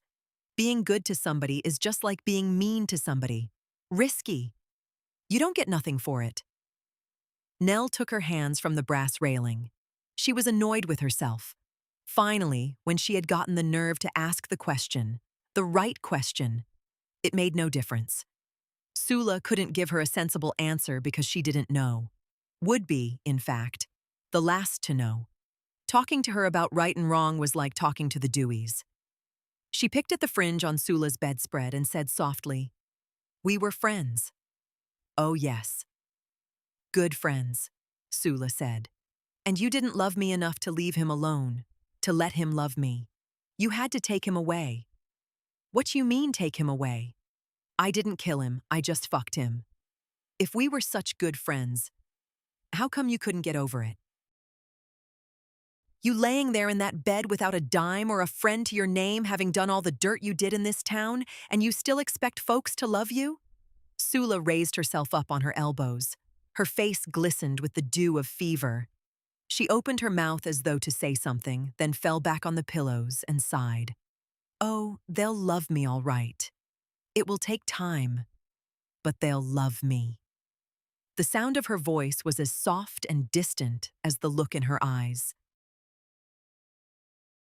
After all the old women have lain with the teenagers, when all the young girls have slept with their old drunken uncles, after all the black men fuck all the white ones, when all the white women kiss all the black ones, when the guards have raped all the jailbirds, and after all the whores make love to their grannies, after all the faggots get their mother's trim, when Lindbergh sleeps with Bessie Smith and Norma Shearer makes it with Stephen Fetchit, after all the dogs have fucked all the cats and every weather vane on every barn flies off the roof to mount the hogs, then there'll be a little love left over for me. And I know just what it will feel like. She closed her eyes then and thought of the wind pressing her dress between her legs as she ran up the bank of the river to 4 leaf-locked trees and the digging of holes in the earth. Embarrassed, irritable, and a little bit ashamed, Nell rose to go. "Goodbye, Sula. I don't reckon I'll be back." She opened the door and heard Sula's low whisper. "Hey, girl." Neil paused and turned her head, but not enough to see her. "How you know?" Sula asked. "Know what?" Nell still wouldn't look at her. "About who was good. How you know it was you?" "What you mean?" "I mean, maybe it wasn't you. Maybe it was me." Nell took 2 steps out the door and closed it behind her. She walked down the hall and down the 4 flights of steps. The house billowed around her, light, then dark, full of presences without sounds. The Deweys, Tar Baby, the newly married couples, Mr. Buckland Reed, Patsy, Valentine, and the beautiful Hannah Peace. Where were they? Eva out at the old folks' home, the Deweys living anywhere, Tar Baby steeped in wine, and Sula upstairs in Eva's bed, with a boarded-up window and an empty pocketbook on the dresser. When Nell closed the door, Sula reached for more medicine. Then she turned the pillow over to its cool side and thought about her old friend. So she will walk on down that road, her back so straight in that old green coat, the strap of her handbag pushed back all the way to the elbow, thinking how much I have cost her, and never remember the days when we were two throats and one eye, and we had no price. Pictures drifted through her head as lightly as dandelion spores. The blue eagle that swallowed the E of the Sherman's mellowy wine that Tar Baby drank. The pink underlid of Hannah's eye as she probed for a fleck of coal dust or a lash. She thought of looking out of the windows of all those trains and buses, looking at the feet and backs of all those people. Nothing was ever different. They were all the same. All of the words and all of the smiles, every tear and every gag, just something to do. That's the same sun I looked at when I was 12. The same pear trees. If I live 100 years, my urine will flow the same way. My armpits and breath will smell the same. My hair will grow from the same holes. I didn't mean anything. I never meant anything. I stood there watching her burn and was thrilled. I wanted her to keep on jerking like that, to keep on dancing. Then she had the dream again. The Clabber Girl baking powder lady was smiling and beckoning to her, one hand under her apron. When Sula came near, she disintegrated into white dust, which Sula was hurriedly trying to stuff into the pockets of her blue flannel housecoat. The disintegration was awful to see, but worse was the feel of the powder, its starchy slipperiness as she tried to collect it by handfuls. The more she scooped, the more it billowed. At last it covered her, filled her eyes, her nose, her throat, and she woke gagging and overwhelmed with the smell of smoke. Pain took hold. First a fluttering as of doves in her stomach, then a kind of burning, followed by a spread of thin wires to other parts of her body.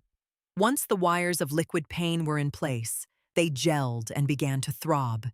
She tried concentrating on the throbs, identifying them as waves, hammer strokes, razor edges, or small explosions. Soon, even the variety of the pain bored her, and there was nothing to do. For it was joined by fatigue so great she could not make a fist or fight the taste of oil at the back of her tongue.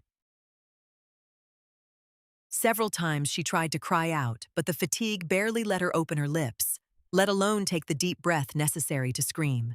So she lay there, wondering how soon she would gather enough strength to lift her arm and push the rough quilt away from her chin, and whether she should turn her cheek to the cooler side of the pillow now or wait till her face was thoroughly soaked and the move would be more refreshing.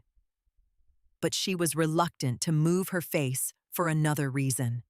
If she turned her head, she would not be able to see the boarded-up window Eva jumped out of. And looking at those 4 wooden planks with the steel rod slanting across them was the only peace she had.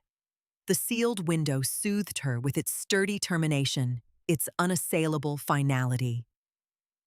It was as though for the first time she was completely alone, where she had always wanted to be, free of the possibility of distraction.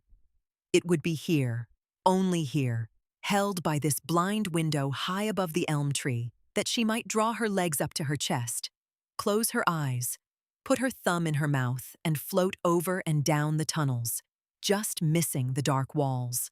Down, down, until she met a rain scent and would know the water was near, and she would curl into its heavy softness and it would envelop her, carry her, and wash her tired flesh always.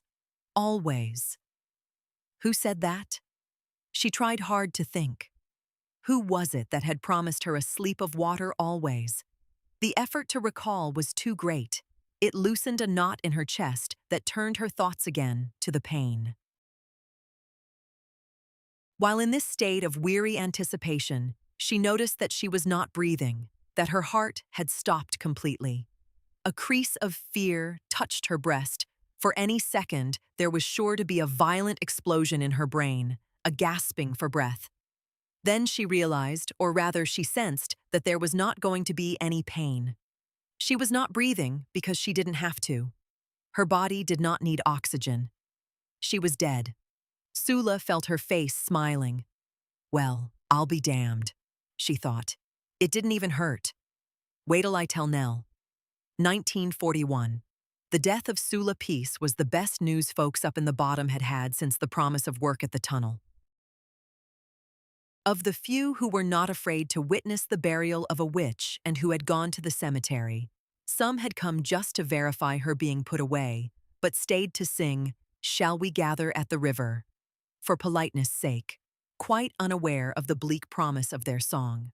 Others came to see that nothing went awry, that the shallow-minded and small-hearted kept their meanness at bay, and that the entire event be characterized by that abiding gentleness of spirit to which they themselves had arrived by the simple determination not to let anything at all, not failed crops, not rednecks, lost jobs, sick children, rotten potatoes, broken pipes, bug-ridden flour, third-class coal, educated social workers, thieving insurance men, garlic-ridden hunkies, corrupt Catholics, racist Protestants, cowardly Jews, slave-holding Muslims, jackleg nigger preachers, squeamish Chinamen, cholera, dropsy, or the Black Plague, let alone a strange woman. Keep them from their God. In any case, both the raw-spirited and the gentle who came, not to the white funeral parlor but to the colored part of the beechnut cemetery, felt that either because Sula was dead, or just after she was dead, a brighter day was dawning. There were signs. The rumor that the tunnel spanning the river would use Negro workers became an announcement. Planned, abandoned, and replanned for years, this project had finally begun in 1937. For 3 years, there were rumors that blacks would work it, and hope was high, in spite of the fact that the river road leading to the tunnel had encouraged similar hopes in 1927, but had ended up being built entirely by white labor, hillbillies and immigrants taking even the lowest jobs. But the tunnel itself was another matter. The craft work, no, they would not get that. But it was a major job, and the government seemed to favor opening up employment to black workers. It meant black men would not have to sweep Medallion to eat or leave the town altogether for the steel mills in Akron and along Lake Erie. The second sign was the construction begun on an old people's home. True, it was more renovation than construction, but the blacks were free, or so it was said, to occupy it. Some said that the very transfer of Eva from the ramshackle house that passed for a colored women's nursing home to the bright new one was a clear sign of the mystery of God's ways, his mighty thumb having been seen at Sula's throat. So it was with a strong sense of hope that the people in the bottom watched October close. Then Medallion turned silver. It seemed sudden, but actually there had been days and days of no snow, just frost, when, late one afternoon, a rain fell and froze. Way down Carpenter's Road, where the concrete sidewalks started, children hurried to the sliding places before shopkeepers and old women sprinkled stove ashes, like ancient onyx, onto the new minted silver. They hugged trees simply to hold for a moment all that life and largeness stilled in glass, and gazed at the sun pressed against the gray sky like a worn doubloon, wondering all the while if the world were coming to an end. Grass stood blade by blade, shocked into separateness by an ice that held for days. Late harvesting things were ruined, of course, and fowl died of both chill and rage. Cider turned to ice and split the jugs, forcing the men to drink their cane liquor too soon. It was better down in the valley, since, as always, the hills protected it. But up in the bottom, black folks suffered heavily in their thin houses and thinner clothes.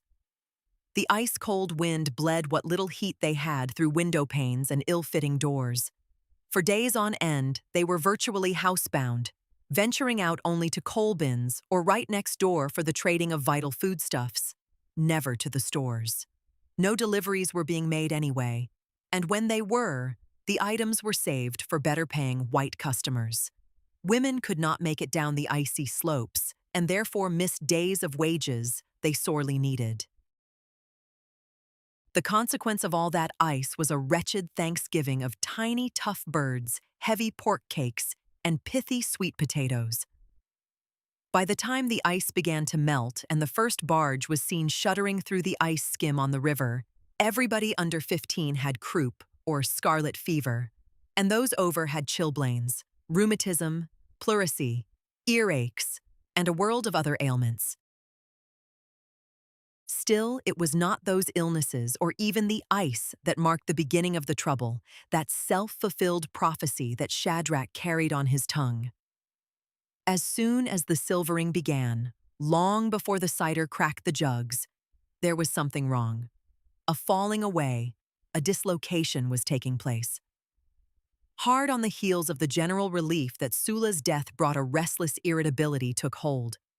Teapot, for example, went into the kitchen and asked his mother for some sugar butter bread. She got up to fix it and found that she had no butter, only oleomargarine. Too tired to mix the saffron-colored powder into the hard cake of oleo, she simply smeared the white stuff on the bread and sprinkled the sugar over it.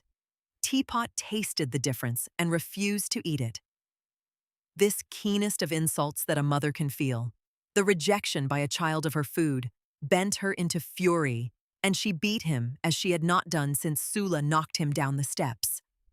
She was not alone. Other mothers who had defended their children from Sula's malevolence, or who had defended their positions as mothers from Sula's scorn for the role, now had nothing to rub up against. The tension was gone, and so was the reason for the effort they had made. Without her mockery, affection for others sank into flaccid disrepair.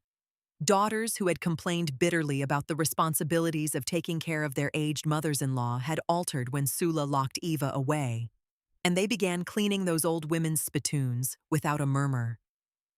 Now that Sula was dead and done with, they returned to a steeping resentment of the burdens of old people. Wives uncoddled their husbands. There seemed no further need to reinforce their vanity. And even those Negroes who had moved down from Canada to Medallion, who remarked every chance they got that they had never been slaves, felt a loosening of the reactionary compassion for Southern-born blacks Sula had inspired in them. They returned to their original claims of superiority. The normal meanness that the winter brought was compounded by the small-spiritedness that hunger and scarlet fever produced. Even a definite and witnessed interview of 4 colored men, and the promise of more in the spring, at the tunnel site, could not break the cold vice of that lean and bitter year's end. Christmas came one morning and haggled everybody's nerves like a dull axe, too shabby to cut clean, but too heavy to ignore. The children lay wall-eyed on creaking beds or pallets near the stove, sucking peppermint and oranges in between coughs, while their mothers stomped the floors in rage at the cakes that did not rise because the stove fire had been so stingy. At the curled bodies of men who chose to sleep the day away rather than face the silence made by the absence of Lionel trains, drums, crybaby dolls, and rocking horses. Teenagers sneaked into the Elmira Theater in the afternoon and let Tex Ritter free them from the recollection of their father's shoes, yawning in impotence under the bed.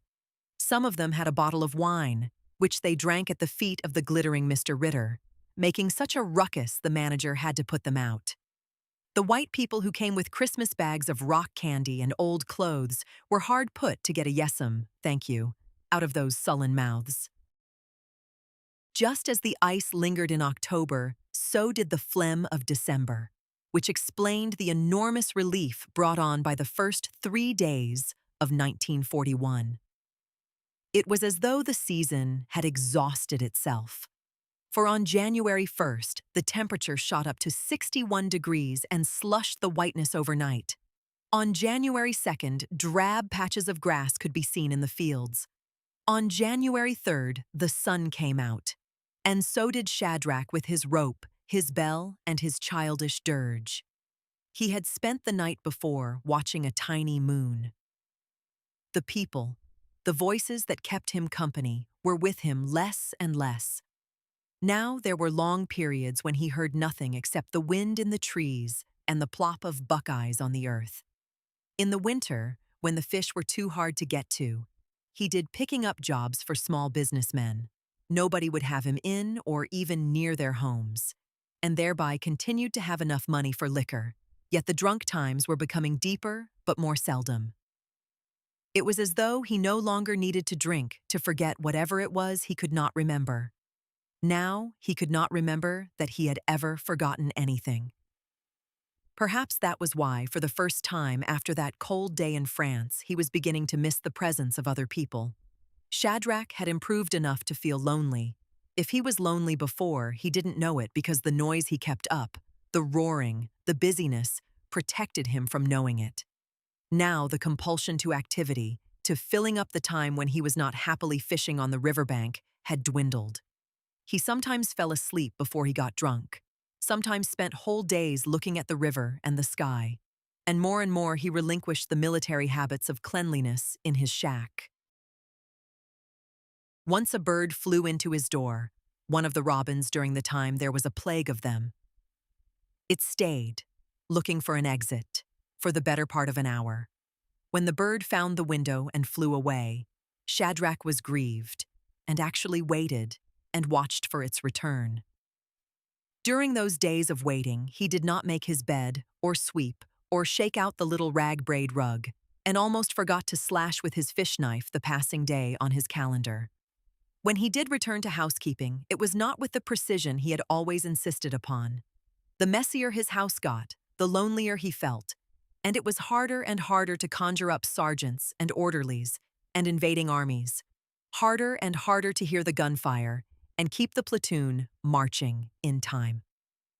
More frequently now, he looked at and fondled the one piece of evidence that he once had a visitor in his house, a child's purple and white belt, the one the little girl left behind when she came to see him. Shadrach remembered the scene clearly. He had stepped into the door, and there was a tear-stained face turning toward him, eyes hurt and wondering, mouth parted in an effort to ask a question. She had wanted something. From him. Not fish, not work, but something only he could give. She had a tadpole over her eye. That was how. He knew she was a friend. She had the mark of the fish he loved, and one of her braids had come undone. But when he looked at her face, he had seen also the skull beneath, and thinking she saw it too, knew it was there, and was afraid. He tried to think of something to say to comfort her, something to stop the hurt from spilling out of her eyes. So he had said always, so she would not have to be afraid of the change, the falling away of skin, the drip and slide of blood, and the exposure of bone underneath. He had said always to convince her, assure her of permanency. It worked, for when he said it, her face lit up and the hurt did leave. She ran then, carrying his knowledge, but her belt fell off and he kept it as a memento. It hung on a nail near his bed, unfrayed, unsullied after all those years, with only the permanent bend in the fabric made by its long life on a nail. It was pleasant living with that sign of a visitor, his only one. And after a while, he was able to connect the belt with the face, the tadpole over the eye face that he sometimes saw up in the bottom. His visitor, his company, his guest, his social life, his woman, his daughter, his friend. They all hung there on a nail near his bed. Now he stared at the tiny moon floating high over the ice-choked river. His loneliness had dropped down somewhere around his ankles. Some other feeling possessed him, a feeling that touched his eyes and made him blink. He had seen her again months, weeks ago. Raking leaves for Mr. Hodges, he had gone into the cellar for 2 bushel baskets to put them in. In the hallway, he passed an open door leading to a small room. She lay on a table there. It was surely the same one. The same little girl face, same tadpole over the eye. So he had been wrong. Terribly wrong. No, always, at all. Another dying away of someone whose face he knew. It was then he began to suspect that all those years of rope hauling and bell ringing were never going to do any good. He might as well sit forever on his riverbank and stare out of the window at the moon. By his day-slashed calendar, he knew that tomorrow was the day. And for the first time, he did not want to go. He wanted to stay with the purple and white belt, Not go. Not go.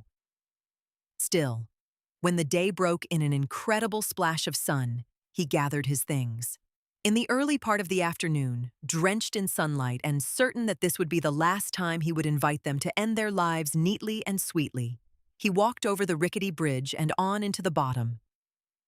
But it was not heartfelt this time, not loving this time, for he no longer cared whether he helped them or not. His rope was improperly tied. His bell had a tinny, unimpassioned sound. His visitor was dead and would come no more. Years later, people would quarrel about who had been the first to go. Most folks said it was the Deweys, but one or two knew better, knew that Desi and Ivy had been first, said that Desi had opened her door first and stood there shielding her eyes from the sun while watching Shadrach coming down the road. She laughed. Maybe the sun. Maybe the clots of green showing in the hills promising so much. Maybe the contrast between Shadrach's doomy, gloomy bell glinting in all that sweet sunshine. Maybe just a brief moment for once of not feeling fear, of looking at death in the sunshine and being unafraid. She laughed. Upstairs, Ivy heard her and looked to see what caused the thick music that rocked her neighbor's breasts. Then Ivy laughed too. Like the scarlet fever that had touched everybody and worn them down to gristle, their laughter infected Carpenter's Road. Soon, children were jumping about, giggling, and men came to the porches to chuckle. By the time Shadrach reached the first house, he was facing a line of delighted faces. Never before had they laughed. Always they had shut their doors, pulled down the shades, and called their children out of the road. It frightened him, this glee, but he stuck to his habit, and singing his song, ringing his bell, and holding fast to his rope. The Deweys, with their magnificent teeth, ran out from number 7 and danced a little jig around the befuddled Shadrach, then cut into a wild aping of his walk, his song and his bell ringing. By now, women were holding their stomachs and the men were slapping their knees. It was Mrs. Jackson, who ate ice, who tripped down off her porch and actually marched, along behind him. The scene was so comic the people walked into the road to make sure they saw it all. In that way, the parade started. Everybody, Desi, Tar Baby, Patsy, Mr. Buckland Reed, Teapot's Mama, Valentine, the Deweys, Mrs. Jackson, Irene, the proprietor of the Palace of Cosmetology, Reba, the Herod brothers, and flocks of teenagers got into the mood. Laughing, dancing, and calling to one another, they formed a Pied Piper's band behind Shadrach. As the initial group of about 20 people passed more houses, they called to the people standing indoors and leaning out of windows to join them. They called them to help open further this slit in the veil, a respite from anxiety, from dignity, from gravity, from the weight of that very adult pain that had undergirded them all those years before. They called to them to come out and play in the sunshine, as though the sunshine would last, as though there really was hope. This was the same hope that kept them picking beans for other farmers. It also kept them from finally leaving, though they talked of doing so. It kept them knee-deep in other people's dirt. This hope excited them about other people's wars. It kept them solicitous of white people's children, and it kept them convinced that some magic government was going to lift them up, out and away from that dirt, those beans, those wars. Some, of course, like Helene Wright, would not go. She watched the ruckus with characteristic scorn. Others understood the spirit's touch that made them dance. They understood whole families bending their backs in a field while singing as from one throat. They also understood the ecstasy of river baptisms, under suns just like this one. Yet, they did not understand this curious disorder, this headless display, and so they also refused to go. Nevertheless, the sun splashed on a larger and larger crowd that strutted, skipped, marched, and shuffled down the road. When they got down to where the sidewalk started, some of them stopped and decided to turn back, too embarrassed to enter the white part of town, whooping like banshees. but except for 3 or 4. The faint-hearted were put to shame by the more aggressive and abandoned, and the parade danced down Main Street past Woolworth's and the old poultry house, turned right, and moved on down the New River Road. At the mouth of the tunnel excavation, in a fever pitch of excitement and joy, they saw the timber, the bricks, the steel ribs, and the tacky wire gate that glittered under ice, struck to diamond in the sun. It dazzled them at first, and they were suddenly quiet. Their hooded eyes swept over the place where their hope had lain since 1927. There was the promise. Leaf dead. The teeth unrepaired, the coal credit cut off, the chest pains unattended, the school shoes unbought, the rush-stuffed mattresses, the broken toilets, the leaning porches, the slurred remarks, and the staggering childish malevolence of their employers. All there in blazing sunlit ice, rapidly becoming water. Like antelopes, they leaped over the little gate, a wire barricade that was never intended to bar anything but dogs, rabbits, and stray children. And led by the tough, the enraged, and the young, they picked up the lengths of timber and thin steel ribs and smashed the bricks they would never fire in yawning kilns, split the sacks of limestone they had not mixed or even been allowed to haul, tore the wire mesh, tipped over wheelbarrows and rolled 4-poles down the bank, where they sailed far out on the icebound river. Old and young, women and children, lame and hardy, they killed, as best they could, the tunnel they were forbidden to build. They didn't mean to go in, to actually go down into the lip of the tunnel, but in their need to kill it all of it, to wipe from the face of the earth the work of the thin-armed Virginia boys, the bull-necked Greeks, and the knife-faced men who waved the leaf-dead promise. They went too deep, too far. A lot of them died there. The earth, now warm, shifted. The first 4-pole slipped, loose rock fell from the face of the tunnel and caused a shield to give way. They found themselves in a chamber of water, deprived of the sun that had brought them there. With the first crack and whoosh of water, the clamor to get out was so fierce that others who were trying to help were pulled to their deaths. Pressed up against steel ribs and timber blocks, young boys strangled when the oxygen left them to join the water. Outside, others watched in terror as ice split and earth shook beneath their feet. Mrs. Jackson, weighing less than 100 pounds, slid down the bank and met with an open mouth the ice she had craved all her life.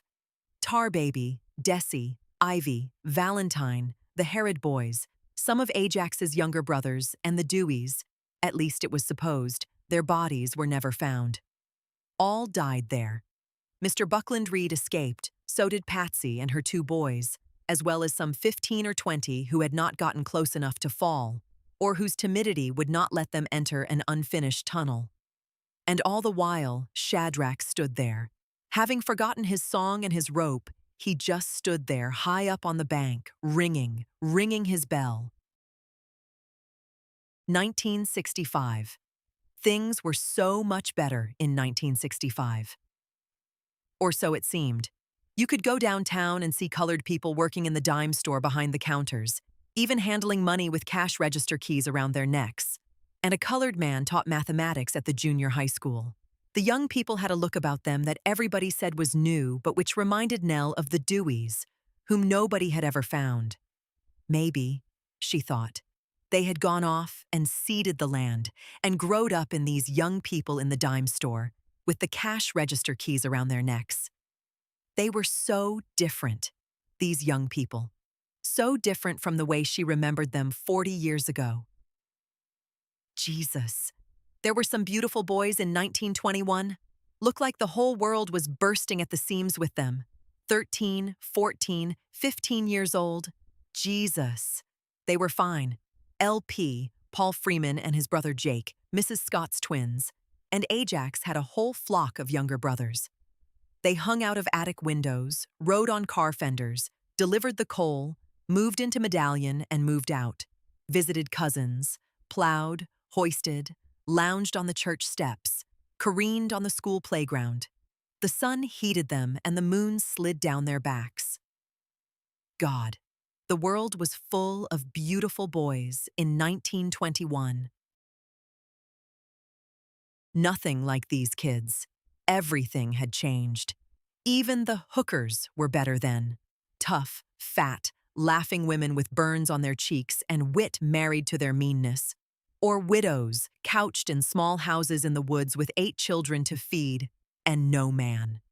These modern-day hookers were pale and dull before those women.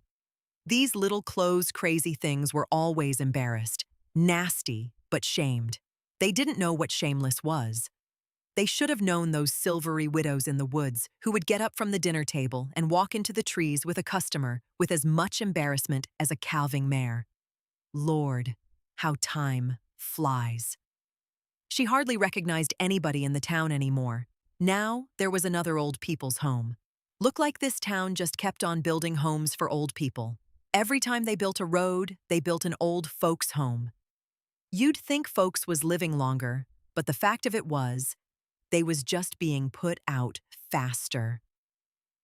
Nell hadn't seen the insides of this most recent one yet, but it was her turn in circle number 5 to visit some of the old women there.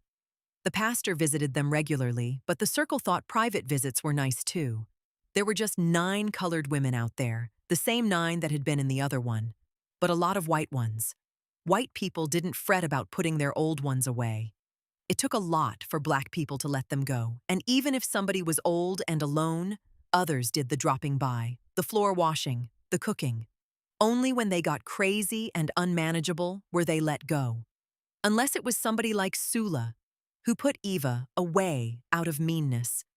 It was true that Eva was foolish in the head, but not so bad as to need locking up. Nell was more than a little curious to see her. She had been really active in church only a year or less, and that was because the children were grown now and took up less time and less space in her mind. For over 25 years since Jude walked out, she had pinned herself into a tiny life. She spent a little time trying to marry again, but nobody wanted to take her on with 3 children, and she simply couldn't manage the business of keeping boyfriends. During the war, she had had a rather long relationship with a sergeant stationed at the camp 20 miles downriver from Medallion. But then he got called away and everything was reduced to a few letters. Then nothing. Then there was a bartender at the hotel. But now she was 55 and hard put to remember what all that had been about. It didn't take long after Jude left for her to see what the future would be. She had looked at her children and knew in her heart that that would be all. That they were all she would ever know of love. But it was a love that, like a pan of syrup kept too long on the stove, had cooked out, leaving only its odor and a hard, sweet sludge, impossible to scrape off. For the mouths of her children quickly forgot the taste of her nipples, and years ago they had begun to look past her face into the nearest stretch of sky. In the meantime, the bottom had collapsed. Everybody who had made money during the war moved as close as they could to the valley, and the white people were buying down river, cross river, stretching Medallion like 2 strings on the banks. Nobody colored lived much up in the bottom anymore. White people were building towers for television stations up there, and there was a rumor about a golf course or something. Anyway, hill land was more valuable now.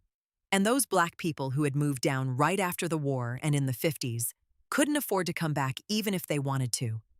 Except for the few blacks still huddled by the river bend and some undemolished houses on Carpenter's Road, only rich white folks were building homes in the hills. Just like that, they had changed their minds, and instead of keeping the valley floor to themselves, now they wanted a hilltop house with a river view and a ring of elms. The black people, for all their new look, seemed awfully anxious to get to the valley or leave town and abandon the hills to whoever was interested. It was sad, because the bottom had been a real place. These young ones kept talking about the community, but they left the hills to the poor, the old, the stubborn, and the rich white folks. Maybe it hadn't been a community, but it had been a place. Now there weren't any places left, Just separate houses with separate televisions and separate telephones, and less dropping by. These were the same thoughts she always had when she walked down into the town. One of the last true pedestrians, Nell walked the shoulder road while cars slipped by. Laughed at by her children, she still walked wherever she wanted to go, allowing herself to accept rides only when the weather required it. Now she went straight through the town and turned left at its farthest end, along a tree-lined walk that turned into a country road farther on and past the cemetery, Beechnut Park. When she got to Sunnydale, the home for the aged, it was already 4 o'clock and turning chill. She would be glad to sit down with those old birds and rest her feet. A red-haired lady at the desk gave her a pass card and pointed to a door that opened onto a corridor of smaller doors. It looked like what she imagined a college dormitory to be. The lobby was luxurious, modern, but the rooms she peeped into were sterile green cages. There was too much light everywhere. It needed some shadows. The third door, down the hall, had a little name tag over it that read, "Evie a Peace." Nell twisted the knob and rapped a little on the door at the same time, then listened a moment before she opened it. At first, she couldn't believe it. She seemed so small, sitting at that table in a black vinyl chair. All the heaviness had gone, and the height. Her once beautiful leg had no stocking, and the foot was in a slipper. Nell wanted to cry, not for Eva's milk-dull eyes or her floppy lips, but for the once proud foot accustomed for over a half a century to a fine, well-laced shoe now stuffed gracelessly into a pink terry cloth slipper. "Good evening, Miss Peace. I'm Nell Green, come to pay a call on you. You remember me, don't you?" Eva was ironing and dreaming of stairwells. She had neither iron nor clothes, but did not stop her fastidious lining up of pleats or pressing out of wrinkles, even when she acknowledged Nell's greeting. "Howdy. Sit down." "Thank you." Nell sat on the edge of the little bed. "You've got a pretty room. A real pretty room, Miss Peace. You eat something funny today, ma'am? Some chop suey? Think back." "No, ma'am." "No? Well, you gon' be sick later on, but I didn't have no chop suey. You think I come all the way over here for you to tell me that? I can't make visits too often. You should have some respect for old people. But Miss Peace, I'm visiting you. This is your room." Neil smiled. "What you say your name was?" "Nell Green.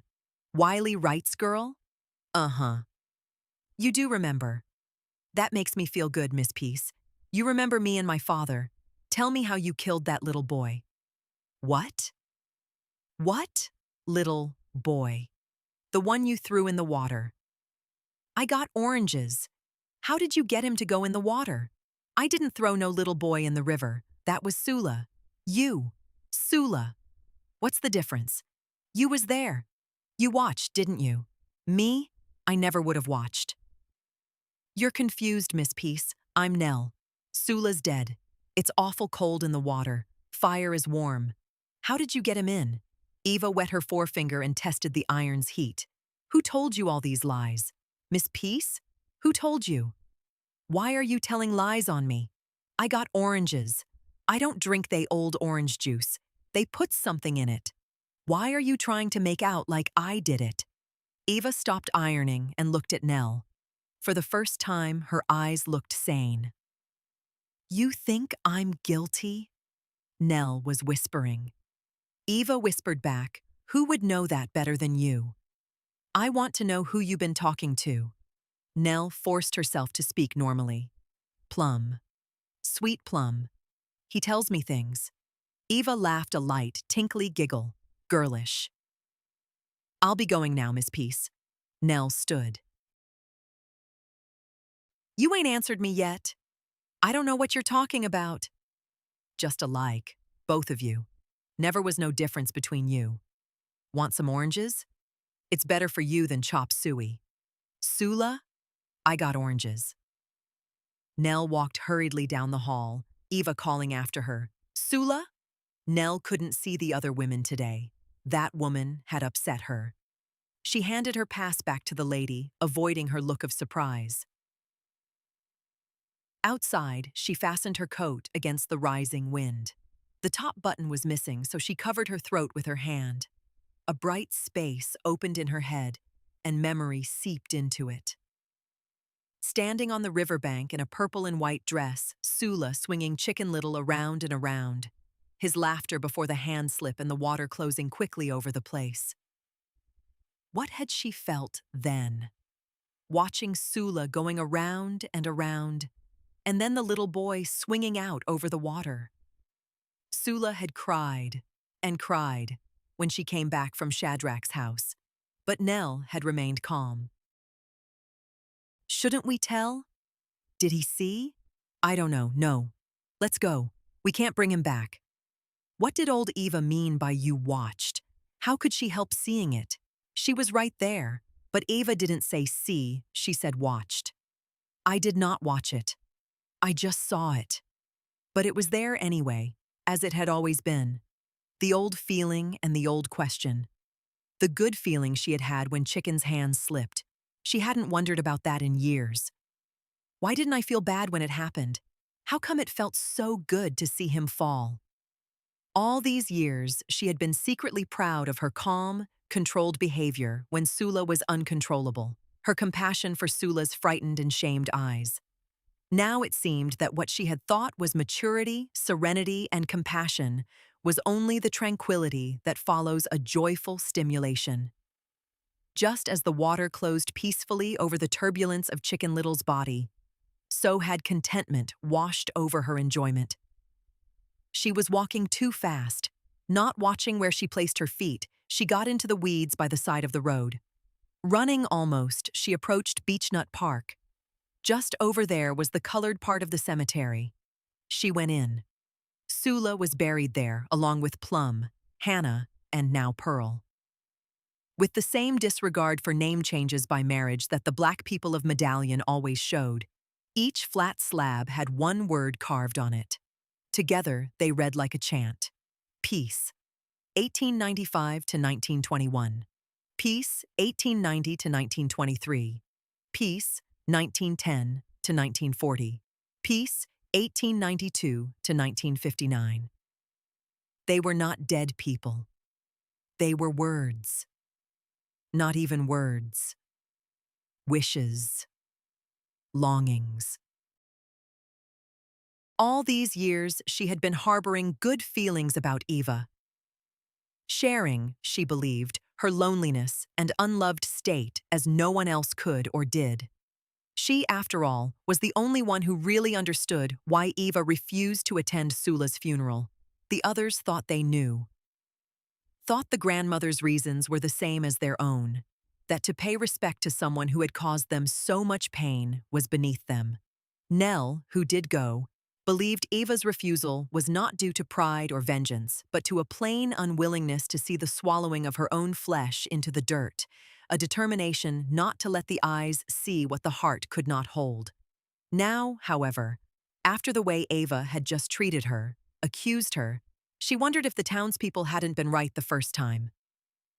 Eva was mean. Sula had even said so. There was no good reason for her to speak so. Feeble-minded or not. Old.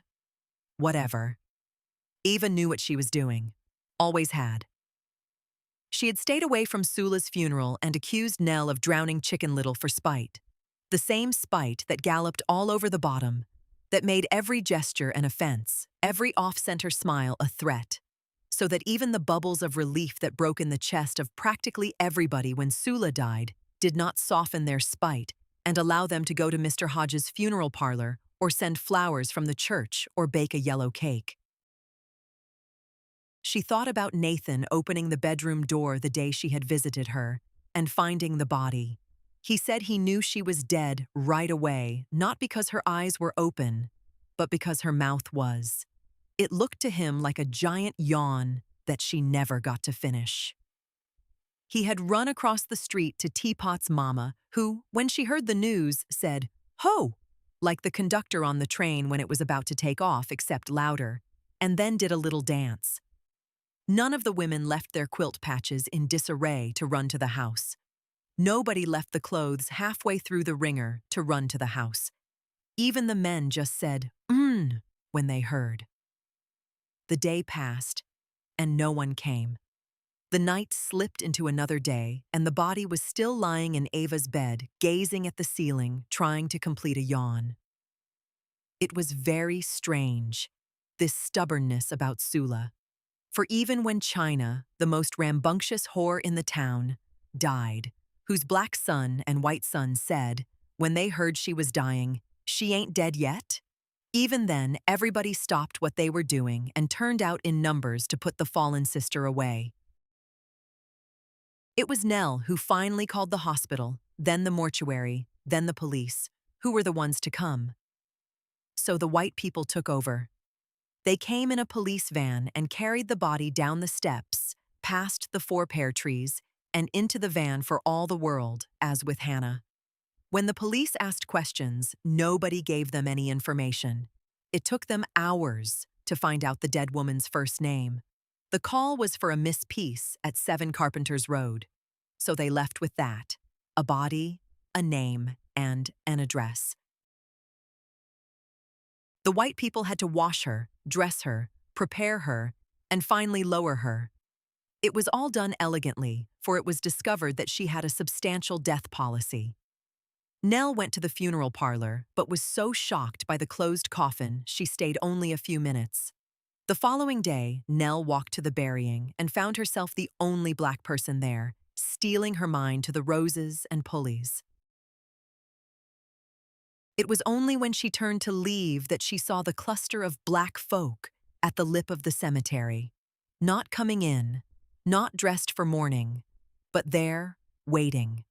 Not until the white folks left, the gravediggers, Mr. and Mrs. Hodges, and their young son who assisted them, did those black people from up in the bottom enter with hooded hearts and filed eyes to sing "Shall We Gather at the River" over the curved earth that cut them off from the most magnificent hatred they had ever known. Their question clotted the October air: "Shall we gather at the river?" The beautiful river. Perhaps Sula answered them even then, for it began to rain, and the women ran in tiny leaps through the grass for fear their straightened hair would beat them home. Sadly, heavily, Nell left the colored part of the cemetery.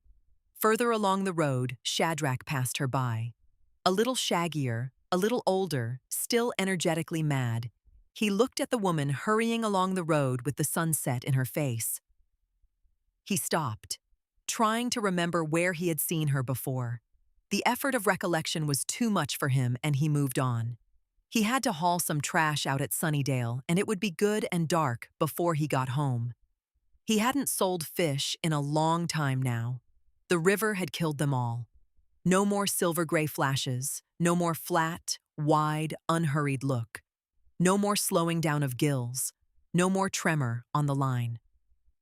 Shadrach and Nell moved in opposite directions, each thinking separate thoughts about the past. The distance between them increased as they both remembered gone things. Suddenly, Nell stopped. Her eye twitched and burned a little. "Sula?" she whispered, gazing at the tops of trees. "Sula?" Leaves stirred, mud shifted. There was the smell of overripe green things. A soft ball of fur broke and scattered like dandelion spores in the breeze. All that time, I thought I was missing Jude." And the loss pressed down on her chest and came up into her throat. "We was girls together," she said, as though explaining something. "Oh, Lord, Sula," she cried. "Girl, girl, girl, girl, girl." It was a fine cry, loud and long, but it had no bottom and it had no top, just circles and circles of sorrow.